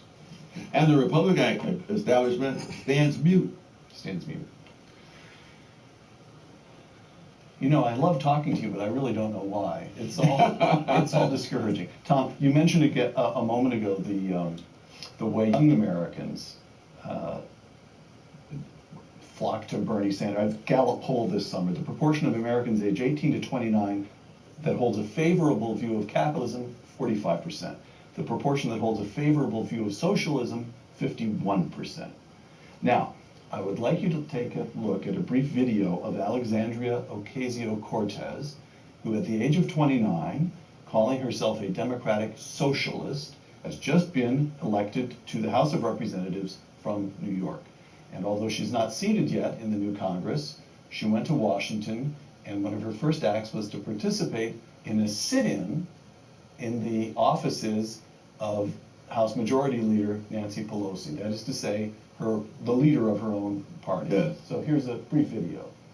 I just want to let you all proud I am of each and every single one of you for putting yourselves and your bodies and everything on the line to make sure that we save our planet, our generation, and our future. It is so incredibly important. We have to get to 100% renewable energy in 10 years. There is no other option. Tom? To her supporters, to the supporters of Bernie Sanders, to young Americans, what would you say? I would say, get some facts first. Know what you're talking about before you start spouting out this kind of stuff. One of the things I do in a new book is I suggest that there's a certain opinion about what happened in the 1950s when the taxes were cut from the highest tax rate was cut down from 73% to 24%. And the argument was this is tax cuts for the rich. And I have suggested that a student and that Secretary of the Treasury did this in support of a trickle-down theory and so forth. And I suggested that the student would do a wonderful project to go read what the Secretary of the Treasury actually said. Andrew Mellon in the 1920s. Yes. These tax cuts. And then go on the internet and get the Internal Revenue official data on who paid how much taxes in the 1920s. And it turns out if you do that, you find that Andrew Mellon said the exact opposite of what he is attributed. It is attributed to him in textbooks that have been sold widely for decades on end through successive editions.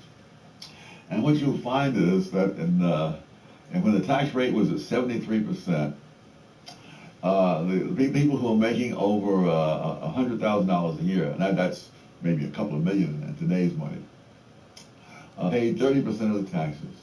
And after the so-called tax cuts for the rich, they paid 65% of all the taxes. And the people with incomes under $5,000, which is also was a nice income another day, were paying 15% when the tax rate was cut, before the tax rate was cut. And after it was cut, they paid just under 1/4% of all the taxes. And so we hear how, and so there's all kinds of indignation in these scholarly books. We're not talking about just political propaganda. How this was a bonanza for the rich and so on. And people with ordinary income paid practically nothing in income tax after the tax cuts. And millionaires, the share of millionaires was, I think, 4% before that. And it was 19% afterwards. But the facts simply do not matter. They say these words, they say trickle down, and it's like saying abracadabra, and all the miraculous things follow from that. Tom Sowell, author of a forthcoming edition of Discrimination and Disparities, would you close by reading a brief quotation from your 1987 book, one of my favorites, A Conflict of Visions? Logic, of course, is not the only test of a theory. Empirical evidence is crucial. And yet social visions have shown a remarkable ability to evade, suppress, or explain away discordant evidence. Historic evasions of evidence are a warning, not a model. Dedication to a cause may legitimately entail sacrifices of personal interest, but not sacrifices of mind or conscience. Dr. Thomas Sowell, thank you. Thank you. For Uncommon Knowledge, the Hoover Institution, and Fox Nation, I'm Peter Robinson.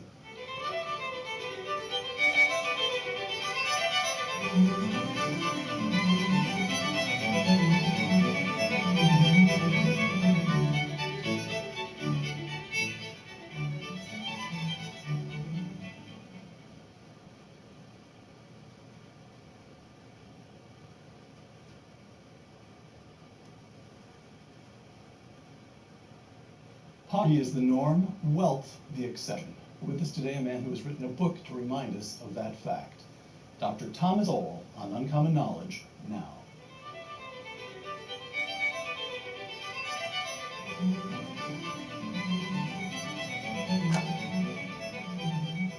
Welcome to Uncommon Knowledge. I'm Peter Robinson.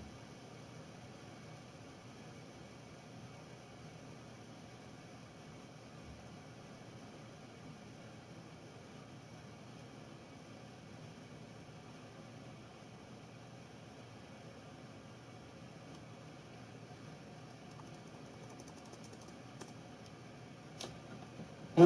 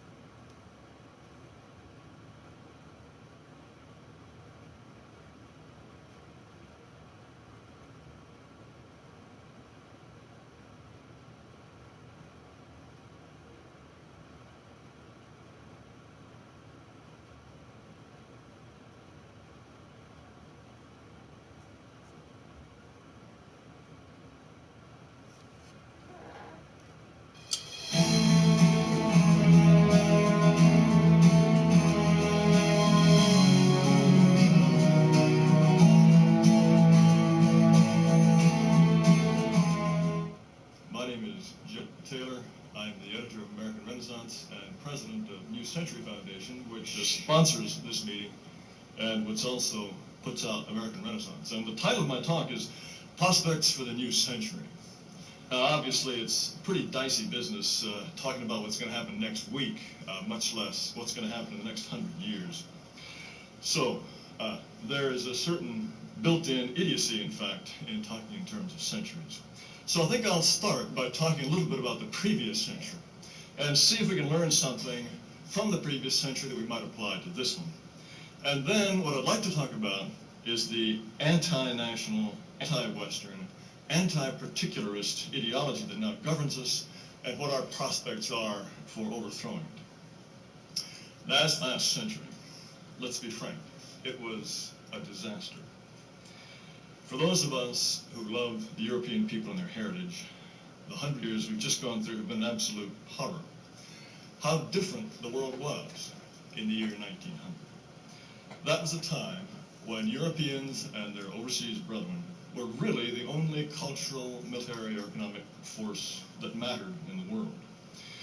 Whites were convinced not only of their fitness and of their rights, even their obligations, to defend their own homelands from cultural or other kinds of invasion, they considered themselves fit to govern the world. Now, needless to say, the 100 years after that were a remarkable decline, and you might touch on some of the highlights, one being, two being fratricidal wars, terrible, terrible fratricidal wars that we fought. Communism was likewise a terrible self-inflicted wound.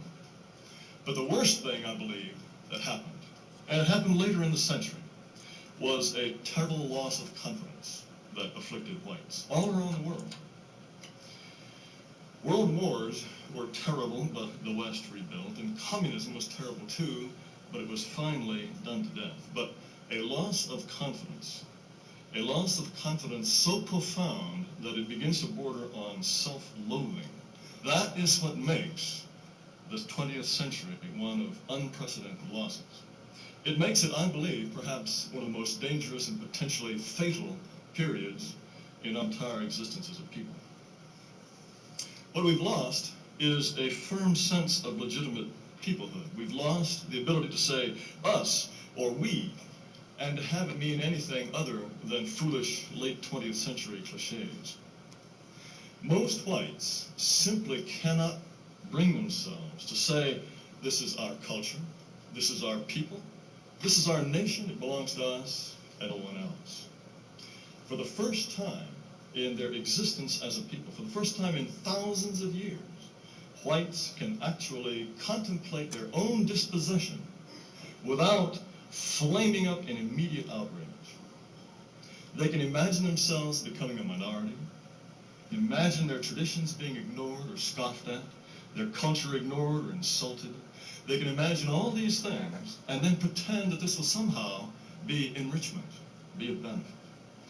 This is, and I want to underline this is a staggering development.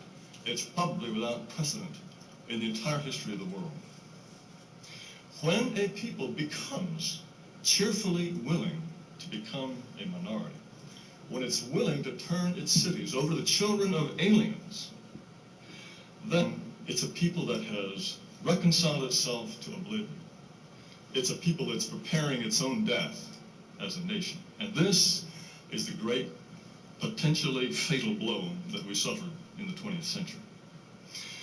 As an example of what we lost, let me quote a certain Congressman Vail of Colorado. He was one of the supporters of the 1924 Immigration Act that was designed to keep the country white. And he explained his reasons for opposing non-European immigration in these words. He said, "We need not be vain about our own qualifications. It well behooves us to be humble. What we do claim is that Northern Europeans, and particularly Anglo-Saxons, made this country. Oh yes, the others helped. But that is the full statement of the case. They came to this country because it was already made as an Anglo-Saxon commonwealth. They added to it, and they often enriched it, but they didn't make it, and they have not yet greatly changed it. We are determined that they shall not change it. It's a good country. It's success. And no matter what their virtues, we are not going to turn it over to someone else, and if there is going to be any changing to be done, we'll do it ourselves." Now, I like that. If there's any changing to be done,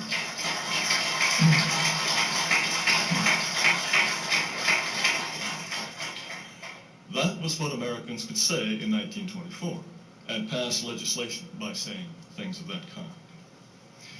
But this idea, if there's any changing to be done, we'll do it ourselves. That, of course, is what every healthy people feels. That's the way Mexicans feel about Mexico, Japanese about Japan, Indians about India. Any healthy people wants to keep hold of its own destiny. Of course, America, we are now commanded to believe that absolutely any change that comes from importing anyone from anywhere in the world will be a marvelous improvement. Any other race, culture, religion, language, you name it, is going to be superior to that of the founders simply because it's different from that of the founders. It makes no difference if the people that we're importing have made a terrible mess of their own countries. Once they're here, somehow they will make ours better. Of course, no white person really wants a non-European America deep in his bones. And that's, of course, why they refuse to live in those parts of the country that have turned non-white. And yet, we're supposed to believe that what we don't like in small doses, what we don't like when it happens to our own neighborhoods, is somehow when it happens. This capitulation, it's this loss of will, this inability to defend themselves, that is the terrible disease of the mind. It's a terrible disease that's more ruthless than war and more pitiless than pestilence. Let's think about this disease of the mind, if we may. In the United States, we have a constitution, and it forbids the establishment of religion. That doesn't change the fact that we actually have a state religion. You have to be an official member of the religion in order, certainly, to work for NBC, hold political office, teach at Harvard, write the New York Times. You have to be a publicly professing member of the Church of Egalitarianism and Diversity. In order to hold any position of trust in this country, even to be a kindergarten teacher practically, you have to be a member of this cult of egalitarianism and diversity. Now, all cults, this is one built not on any evidence at all. It's built on pure assertion.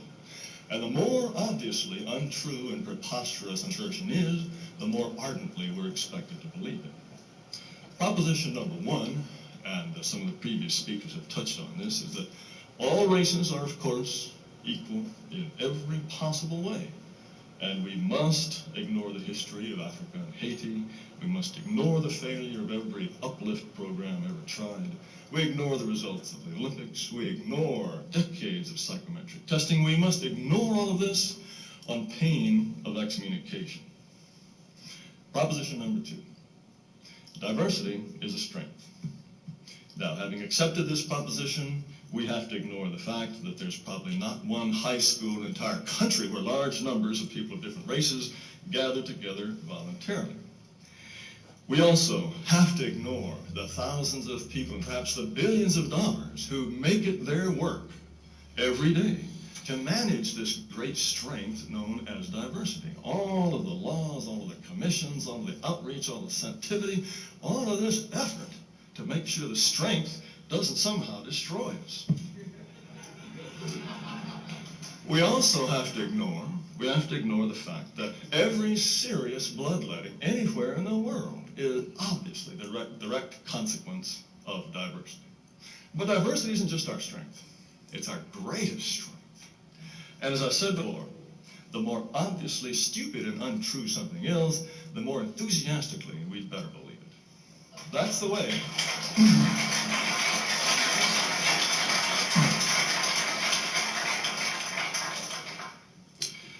Now, that's the way cults always work, and woe unto the unbelievers. We have victims of excommunication and attempted excommunication right in this room. Sam France, Michael Levin, Glade Whitney, Phil Rushton, Frank Ellis will be coming later on. I'm sure there are many more. We could go on and on listing the victims of excommunication. It happens all the time, and not just in America, it happens all the way around the world. I'll talk about them later, but our outspoken baseball player, Mr. John Rocker, the Austrian politician, Jörg Haider, and, of course, Craig Nelson, the immigration activist in New York City. I think all of these are interesting cases that I'll talk about later on, but the point is, they've been attacked in the most vicious and virulent ways because they have dissented from the cult. Indeed, the cult of egalitarianism and diversity is a worldwide cult, and all whites have to be members. Whether you're Swedish or South African, the high priests have their eye on you all the time. The cult, of course, and Frank Ellis, who's speaking this evening, has drawn some brilliant parallels here. It very closely resembles communism in lots of ways. It is an all-consuming point of view, and it tolerates no argument. And like communism, because it is divorced from reality, it makes it impossible to follow a policy that makes any kind of sense. You can't build policy on fantasy. The communists thought that they could plan an entire complex economy, and the economy fell apart. The communists, they thought that they could get collective farmers to work harder than private farmers, and farming fell apart. We get the same kind of cult fantasy and cult failure here. The races are equal, of course. And so we integrate the schools, and what happens to schools? Schools fall apart. The cult, interestingly enough, now drives our foreign policy too, not just domestic policy. Do you remember why it was that we had to drop bombs on the Serbs? Now, William Clune, he explained it in these words, and I quote, "The principle we and our allies have been fighting for in the Balkans is the principle of multi-ethnic, tolerant, inclusive democracy." Now, you see, the problem was the Serbs had not yet learned that diversity is a strength. They were being banned to the Kosovars.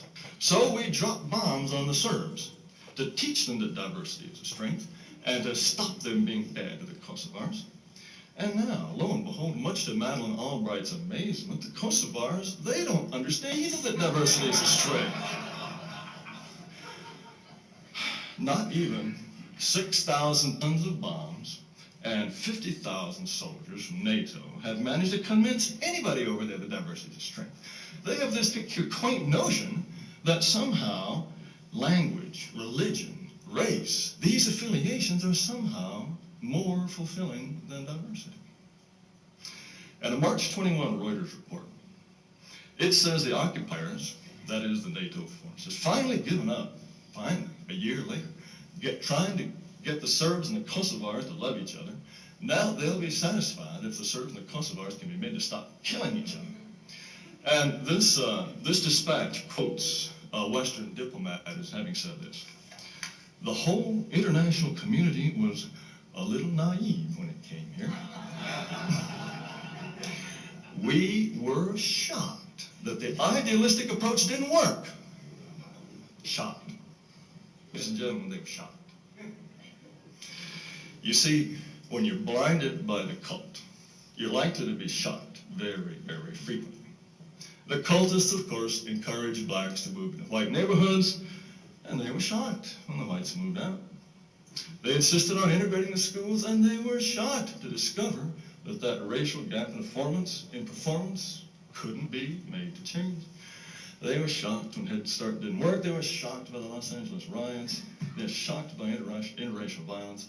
Of course, they would be shocked if they'd ever set foot in Haiti or Harlem, but those are places they never go, of course. And they are probably more shocked than anything to discover that there are still a few retrograde white people who don't want to become a minority in their own country.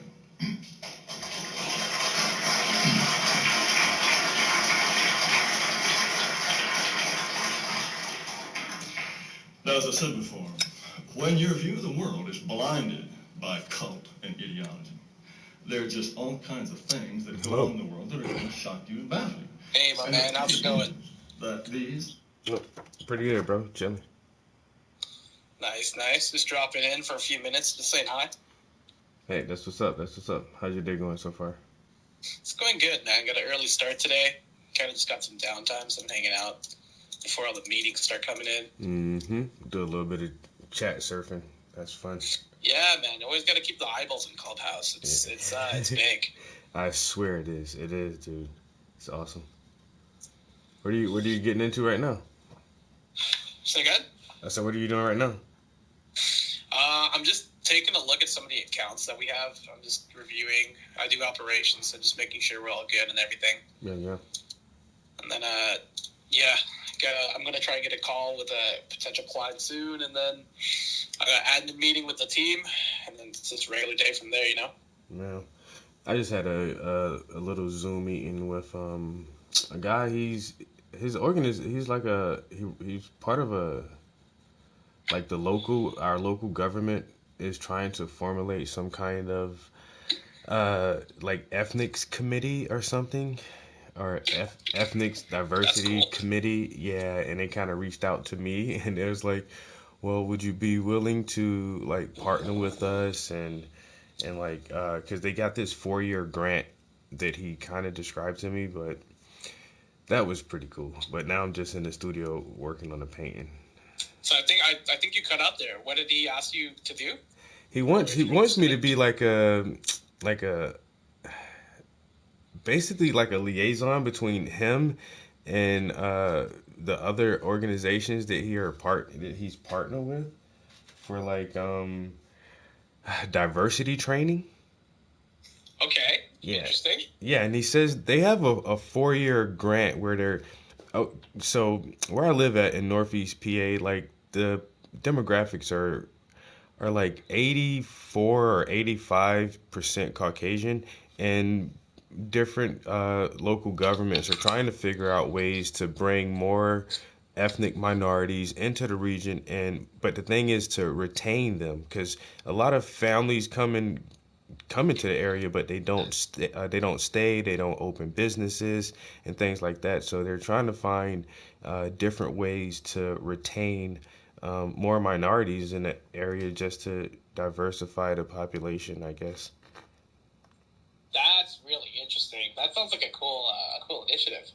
It is, and so I'm a board member of another organization, and I've been doing some speaking engagements the past year, since everything is online now, so we just Zoom a lot of stuff, and I know my name is getting out there. And so this other guy contacted me. He says, hey, we're trying to do the same thing. We have a grant for 4 years to do a study to see what initiatives, what programs, what resources work the best on retaining more newcomers to the area.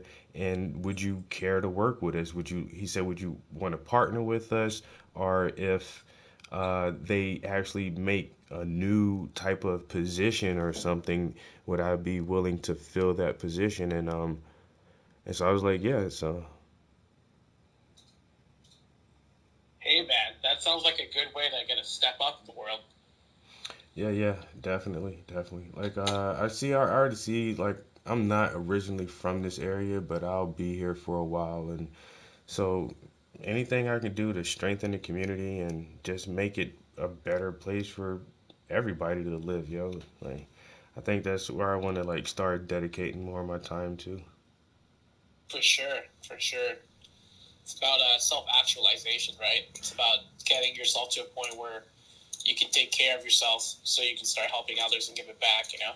Facts. That's the ultimate goal, is just like, you know, some people want to be Floyd Mayweather and you have like 13 cars that cost $1 million, but like, how many people can you help with that shit, bro? Like, what are you gonna do with 13 cars? Yeah, that's what I'm saying. It's just like there you can just help people, man. Just do other. So yeah, I guess that's, I don't know. And I see the trend though is more people are like that. You know, the world is becoming less materialistic. I feel, and I think actually this COVID thing is a way to like pause everyone for a minute, like shut the fuck up, sit down, be still.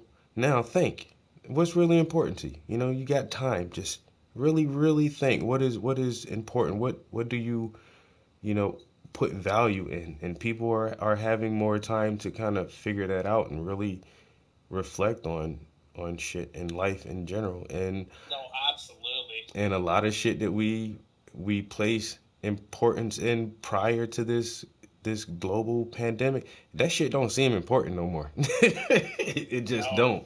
No, not by a long shot. Nope.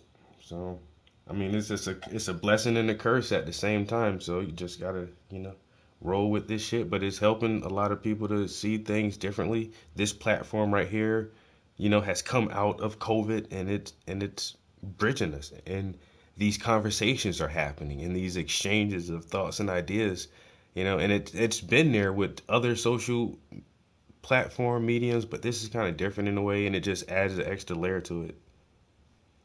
Yeah, for sure. I mean, you know what? Like now, I love COVID because honestly, like I didn't even leave the house beforehand. Like my whole business is digital, so like I got partners in different states. Like we're literally all across the U.S. and I'm in Canada, so it's like I'm loving it because this is the norm for me. What I'm experiencing is like people are getting antsy now because people don't like to do work. You know, they don't like to put themselves in the fucking hole and lock the door and get to work. Mm-hmm. Everyone's so used to like this glamour networking and making it seem like you're working, but it's like, you know, now's the time to grind. Like this is perfect grind season right here.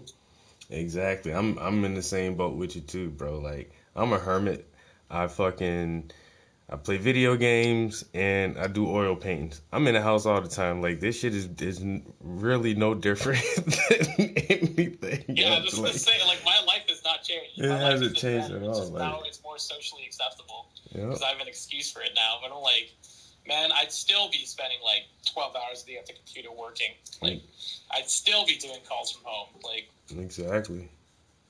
And so I do feel bad for the people who, you know, who are going through this transition, that it's not normal for them. It's just like, I don't know how you guys are taking that shit, bro.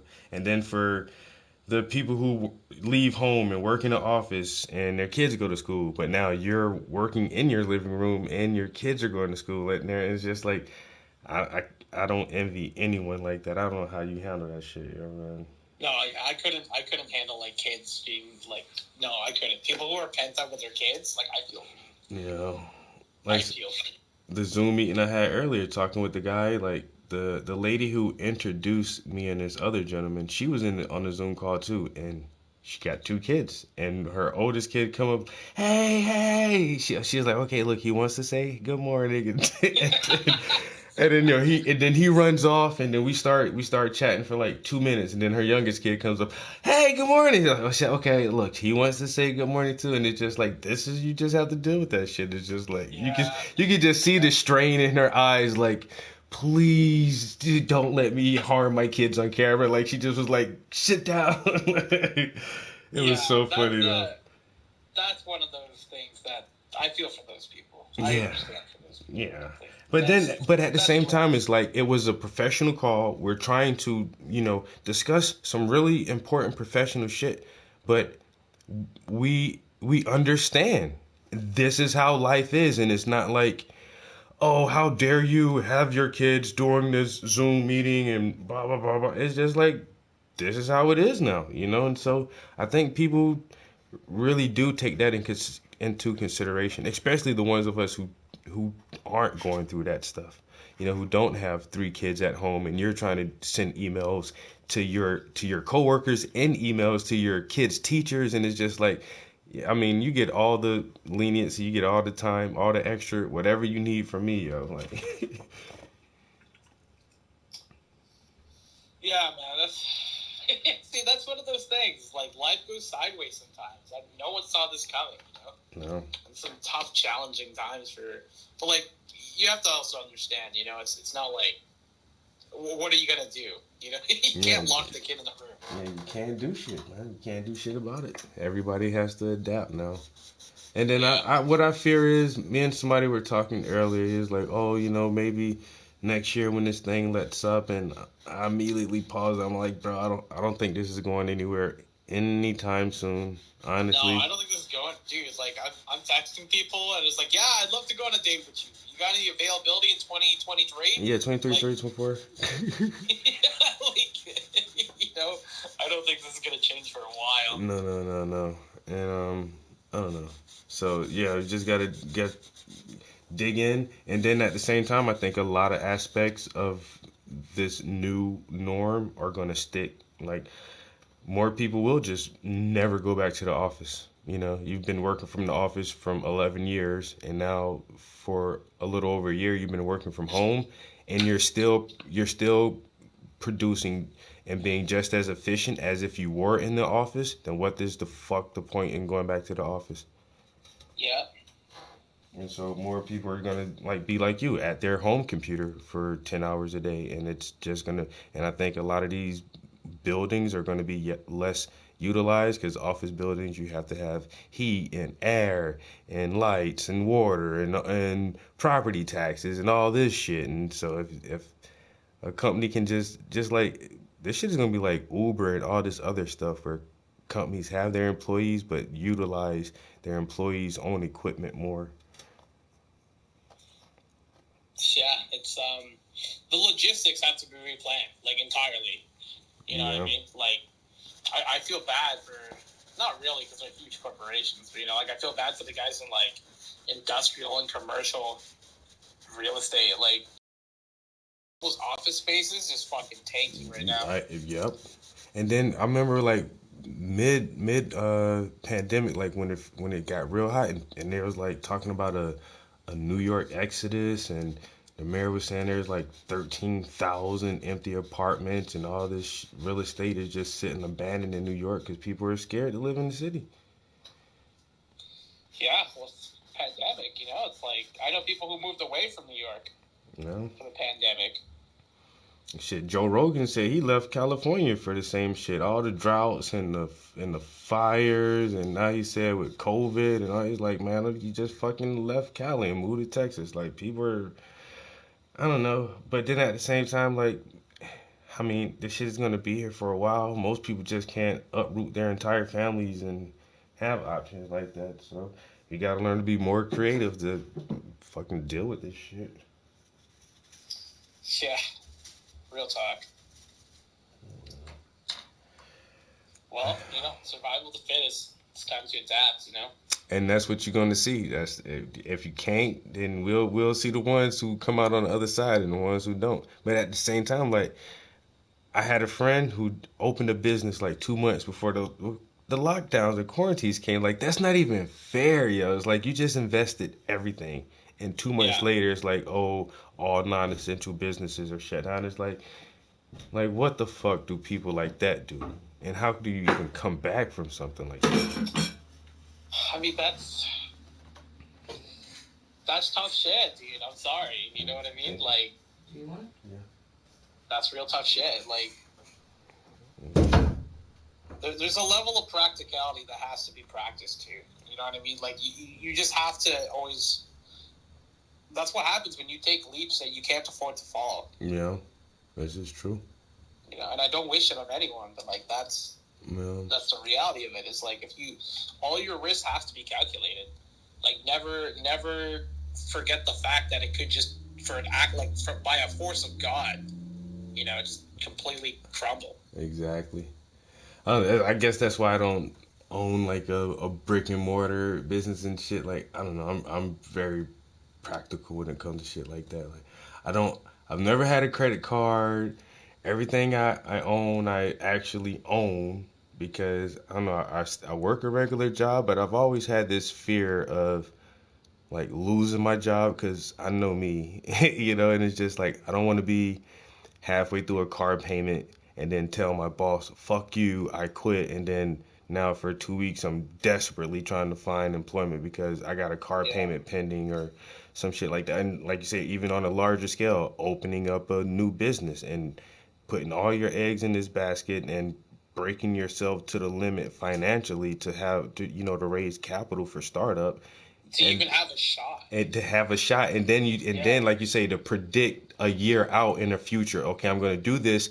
Am I prepared for the next year? Like you say, God forbid, a lightning bolt strikes my business and sets the shit on fire, or a flood comes, or an elephant truck drives through the front of my store shop. Or are you prepared for that shit? And like, so a lot of people weren't, because here's the fucking shit hitting the fan right now.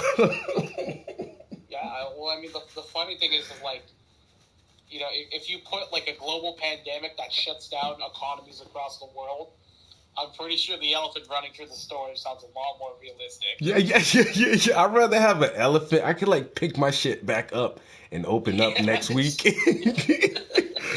Like a pandemic, I'm down for months now. It's like, yeah. Oh, yeah. It's fucked. I don't know. But how financially? How are you doing right now? I'm doing okay. Like I'm very conservative. Like I don't spend a lot of money. If I do spend a lot of money, it's on like tech, right? Like something is gonna make your money back, yo. It's like a studio space. I don't like. I'm not very frivolous with my money. Mm-hmm. Like I can live simple. Like I sleep better at night knowing that like. If this all went to shit and I had to like rent out like a fucking closet space in some dinky apartment, I'd be okay with that. Like I'm willing to grind like that. Yeah, I feel. But that's just knowing who you are, though. You know what I mean? Like some people they're in a different time in their life now where they want to be comfy. There's nothing wrong with that, but you just got to play a different game. Yeah. I don't know. Like I said, I have a pretty decent job, man. This is the first job in life I actually like my job, and somehow my job has been able to maintain all of our employees with full employment, yo. Like nobody's. That's good. What do you do? I'm a program assistant for a nonprofit organization. We do like a lot of adult programs for people, like parenting programs for people who are at risk of losing their children, people who have lost custody of their children. We facilitate supervised visits.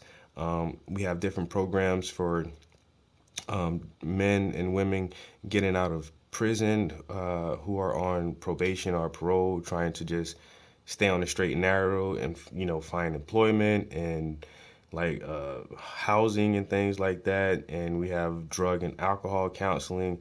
Some of our some of our program leaders go into our local county and do like GED testing, and hopefully they're going to try to open up if they can get the grant funding for it. I told them I want to go into the prison and do like art therapy, and they're looking into that if they can find funds for it. So there is a chance that can be added on to it.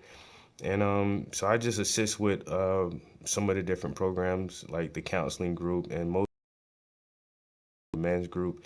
And I was doing after school programs for the kids where I gave like art lessons on like Tuesday afternoons. I would go with the kids for 2 hours, and for 1 hour we would help them with their homework, and for the second hour we would do like an art project with them. But that's gone since COVID.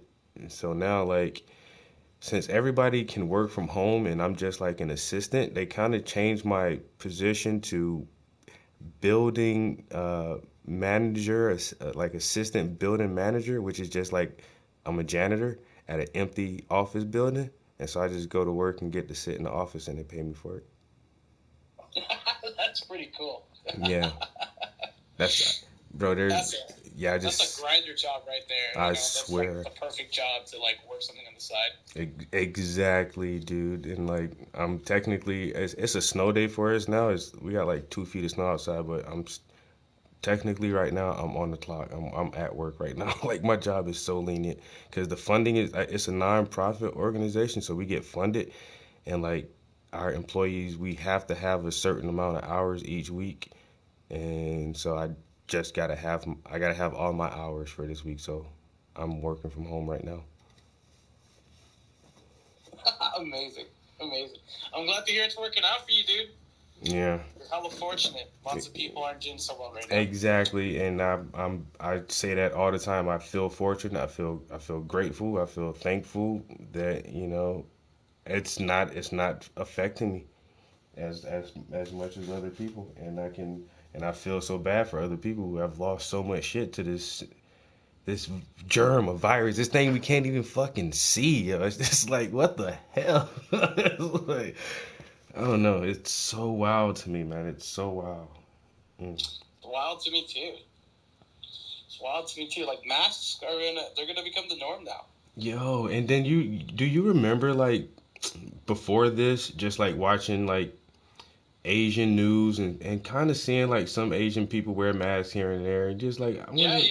That's the norm over there. Yeah, it's been norm for them. Like, if you have a cold or if you're not feeling well, you just wear a mask, and it's just like, I wonder why they do that. But their culture is so like strict like that. You just want to protect other people, and I don't know. And now it's like it's a norm everywhere, bro.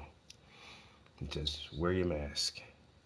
And I'm kind of anti-mask just because I don't like covering my face all the time, man. I'm just like, That's like, it's such a trivial thing, and I do it, but it's just like, that's one of the little ways it does affect me. Like, it's just like the little shit like that. It's just like, man, shit.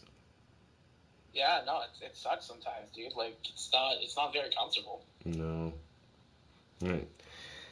I mean, if that's the least we can do is cover your fucking face, I guess. Like, in the beginning, I was so against it, and it's just like, oh, you motherfuckers are sheep, blah, blah, blah, blah, blah, and it's just like, well, just do it now. Now I feel like I'm, if the numbers continue to increase, then, I mean, what is that saying?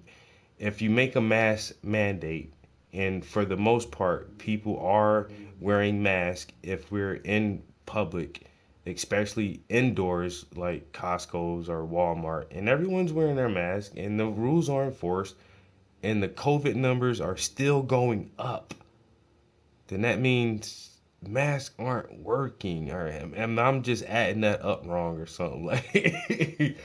Like I don't get it, man. Well, I mean, it's a precaution, right? Yeah. It's a precaution. It's not an end all be all. And even if people wear the mask too, like they're gonna do. I've seen people like take off their mask to cough, and it's like yeah. Like, I don't want to cough with my mask. Like, bitch, oh my god. You know what I mean? It's like the numbers are still gonna go up because even if it's a mandate, there are people who are not gonna use it properly. There are people who are just gonna completely ignore it. I mean, the numbers could have been going up like even more aggressively if nobody wore masks, right? Yeah. Again, it's a precaution. Like, Like, condoms break. That's just true. You know, like condoms break. What are you gonna do? Not use You condoms? sound like a condom broke on you recently. You pull out that analogy up quick. No, I'm just like it's preventative, right? It's like True. I figure that's what we both can relate to. Like, I ain't seen no one lately. Yeah, but With socks. You know, like, I'm not trying to get COVID. But damn, I don't know, man. The mask thing, but this is the weird thing too, like finding ways to utilize this to your advantage. And I went into CVS, and there's like 4 or 5 completely different companies that are making like this style mask and that style mask, and a mask that goes over your head, and a mask that comes down past your chin, and this mask that attaches to your glasses. And it's like, damn, I gotta get in on some of this mask money, man, because this shit is popping right now. People be innovating. I fucking like a long time ago, like a year and a half ago, me and a bunch of buddies bought like a crap ton of masks, and we just started selling them on Amazon. Oh damn.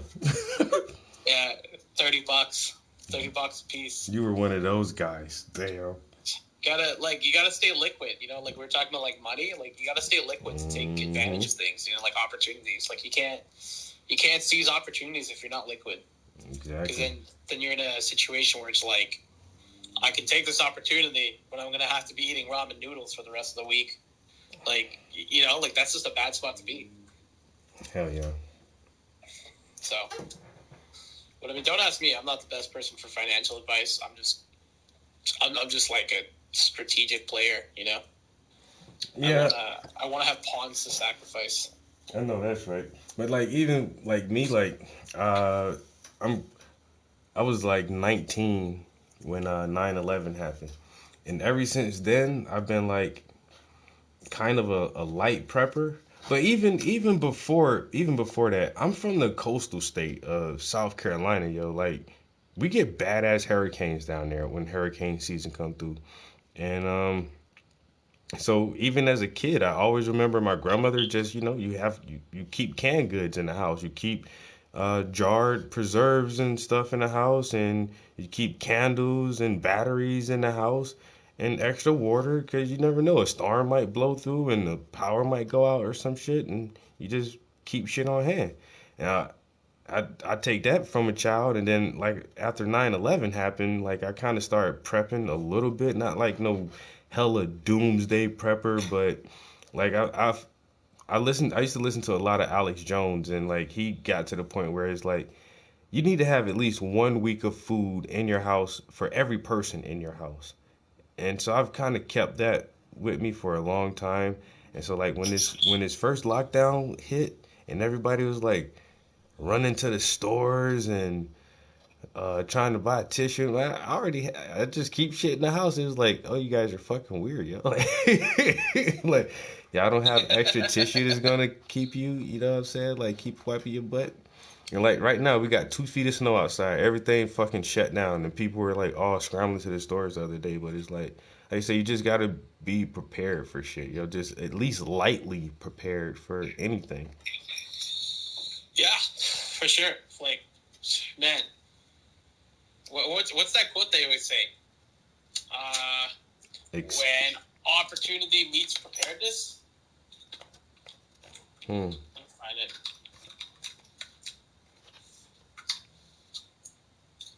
Luck is what happens when preparation meets opportunity. Luck is what happens when preparation meets opportunity. You never know when an opportunity is gonna come, but you need to be prepared for that shit. I like that. Luck is what it could happens. be anything. It could be a person knocking at your door. It could be a DM. Could be, you know, like fuck. I just had someone follow me on Clubhouse, and I bought their course like fucking 2 years ago. Oh wow. Yeah, I'm like, wow, okay, shit. That's the thing about Clubhouse, dude. It's like people are flexing real hard in the bios, but your voice, like how much you can spit, is the true equalizer, dude. Exactly. Don't you look good on paper, man. Talk to me, bro. Tell me something, man. Yeah, bro. As soon as somebody asks you a question and it stumps you, like that's real game over. Yep. Well, what you should do is you can ask. Oh no. I asked you the question because I heard somebody else already do that. like flexing and saying all this stuff. That's what I'm enjoying about Clubhouse, because like a lot of the work that I've done in the past is behind NDAs. So I don't have a rap sheet. Mm-hmm. Like I've been building brands and working socials for years, but like not for myself, because like I do it all day for fucking clients. The last thing I want to do is do it for myself. So yeah, I feel you.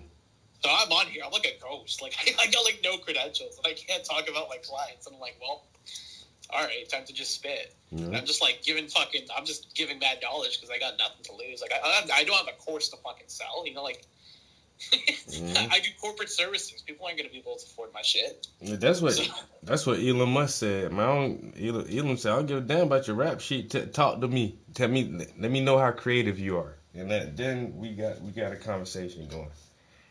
Yeah. They say he was on here that's too. That's real talk, man. Like real recognized real, right? Mm-hmm. It don't take long. It don't take long to figure nobody out at all. Exactly. That's why I like this shit, yo. This is a dope platform. I'm trying to get more people on it, and like I said, now I normally do I do a live YouTube stream where I just sit and paint, and I figured like I got like a small core following on my YouTube channel, just like 4 or 5 guys who really just fuck with me, and yeah, and so I figured like I'm trying to get all of them on Clubhouse and like yo, like once a week instead of just like chatting, like typing through the YouTube chat, we can actually get on here and chat in person and have a full conversation like this. So yeah, come talk to me. So some of them say they got it. I think I probably try to do like an hour on Fridays or something like that. But this I'm probably gonna get my whole company on. I definitely I'm going to your YouTube now or your Instagram. Yeah, bro, you're too busy fucking with everybody else stuff to put anything on your own social. No, it's true. I feel you. Like, bro, I've had this Instagram, but I haven't used it. Like, I started putting stuff up like a day ago. Oh damn. Yo, that's the hospital room you almost died in? I almost died, bro. Wow. What happened? I got a second chance at life. What happened? Pancreatitis. My pancreas just went out. How old were you? 20. Like it was just before I turned 25. Oh my god, dude. Yeah, that was a real kicker. I realized like it took me a while to like really think about it, but I realized like if I died there, like, bro, I would have lost the game of life. Like I would have not had a fulfilling life. That's some crazy ass shit to contemplate, bro. Damn. Bro, that's what D-Loss is about, man. That's what like the whole brand's about. It's like I'm just trying to hold no punches back. I'm literally just trying to live the best life I can. Cause like I almost lost it. And that's a perspective like you don't get until it actually happens. Yeah, and then like you say, you sitting there and thinking like, if I go now, like, what the fuck did I do with this time I had? And it's like, I can't imagine that feeling, bro. God damn, that shit. I ain't gonna lie, bro. That shit put goosebumps on my arm. Just how you just said that shit. Like, yo, I would have lost at the game of life. Like, I got a second chance to do this shit for real. Like, real talk, bro. Better do this shit. You better live, like, live. And it's so funny to me because it's like I feel for people, man. People are worried and they're scared and they're making excuses for themselves for like really small things and insignificant things. It's like, man, you didn't even know about Dustin from New Jersey, so why do you care about his opinion of what you post out?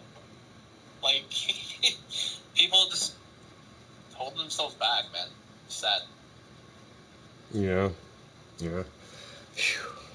and it's crazy. Like most people don't have a chance to have that real perspective, and and they'll go 75 years without really living. It's like some people just get it. Hey, more power to you, bro. You know what I'm saying? Everything you do from here on out, all your endeavors, let that shit be more powerful and more fire for the light a flame under somebody else. Yeah, man. Everybody dies, but not everybody lives. I know that's right. Yeah. That's the truth, I had to have a hard talk with one of my partners the other day. I'm like, bro, I'm out here bleeding. Like, I need to know you're hungry for it. If I'm giving you a piece of the pie, I need you to be there. You know, I need you to be hungry. Mm-hmm. This is not the place to settle. That's it. Settling? I'm not good with that. I'm not good with settling, at all. I don't know how people do it, honestly. But again, like, I'm also very conscious about, like, who I am as a person, because I'm a straight up workaholic. Like, so something bad happens in my life, I just go straight to work. That's just like, you know, some people go to, like, booze, some people, like, go travel. Like, I just work, like, straight up. Damn. So it's a blessing and it's a curse. Yeah. You know? Like, it's not. I know. I got a buddy like you who, like you said, just a workaholic. Yo, I don't. He got his PhD. He's a fucking doctor, but it's like, damn, bro. Like, nigga, do you take some time off? Do you chill? Do you like you say, I'm happy. I'm at work. I'm mad. I'm at work. I was like, damn, guys. Calm down, bro. Calm down. But then, you know, like you say, you can look back in 2 years and see what it took somebody else 4 or 5 years to accomplish. You already accomplished the same amount of goals in 2 years, though. Yeah, but you know, like, I don't. The way I play my game is how I play my game. Mm-hmm. I don't judge other people. You know, it's like, it's your life. You decide what you want. You decide if you go after it or not. But don't complain. Don't say you want it, and then not have the actions to follow up. And yep, that's the whole thing right there. I wish I had this. I wish that and this. Well, work towards it, man. Goddamn, the dream is free, but the hustle's so separate. Yeah, I got some people I work with right now. They're like, I'm doing this thing where do you know Jocko Willink? Your name sounds familiar, yo. He's a Navy SEAL. He's pretty. He's been on Joe Rogan, yo, a couple times, yo. I know you're talking about. I know exactly. Go ahead. Yeah, so he's got this thing on his Instagram where he wakes up at 4:30 and he takes a photo of his watch and he posts it on his Insta. And I'm like, yo, fuck it, I'm gonna start doing that. Oh damn. So like, I'm on day 2 of doing it. And like, I'm working with some people. They're like, you're crazy. I'm like, well, you're the one that's complaining that you don't have enough time in the day to do what you need to do before work actually starts. Exactly. I'm here now. It's like 10. I've been up for like 6 hours. Exactly. I'm chilling. Like everything I needed to do today's done. Like I'm just taking meetings. Nope. Yeah, my YouTube. I've been streaming live. My live stream says 5 hours and 3 minutes. I've been YouTube live, sitting in the studio working on some art. Damn. Yeah. 5 hours, 3 minutes. If it wasn't so much snow outside, I'm up at. So here's what I'm curious. Why aren't you on Twitch? I tried a Twitch account and I started it with my gaming because I do play it. Well, I played more video games back in the day, but I couldn't. I don't know. For some reason, I couldn't get a lot of traction on Twitch. And I'm not. I mean, in my YouTube, I barely have 1,000 subscribers to my YouTube channel. Did you try Twitch for painting? Yeah, Twitch for gaming. Yeah. No, for painting. Well, I thought it was just like. I thought Twitch was just gaming, right? Well, that's what it's supposed to be, right? But like, you gotta kind of find the delta in culture. You know what I mean? Like, there are people who are on Twitch who are just talking. Like, there are people on Twitch who are just doing politics. Like, I might have to get on there, yo. Gaming, but like, that could be your delta. If you're into fucking gaming and you like painting, like, this is my shtick, by the way. Like, I'm into branding, so like, I'm gonna do a little brand therapy on you right here. Like, if that's your delta, if you're into painting and you're into gaming, like, why don't you paint gaming things and do it on Twitch? Like, what games do you play? Like first person shooters. Thanks for adding me up here. I'm sorry to interrupt, but I want to add to this. Can I add to this? Yeah, for sure. Jump on in. Welcome aboard. So no, Twitch is not just for gaming, like, at all. I actually follow a lot of EDM artists, and they've been doing a lot of like live streaming from like your couch type of thing. That I have friends who do gaming and stuff like that. And Darren, I saw that you're also into branding. I see a lot of designers on there who do like live commissions and things like that. Like it's not just for gaming. Oh wow. I follow a guy who builds custom keyboards on Twitch. Wow.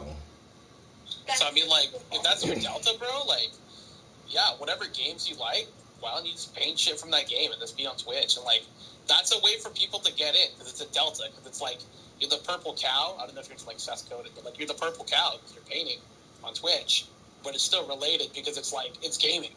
Like, you know, like easy. Like, do you play League? Because that's like, what is that?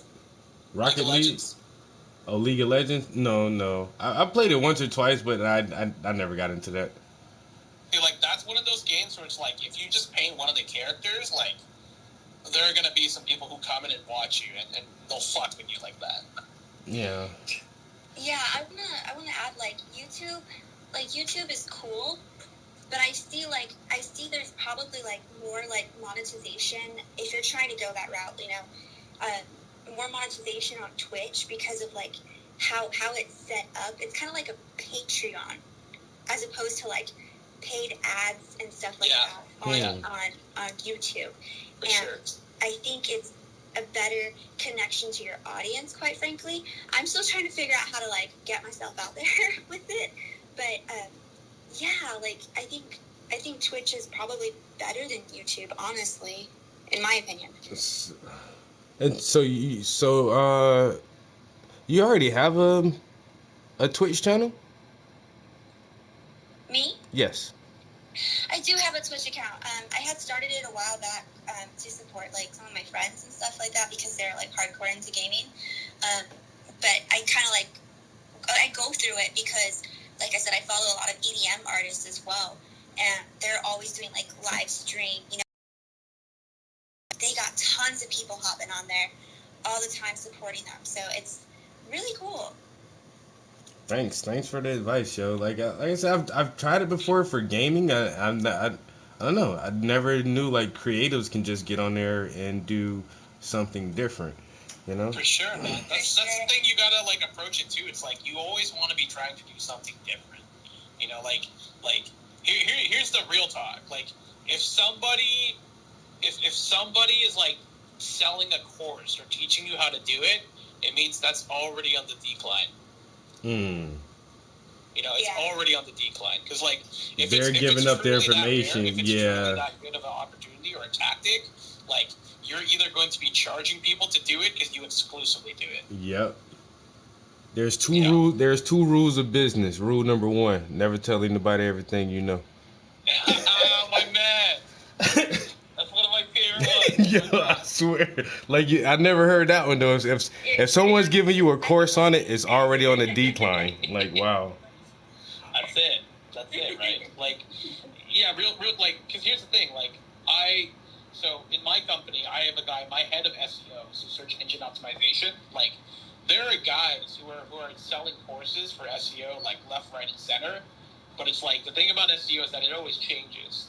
Like, one day, Google can just change their algorithm, and, like, everything you've been doing just goes down the drain, right? Oh, my God. So it's like, whenever somebody gives out a course, it's like, you either hop on it now, or, like, you don't. Because it could be gone tomorrow. And by the time they're teaching the course, by the time they put it together, that's already on the decline. Like it's already being abused. Yeah, but that's like the exponential growth of our technology and industries nowadays. I can imagine how hard it is to actually keep up with the newest of the new. Yeah, like algorithms and stuff like that. Like they're constantly changing, and I think the best way to like keep going is just riding the waves because a lot of people don't. Yeah, that's what you got to do. You like you gotta honestly, if you can encapsulate memes into your branding, like you are gold. You are golden. Like that Bernie Sanders meme. So many people capitalized on that shit like in 12 hours. I'm like, what the heck? Sure, yeah, for sure. I don't know, like I can't for me I can't find myself to hop on trends like that. Like they're cool, but I'm just like I can't. Yeah. You gotta like, you have to do it tastefully.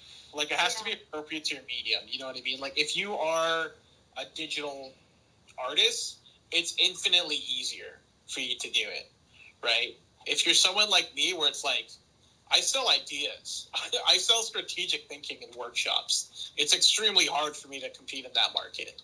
No. Yeah. Yeah, in the art world, I don't know. One of my little pet peeves is when like a celebrity dies and then like everybody starts painting their portraits and it's like, psh, come on, guys. You could have did that when they were still alive. Why are you, everybody wants to do it now? Yes. So you know, the last biggest one was Kobe. Like when Kobe passed, it's just like the next day, it's just like sneakers, jackets, backpacks, pocketbooks, portraits. I was like, all right, guys. But I get it. Like, it's easier to collaborate with them when they're alive, don't you think? Exactly. God, I mean, when you're dead, who's gonna sue you? Yeah, this is true. That's true too. Sorry. But Never thought about that one. But no, man, try it out. I think there's a delta for you there. You know, like I think you can actually you can make something happen. You can be a little sneaky with it. Well, you've given me my homework for today, bro. So my next agenda is to create a Twitch account for my art stream. Yeah, are you into like gaming culture at all? 40 years old, been playing video games since the Nintendo was my first game console. I probably had almost every Sega console to the Dreamcast. I've had every PlayStation console. Been playing PlayStation for like 22 years now. And the only reason I don't have the PS5 now is because I can't get my hand on that shit. What kind of art do you do? I normally do oil portraits. Yeah, oil portraits. Yeah, I do portraits. If I were you, what I would do is I would hop onto Twitch and I would try and like build a list of like the top 50 most popular Twitch streamers, and I would do my homework on each one of them and try and find like a very historic point in time for them. Like, so every Twitch streamer has like this like one clip that's just like 5 seconds long of like something absurdly ridiculous moment that happened on their stream. Mm. And I guarantee you, like, it's floating around on YouTube or something, right? I would find what one of those clips are for each of those 50, and then I would just do a series where you're painting that frame out of that clip. Market research is the biggest thing. Yeah, definitely. So, like, yeah, like them reacting, you know, like, wide open mouths, like surprised or angry, or you know what I mean. Like every Twitch streamer kind of has like their own little shtick in terms of like what personality they take on. But if you could paint that, like, dude, that would be amazing. Like so many, because you're jacking audiences from them. You know what I mean? Mm. That might, yeah. That's a hell of an idea right there.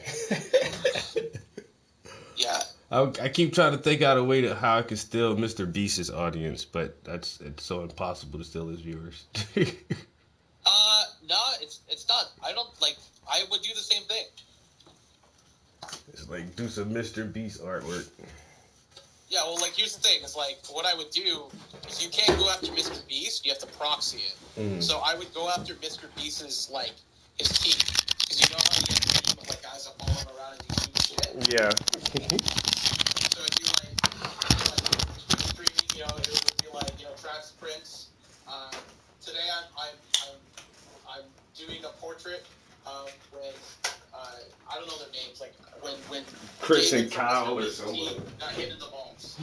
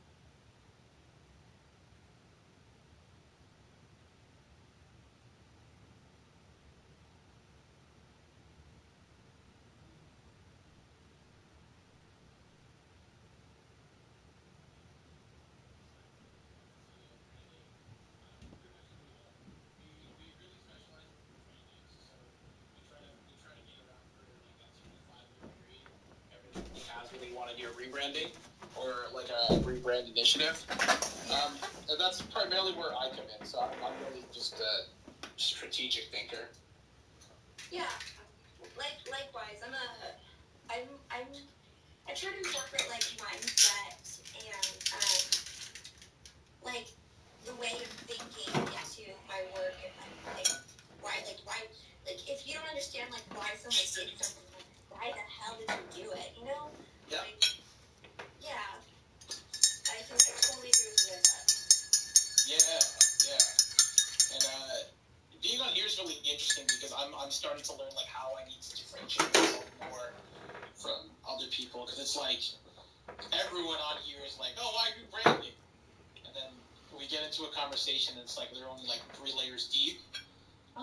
Wow, I really need to figure out a way for me to communicate how far extensively branding goes for me. I'm in the same page. Like, branding is like a whole, like, human psychology. People don't understand. Like, there's colors and there's emotions and there's phrases and, like, it's not what you say, but it's how you say it and why you're saying it. And it's the marketing aspect of it, like, putting yourself out there. There's layers and layers to it. People don't appreciate it. I feel underappreciated. That's the truth, yo.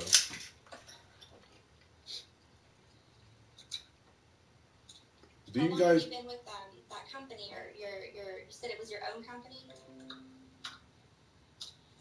This specific company here, we're probably a year, almost coming up to a year in. We've made a lot of progress for a first year in for this initiative, but this was done with a bunch of guys that I knew within the industry that we all came together. But I've been doing brand strategy for like 5 years. Okay.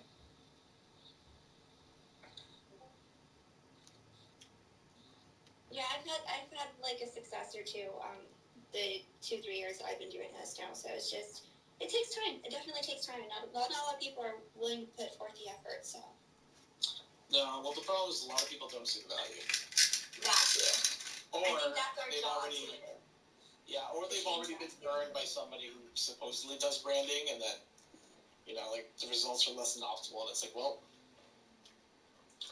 Yeah, that was my experience. With me before. It left a really bad taste in my mouth, and I was just like, I can't. We're supposed to collaborate. Like, you're not supposed to do it for me. Like, you're not. Oh, that's the worst part. It was horrible, and I couldn't be there anymore. I was like, I need to go, bro. Like, you can figure it out on your own. They wanted me to help them, but they wanted me to do, like, it was just weird. It was a freaking weird situation. I hated it. I was like, no, I can't do this. You're not going to take advantage of me. I'm sorry. I'm out. Yeah, that's the hard part about it all. So let me ask a question then. Yeah, let me ask a question then. Like, how would we, like, as brand design marketers, artists, or whatever, like, how can we change that viewpoint of us not being, like, valued enough? Well, it's kind of just like any typical sales process. What are the objections? Okay. Well, you can definitely show a comparison between someone who is well branded and someone who isn't. Like, cause I know I've been trying to like get my name out there for the past few years too on social media, and it's just really hard. And I haven't had any help, but it's to the point where it's like I wouldn't mind hiring a consultant or a brand marketer. I just got an email this morning, Mr. Prince, your domain name is ready to cycle for your another payment so you can keep it for another year. I've had a domain name for 2 years. I still don't have a fucking website yet, and it's like shit like that I'm so stagnant on, and like just I don't know. I hate that aspect of the business where I just really, really just want to sit in my studio and paint. And I don't want to have to manage my website or even manage my social media or my brand or anything like that. Yeah, I feel you. Would you be interested in doing a workshop sometime, Travis? I definitely would be. Alright, I'll reach out to you. Yeah. Because it's to the point now where, like you say, if we don't take advantage and go hard doing this COVID thing right here, a lot of people aren't going to emerge on the other side very successful. Yeah, this is like a blessing in disguise. Yeah. So it's the time to get it. And it's the time to educate yourself and acquire a new skill set, make new networking engagements, and like just, I don't know, like you just got to get it right now. Yeah, we gotta get it. Maybe I should open up my services to fucking people in Clubhouse. I think that's what I'll do. Right? That's what I've been doing, and I've had some success. You should definitely do it. Yeah. What kind of we'll see. What kind of workshop were you doing, Travis? I'm not sure what D-Loss has in mind, but it's going to be a branding marketing workshop, I can imagine. Yeah. So like, what I'm trying to carve out for myself is like, what really makes me different from other brand strategists. And I think for me, it's like, Travis, I'll tell you right now, like, I don't feel comfortable making any recommendations until I feel like I know who you are better than you do. And I feel like I owe that to the client. It's like I should know you better than any sales rep. Yeah. So I'm starting to like go into this niche of like, what really I do is like I conduct therapy sessions around branding. That's really it. I'm like a brand therapist, honestly. There you go, the brand therapist. Yeah, I was already searching domain names. TheBrandTherapist.com. Damn it. Still got, or damn it. Yo, it's crazy enough when I searched my domain name, Paintings by the Prince, no one had that shit. I'm like, awesome. My last name is Prince, and I make paintings. I can't get no more simpler than that. That's dope. Yeah, I had to kind of like look around for domain names too, and I finally landed on something. I'm like, all right, I've got to take it. Nice to.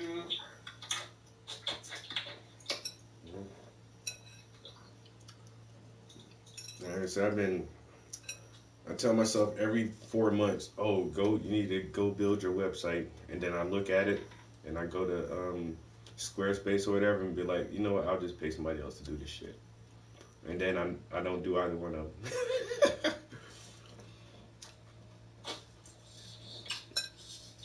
Yeah, it's a tough game, man. There's a lot to do.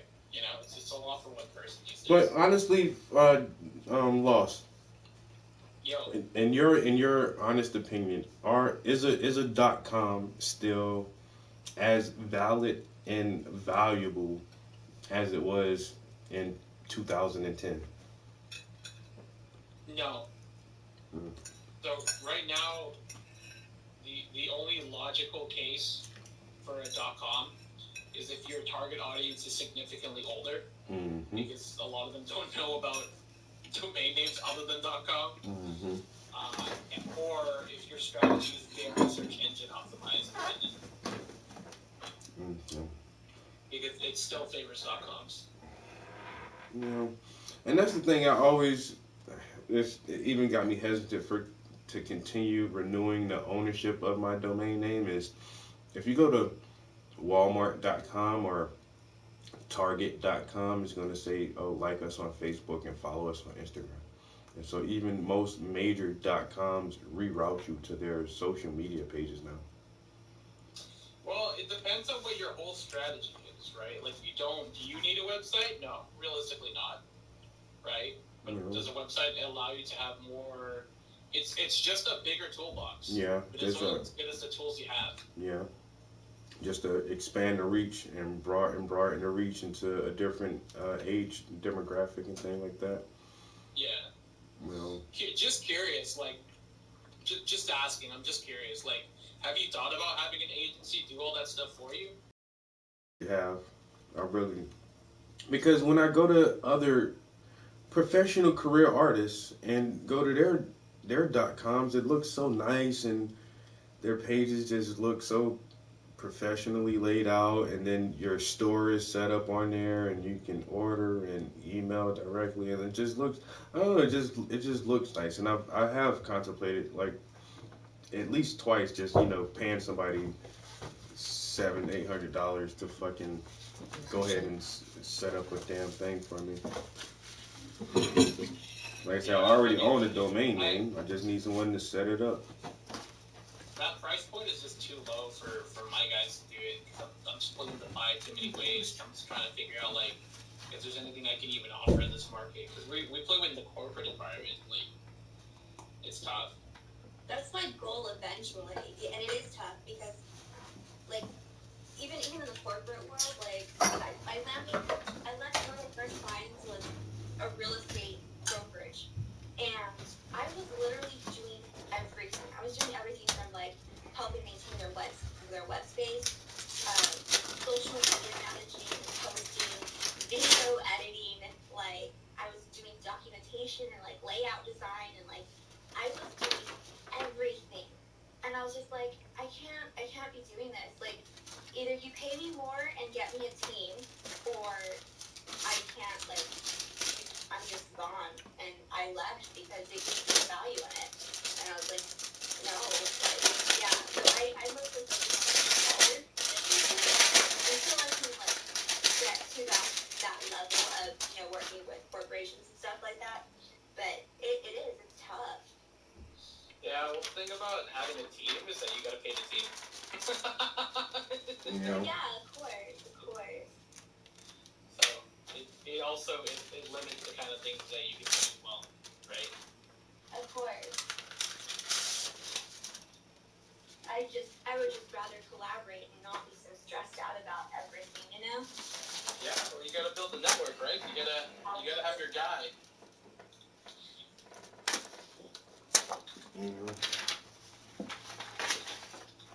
Alright, my meetings are starting up here. I gotta bounce. It was a pleasure meeting you both. Amy, I hope you got some value down there. Yo, D-Loss, appreciate all your advice and the positive conversation in the chat, man. Hope you have a good day, bro. For sure, man. We'll talk. I wanna do a workshop with you. Definitely. Yeah, you too. Alright, bye guys. Bye.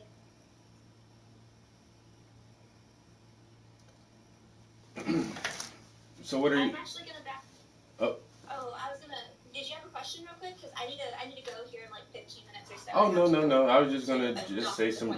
I'll just say some random stuff, but you go ahead and enjoy the rest of your day. Chat with you later. Oh, okay, yeah. Thanks, Travis. Thanks for having us. All right, bye-bye. Bye. All right, Miss Amy. It's just you and I right now, and I'm gonna put back on this. I was listening to a old lecture from Jared Taylor, Prospects for the New Century, and this is from the American Renaissance Conference of 2000. And so we're about 15 minutes into his. Fools. I'm sorry, but they're fools who were shocked by what happened and could not figure out what happened in Kosovo. They are our rulers. These are the people that tell us what they're going to do, and they are preparing future Kosovos just for us, right in our own country, by following this diversity immigration policy to which every other aspect of immigration has, of course, been sacrificed. Our diversity comes first. Immigration policy is, of course, making nations within nations that are inherently unstable, potentially hostile, and I don't doubt that they'll be shocked if things turn nasty. Now, it's just like the Soviet Union in the sense that policy is directed by fantasy and cult, and that's, of course, worse than no policy at all. And let me draw you another eerie parallel between communism and the cult of diversity and egalitarianism. That is, nobody actually believes it. Now, in the early days, there might have been some true believers. I suspect that maybe Lenin, least 10 minutes that we were going to usher in the workers' paradise. They might have thought that. But for decades, communism staggered on, despite the fact that no one believed, despite the old dissident joke, we pretend to work and they pretend to pay us. That system still kept going. We too must have had our true believers, at least for a while. Let's think about Earl Warren. When he wrote that decision in Brown versus Board of Education 56 years ago, in his heart of hearts, did he look forward happily and joyfully to the day when his great-grandchildren would be going hand in hand to school with little Negroes? Did he, in his bones, want that to happen? It'd be interesting to know. Probably never will know. And now how about a current great white father? He can't shut up about how wonderful diversity is. But does he believe in it himself? It doesn't look that way to me. Remember his daughter, Chelsea, she went to school right over there in the District of Columbia, Washington, D.C., and I bet with no trouble at all, she could have found classmates with purple hair. And I bet with no trouble at all, she could have had classmates who were going to have 4 illegitimate children by the time they were 20. I bet you also that she could have found classmates with AIDS, and I bet you that she could have gone to school where she was the only person speaking English on a playground. In fact, as John Rocker has discovered, these are precisely the kinds of people we're supposed to be dying to spend time with. And she could have found plenty of them, I suspect. She could, in fact, have had the most enriching diversity of experience at all, in my opinion, and that would have been to be the only white girl in her high school class. She had that opportunity.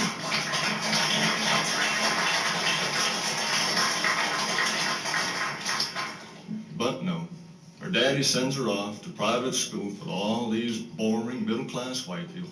Doesn't he care about her education, for goodness sake?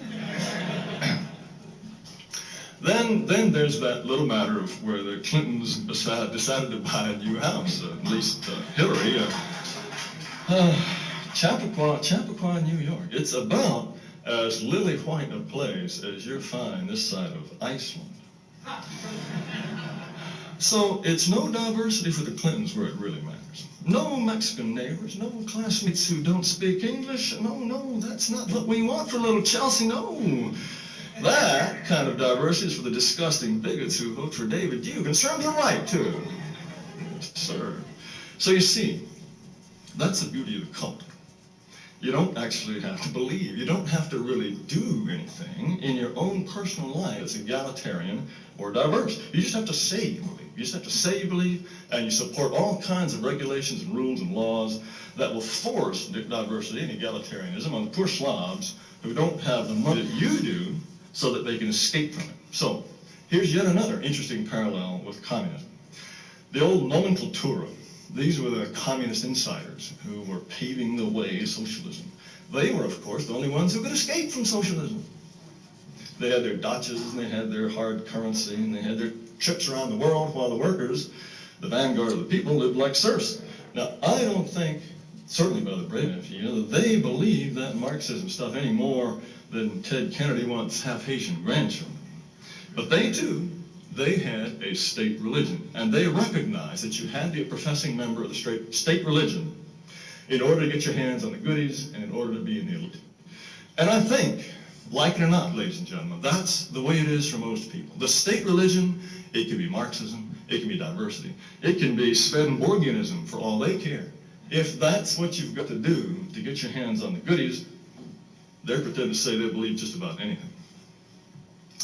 On the other hand, it certainly seems to me that if believers there are, the number is shrinking all the time. And let me give you just some things that make me feel that way. In the February issue of American Renaissance, we ran a review of the book Taboo that Professor Rushton spoke about earlier. And as you know, it's about the physical differences between the races, why the West Africans run faster, the East Africans run faster too, and white people can't jump. The book says that blacks are biologically superior to whites, and that's why they do well in athletics. Now the author, John Enteen, wrote us a little essay in which he described how awful a time he'd had finding a publisher. And what he said, of course, was that every last one of the editors who were horrified prospect of his book said, no, you can't publish a book about that because the first thing people might think of is racial differences in intelligence. Even if you're telling people that blacks are better because they're superior, immediately they're going to think about racial difference in intelligence. That was what was on their minds. So, here we have, in the most timid, conformist, cowardly industry in the entire United States, evidence of what I believe is really on their minds. I think they know the score. They're just pretending mighty hard that they don't believe. Then there was Craig Nelson, the immigration activist in New York City. I'm sure many of you followed the saga of his anti-immigration posters that he put up in various places in the city. And one I particularly liked, all it said was, tired of sitting in traffic? Every day, 6,000 immigrants arrive. Every day. A very simple message. And this guy, so far as I know, has absolutely no racial agenda whatsoever. There is nothing he's ever said, nothing in his background that suggests this. What he did was live in China for a while. And he didn't like the overcrowding that he saw. And he didn't want the United States to become as crowded as China. It's as simple as that. A little bit more room for us and we'll be happier. But the cultists absolutely refused to believe. They insisted that he was racially motivated. Absolutely insisted. Edward O'Donnell, he wrote this in the New York Daily News. He says, Mr. Nelson's group, Project USA, cloaks its bigotry in allegedly high-minded concern over population growth, environmental damage, and urban sprawl. Cloaks its bigotry. Apparently it's impossible to actually take those things seriously. And Melanie Carroll wrote in the same paper, in the same vein, that Nelson is preaching, quote, thinly veiled bigotry. I'm sorry, thinly veiled hatred, no less. Of course, there's practically synonyms now. City council members, they drew up these resolutions to condemn this guy, and all he ever said was he doesn't want the country to get overcrowded. And he doesn't think we ought to keep importing 1 million people every year if overcrowding is something worth thinking about. He started sitting in traffic, but immediately he's a racist. Now, once again, this shows you what must be absolutely preying on the minds of the cultist. I think they didn't even hear what he was saying. Why? Because they are so obsessed with race and the prospect of racism. I think they suffer from a kind of hysteria about this that must be really enervating and exhausting. And I think that this kind of absolutely vicious hysteria with which people greeted a perfectly straightforward, legitimate proposal about population growth, the absolute craziness that greeted that is a sign of a certain desperation and hysteria in the cult. And then, of course, John Rocker. And as you all know, he gives us yet another parallel with communism. Rocker doesn't like to be around the kind of people nobody wants to be around. Perfectly sane, perfectly safe, perfectly good thing. Well, not perfectly safe, entirely sensible thing to say, but what happens? As you all know, fined, probation, blasted from one end of the country to the other. Now, and of course, he gets his head examined. So that's really the pièce résistance. We have professional sports people who beat their wives, they commit murder, they have illegitimate children from coast to coast. What about this guy with purple and pink hair that wears women's dresses? No, that's all okay. It's the one sane man in sports that has to have his head examined.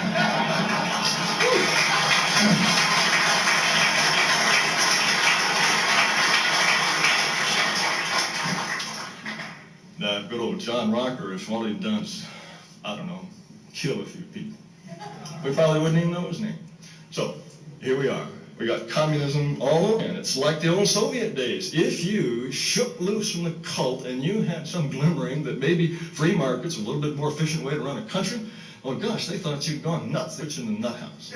Today, in America, you shake loose from our particular cult, and they try to do the same thing. They think you're nuts. Now, on the other hand, don't forget what happened when John Rocker set foot back in the first time in a ballpark after his fine and suspension. As y'all probably know, he got a resounding, standing, uproarious ovation. The people in the stadium, I believe, they don't want America turning into a foreign country either. They know this diversity stuff's a pack of lies. In fact, when the newspaper in Birmingham, they had one of these readers' opinion solicitations, and they asked Should Mr. Roker be punished or shouldn't he be punished? They've got more responses on this than any question they have ever asked their readers. And how many people oppose punishment? 97%. 97. Now, this was supposed to be a controversial statement.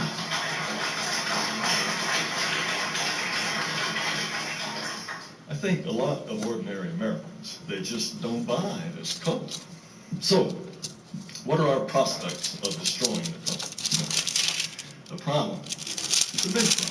Even though there aren't that many believers, and I think even though the high priests of the cult, like William Clinton, are obvious hypocrites, ordinary people just don't have much of a chance to express themselves. And I'm sorry to say, a lot of them are still very much afraid to say in public what they know to be true in private.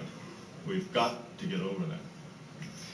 It's in Europe, interestingly enough, that we see some encouraging signs of change. Many European countries have proportional representation in their legislative elections. And that's why the French National Front can get 15% of the vote, put the fear guard in people. And even more spectacular, the Austrian Freedom Party, and they get 27% of the vote, move into coalition government. That's very exciting, significant.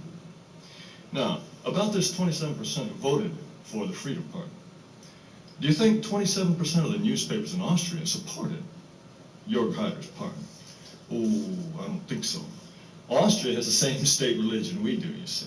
And in order to work for Die Presse or the Wiener Zeitung, you've got to be a cultist. It's just like here in the United States. And so just as we had a stadium full of ordinary Americans whooping and hollering for John Rocker, 27% of the Austrians in the privacy of their ballot box said that we want Austria to stay Austria. And of course, the culties are absolutely terrified because somebody has finally pointed out the emperor is running around in his underwear. You can't have that. So we have, in Europe today, prime ministers and presidents in Europe saying that the fact that Jörg Haider's party, the Freedom Party, is in a coalition government is a threat to democracy. Well, have they gone goofy? When the number 2 party goes into coalition government, that is democracy. This just goes to show you the incredible hysteria that goes into practicing the cult.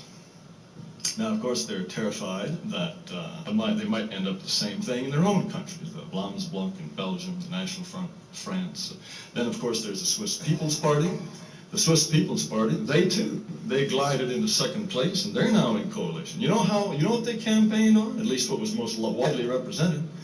Their campaign poster showed brown skinned hands tearing up a Swiss flag, and they campaigned against liberal immigration and asylum policies. Now, it makes me wonder, what kind of results would you get if you had a nationwide campaign on those themes in the United States?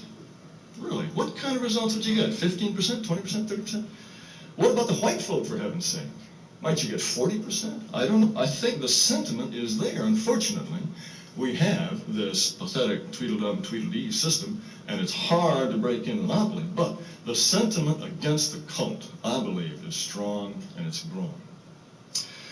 Now, I wish I could tell you that we've got this thing licked. It's just a little longer, it's going to collapse. But, no, I don't think so. Trouble is, we can have, as I think we clearly have, a very powerful state religion, even when nobody really, really believes. We saw that in the Soviet Union. So our system could run for a long time on pure hypocrisy. I think largely it already does. And so the country can very well sink deeper and deeper into third world squalor.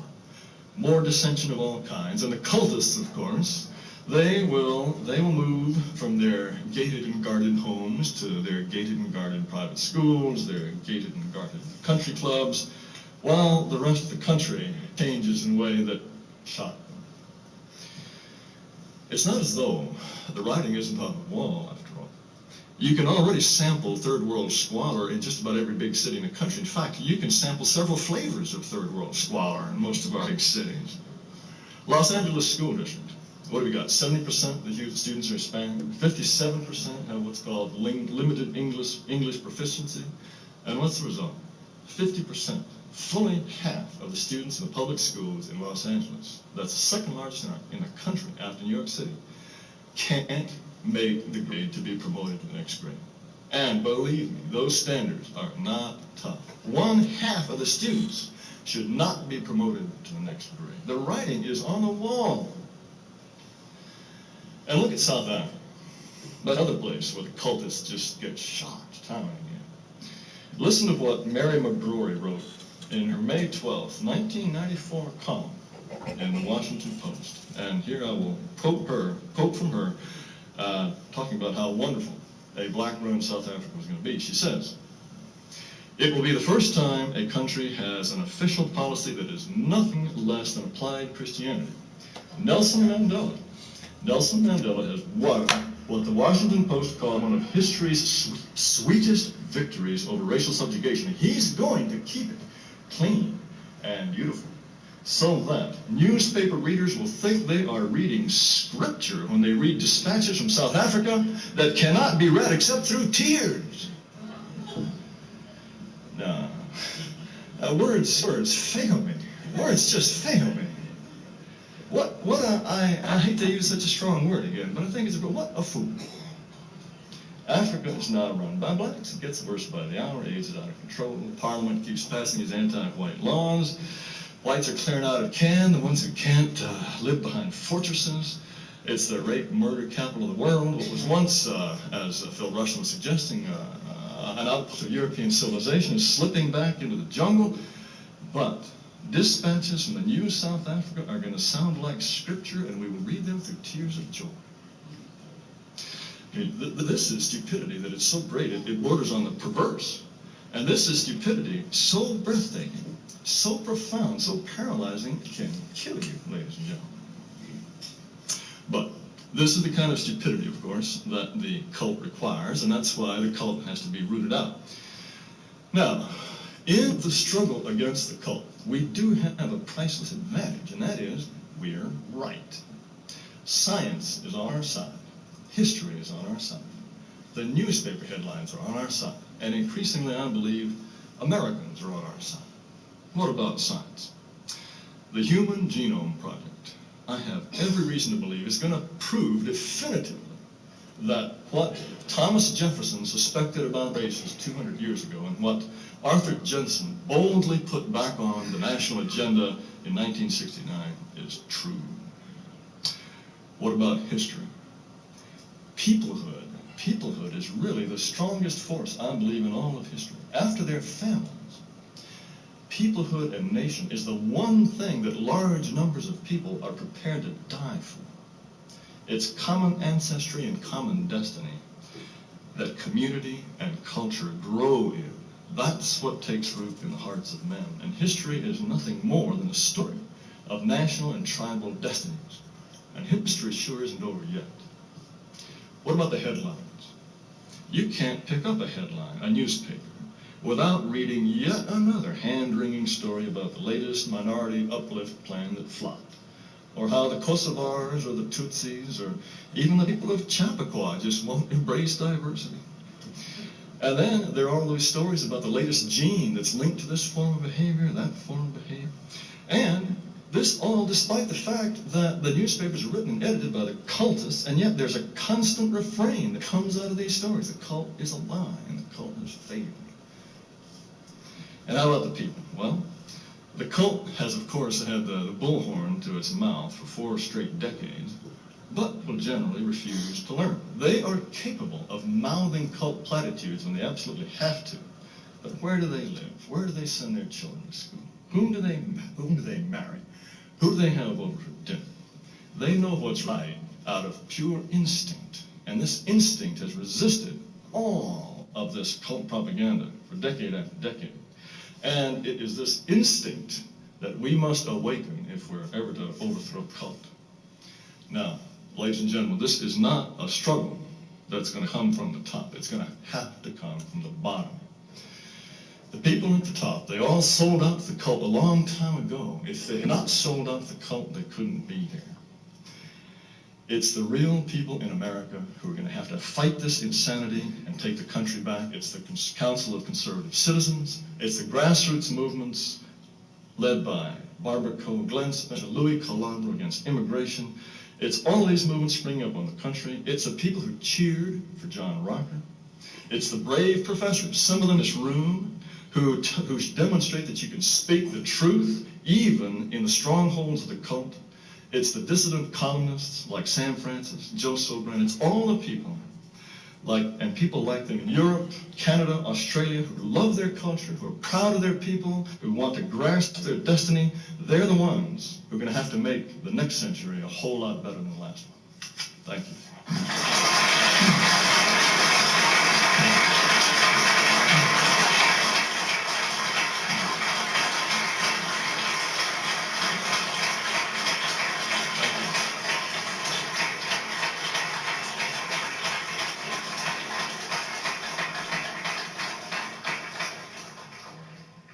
Thank you very much. I think we've got about 20 minutes. Can take some questions here. If anyone, yes, sir. Maybe we can wait till the boom comes your way. We can get your comments. Or you go to the boom. Is that too much to ask? Perhaps someone in the back could ask a question, and then Professor Hart later. Is that a possibility? Any questions? Well, no questions. Professor Hart, looks like you're on board. Speak loudly. Yes. Pardon, I'm facing them. Quite right. The turning point, the disaster of European civilization occurred apparently in the First World War, when unfortunately all these white European leaders brought their collective countries into this absolutely suicidal, ridiculous war, and maybe that's the point at which they lost some confidence. Does it in any way shake your confidence into what white Europeans do before they're overwhelmed by this cultist ideology? Well, good question. In other words, you're asking me, given what whites have done over the last 100 years, what's the hope that they'll do anything differently? Maybe it's a kind of an irrational hope, but I don't believe that millions and millions of white people are just going to march off the stage of history. I just don't believe it's going to happen.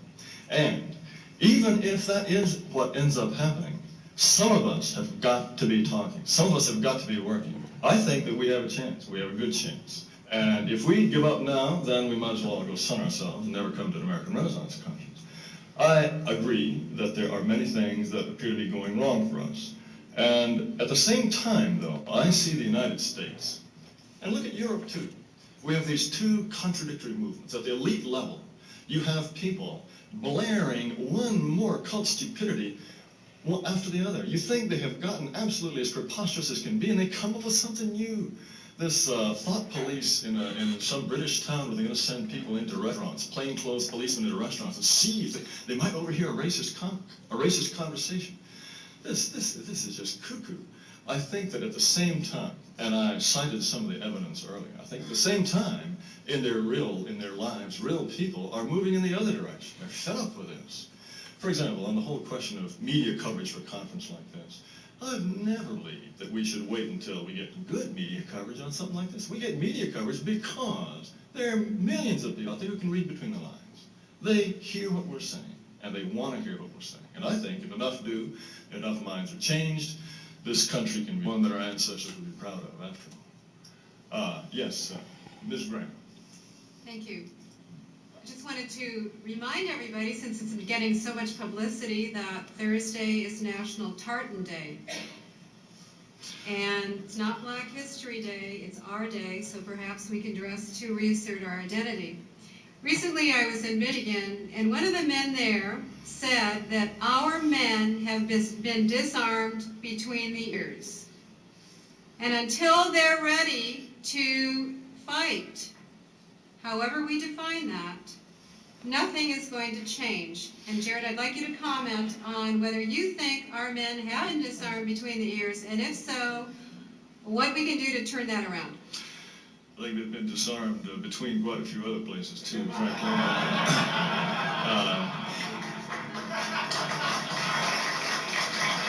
Well, yes.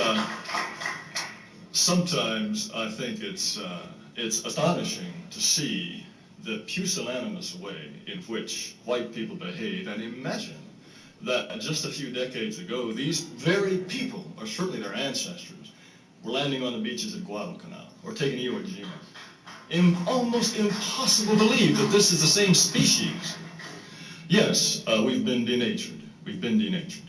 But if I didn't think that we could be renatured, if I didn't think that there was some kind of rejuvenation still left in our millions of white people, I wouldn't be standing here in front of you today.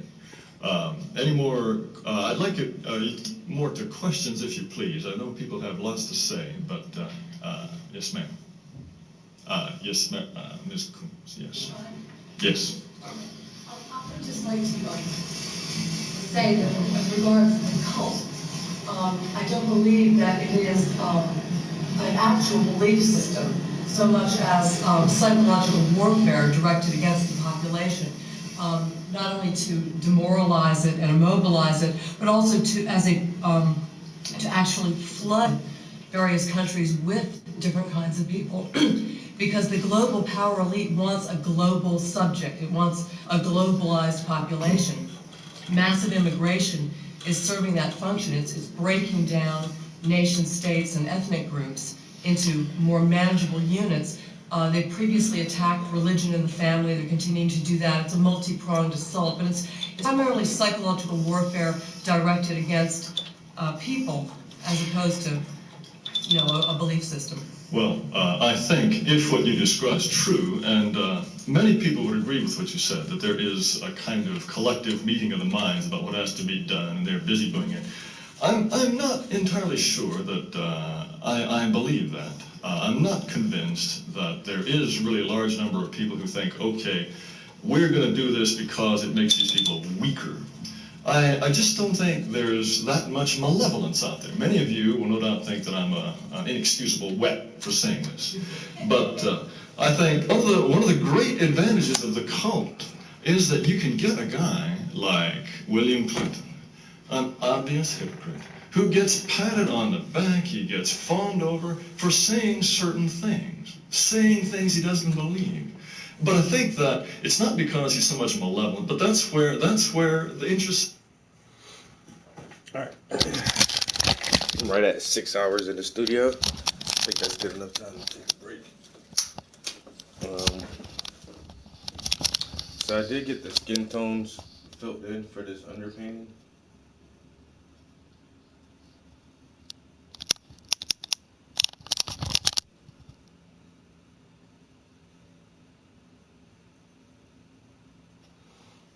So that's coming along nicely.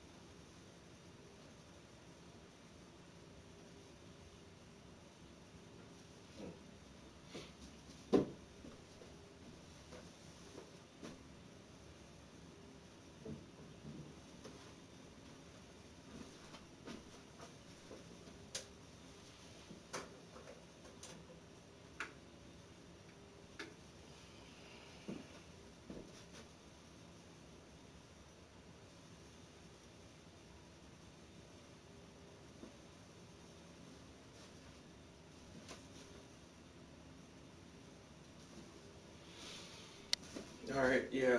Let me take a break. I feel like I got a lot done up in here this morning. It's still snowing like a champ. Check this out, yo. So I'm definitely not going to work today. Hopefully, I don't know. Maybe it'll stop snowing. I can go to work tomorrow. But like literally, snow is still coming down.